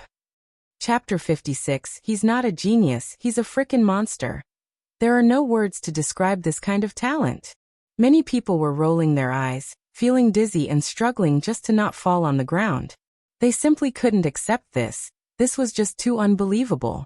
They managed to calm themselves down after a few more minutes. But the way they looked at Michael had changed. And currently they realized one thing. He's in a different league than the other prodigies of his generation. The more they became shocked, the more badass points he earned. Daniel, take this pill to the gentleman over there. Holding the green shiny pill in his hand, Michael called Daniel. It took several seconds for Daniel to respond as he came to Michael. Michael placed the pill in Daniel's shaking hands. Before this, Daniel had never even seen 30% pure alchemy pills or potions this close, let alone an 80% pure pill. Realizing that he was holding a 10,000 gold value pill in his hand, his whole body trembled. Go on, Michael gave a pat on the back to move Daniel faster. After a minute, Daniel carefully handed over the pill to the man. Receiving the pill, he could feel the warmness and the arch energy radiating from the pill. The fantastic smell of the pill wafted into his nose. The onlookers were eager to know whether the pill was a real 80% pure one or not, and all tightly fixed their eyes on him. You will be able to feel the effect after taking the pill. Gaia stopped rolling and rotating the chair, and reminded him slowly at that moment. The master said nothing more. Either he would break through to the next level after taking the pill or receive 10 times the amount he paid. Both outcomes were favorable to him. Puff. He opened his mouth and put the pill into his mouth. The next moment, the man's eyes widened in disbelief. The pill melted in his mouth and released a rich aroma. He could instantly sense his body devouring the arch energy like crazy. The master was shocked. He had been taking many pills and portions for a long time, expecting a breakthrough. Is the pill working? Someone in the crowd shouted at that moment. However, the master had no time to answer the question as his whole body was going through a change. It is so. He was about to open the mouth and all of a sudden, a force of energy gushed out from his meridians and rushed through his body, roaring like a tsunami. What? The master was totally shocked. He didn't have enough time to think more. The next moment, he sat down on the ground with his legs crossed, and started to draw that force in with cultivation arts. Boom. After a few breaths, a formless airwave gushed out from his body. Then he opened his eyes suddenly with brand new momentum. His eyes were even clearer than before and his skin became glossy. Level 3 of the body refining stage. I did it? The master murmured to himself. His mind remained unclear for a while. Did I break the bottleneck which has entangled me for so many years? All of the onlookers were also dumbfounded. All of them had sensed the change in the master. Level 3 of the body refining stage. How could this be possible? My God. He really realized a breakthrough to the next stage. That was really an 80% pure arch energy booster. There was no doubt about that. I can't believe he's a 5-star alchemist. He's not even 30 years old. Everyone was exclaiming with disbelief. There were no right words for them to describe their shock. Whoosh. The master of the Wincent family stood up immediately and bowed at him. Then he said with immense gratitude, "Thank you, young Master Ghost. My whole Wincent family is in your debt." The man even addressed him as young master because he was not only a prodigy but also a 5-star alchemist. Even the king would treat a 5-star alchemist like him with the utmost respect. Standing on the other side of the glass, Michael waved his hand calmly. It's okay. The next time you need any pills or potions, come to the Majestic. Of course, young Master Ghost. Can I order another 10 arch energy boosters, and a couple of revitalizing pills for the members of my family? The master asked excitedly. His breakthrough this time could greatly promote the status of his family, and with these pills, his entire family could increase their power. If the other elders who were also entangled with bottlenecks could also make a breakthrough, a complete transformation would happen in his family, and their status in Sartan would reach a new level. Therefore, spending 100,000 or more gold coins was not a bad thing, but a great investment. Seeing this, the onlookers could hardly stand still. Holy shit. This is for real. Usually normal people, including the rich people, couldn't get a chance to meet a 5-star alchemist, as they were extremely rare in the Elon continent. And even those few would often deal with rare treasures and artifacts rather than gold coins. Therefore, when they realized the golden opportunity in front of them in the shape of Michael, they rushed into the store and gathered in front of Gaia's counter. Then they started to shout loudly, "I will also order 5 arch energy boosters. Me too. I will take 3 healing potions. 6 revitalizing pills for me." Instantly the store was in chaos and Ricky and Daniel struggled to keep the people in the line. At this moment, Gaia stood up with an evil smile and shouted, "Behave yourselves, this is not a market. Form an orderly line, and place your orders one by one. If you don't, we will close the shop and leave." The crowd instantly stopped the chaos they were making and quickly formed a line. They feared that she would really close the shop and leave. They all knew that at the same time tomorrow, the whole street would be crowded with people to buy a pill from him when the news spread. Before that happened, they wanted to buy the pills and potions. Of course, the people who had no gold coins to afford such products could only step aside and let the rich people move forward. At the same time, a fat old man who stood in the line took a deep breath before talking to one of the young guards beside him. "Rio, I'll stay in the line. You go and inform the Baron about this." In the main hall of the Baron's mansion, a middle-aged man was sitting on a large chair. The man, wearing loose silk clothes, was muscular and 6 feet tall. He was the mayor of Bradford, Tobias Totonk. In front of him was a young girl who was shivering and walking back and forth with a red face. "Father, I need him dead now. Send him 50 no. 60 men. I want them to chop him up." She was none other than Jane. "Don't be impatient, Jane. Let's investigate the matter properly before taking any decision." "Fuck the decision. My guards are at death's door because of that bastard. I want justice for my people. Why can't you understand this?" Her eyes slightly welled up when she talked about her guards, but her anger was too great to let the tears roll out. "If you don't, I'll go directly to the capital and bring my big brother. I'm not saying I won't take action against Ghost, but I'm saying we can't act on impulse, especially at a time like this," Tobias patiently explained, but Jane was not in the mood to listen to him. "What's our war with Sartan Baron has anything to do with this? Grow a spine, father." "Jing." Tobias raised his voice, but he soon calmed himself. Sometimes he would think he pampered her too much and spoiled her, but he couldn't get mad at his little princess as he loved her too much. Not only him, everyone in his family loved her dearly. Her mother died when she was little, and because of that everyone raised her, giving her everything she asked, as they didn't want her to feel motherless. Even when she ran amok in Bradford, no one reprimanded her. The only one who kept her in line was Selena, Jane's cousin. Jane loved her cousin like her own sister, and Selena too loved her deeply since she was little. However, no one could have known at this point that Selena will be the reason for what's going to happen to Jane.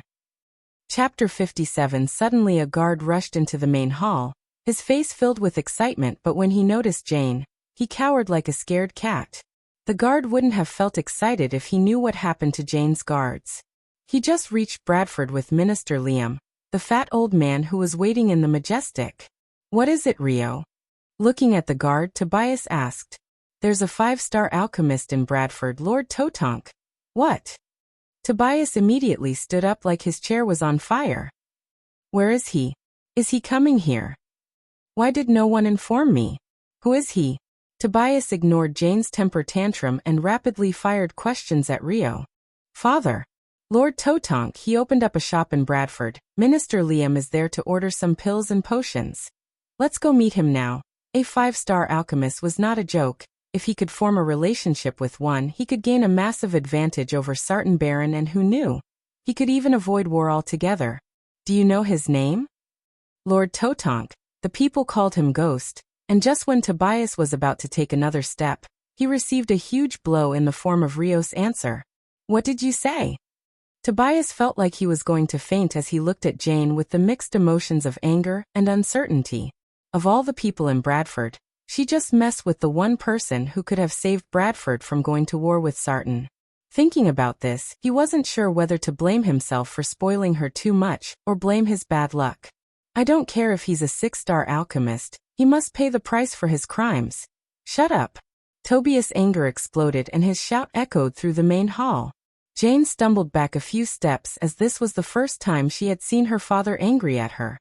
Even when she killed a minister's son, he didn't shout at her like this. Do you not understand the seriousness of your actions?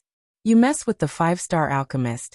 People like him wouldn't be a nobody or some run-of-the-mill rich brat who you can kill and punish as you wish. The guard who escorted Jane back to the mansion informed Tobias about everything that happened at Bradford, and what Michael said to Jane before he left. The reason I leave you alive is I don't like wars and am not going to start one with your family, because of you. But if you mess with me again, you and all the Bradford will know the power behind meth. Words he spoke made more sense to Tobias now than it did before. Gather our men, Rio, we're going to greet this ghost. I hope he's not furious at us. As you wish, Lord Totonk. Father, wait, I'm coming with you. At this moment, Michael finished using the last batch of ingredients and heaved a long sigh. The ingredients might have run out on him, but the crowd was much bigger than when he first started. However, he still had one batch of ingredients to brew healing potion in his system storage as he expected the Baron to visit him soon. A large portion of the crowd came only to see the fiasco rather than buying his expensive products. Michael stood up with a smile and shouted, "My dear customers, we're going to close the shop now." Hearing that, everyone in the store was totally surprised. What the hell? Are they going to close the store now? No, young Master Ghost. Let me buy some Arch Energy boosters first. Yeah, I'm waiting here for so long. Please, don't do this. Did we do something wrong, young Master Ghost? Many people shouted as some even begged him not to close the shop. They were cultivators who had been stuck in their current stage for many years, and most of them had lost hope in making breakthroughs. People who had severe injuries hoped to treat their wounds with healing potions. Those who polluted their body with various pills and potions hoped to revitalize their bodies by using the revitalization pills. And finally, people like the Lord of Wincent family had a chance to break through by taking the Arch Energy boosters. All of them now had found hope. Their long-lasting problem could be solved by Michael. He was their savior. People, we're not permanently closing the store, but I've run out of ingredients and it'll take a day to get the special items I use. So there's nothing I can do. The crowd looked disappointed, but they couldn't argue with him as he made a valid point. If you want to buy our products tomorrow, it'll be at my new shop in the Sunrise sect. We open at 7 in the morning and close at 1 o'clock. Now leave the store in an orderly manner.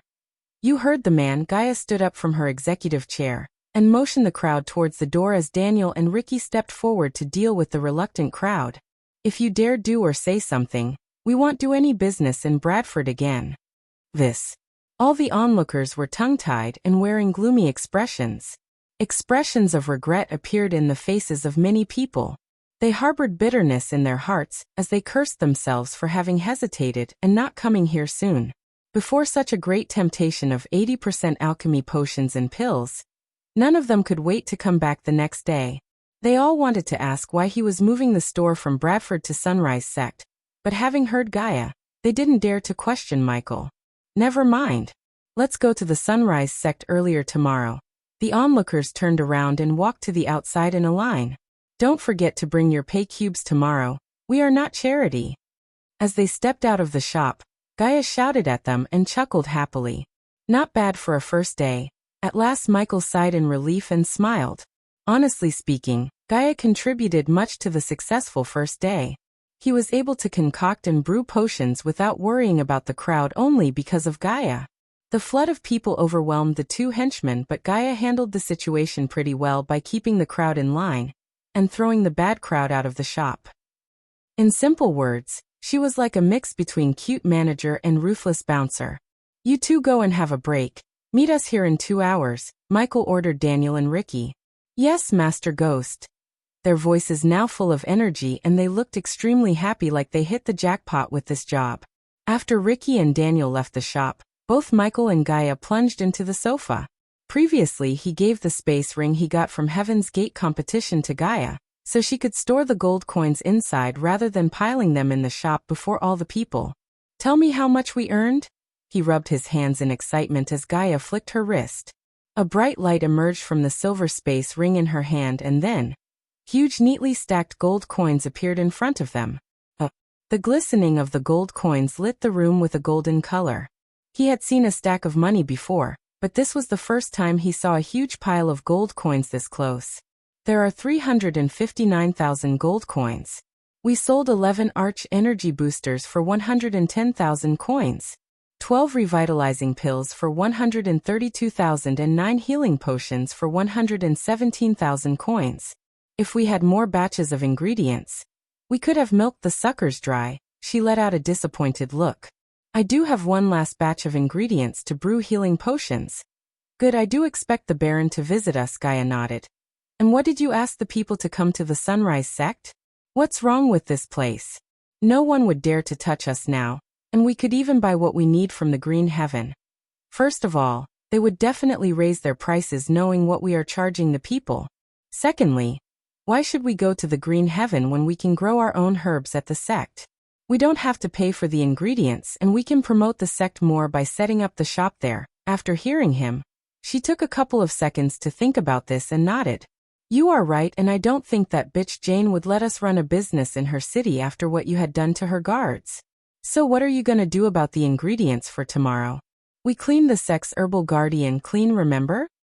Don't worry about it, I got it covered. And when she was about to ask how, they heard galloping sounds and heavy footsteps.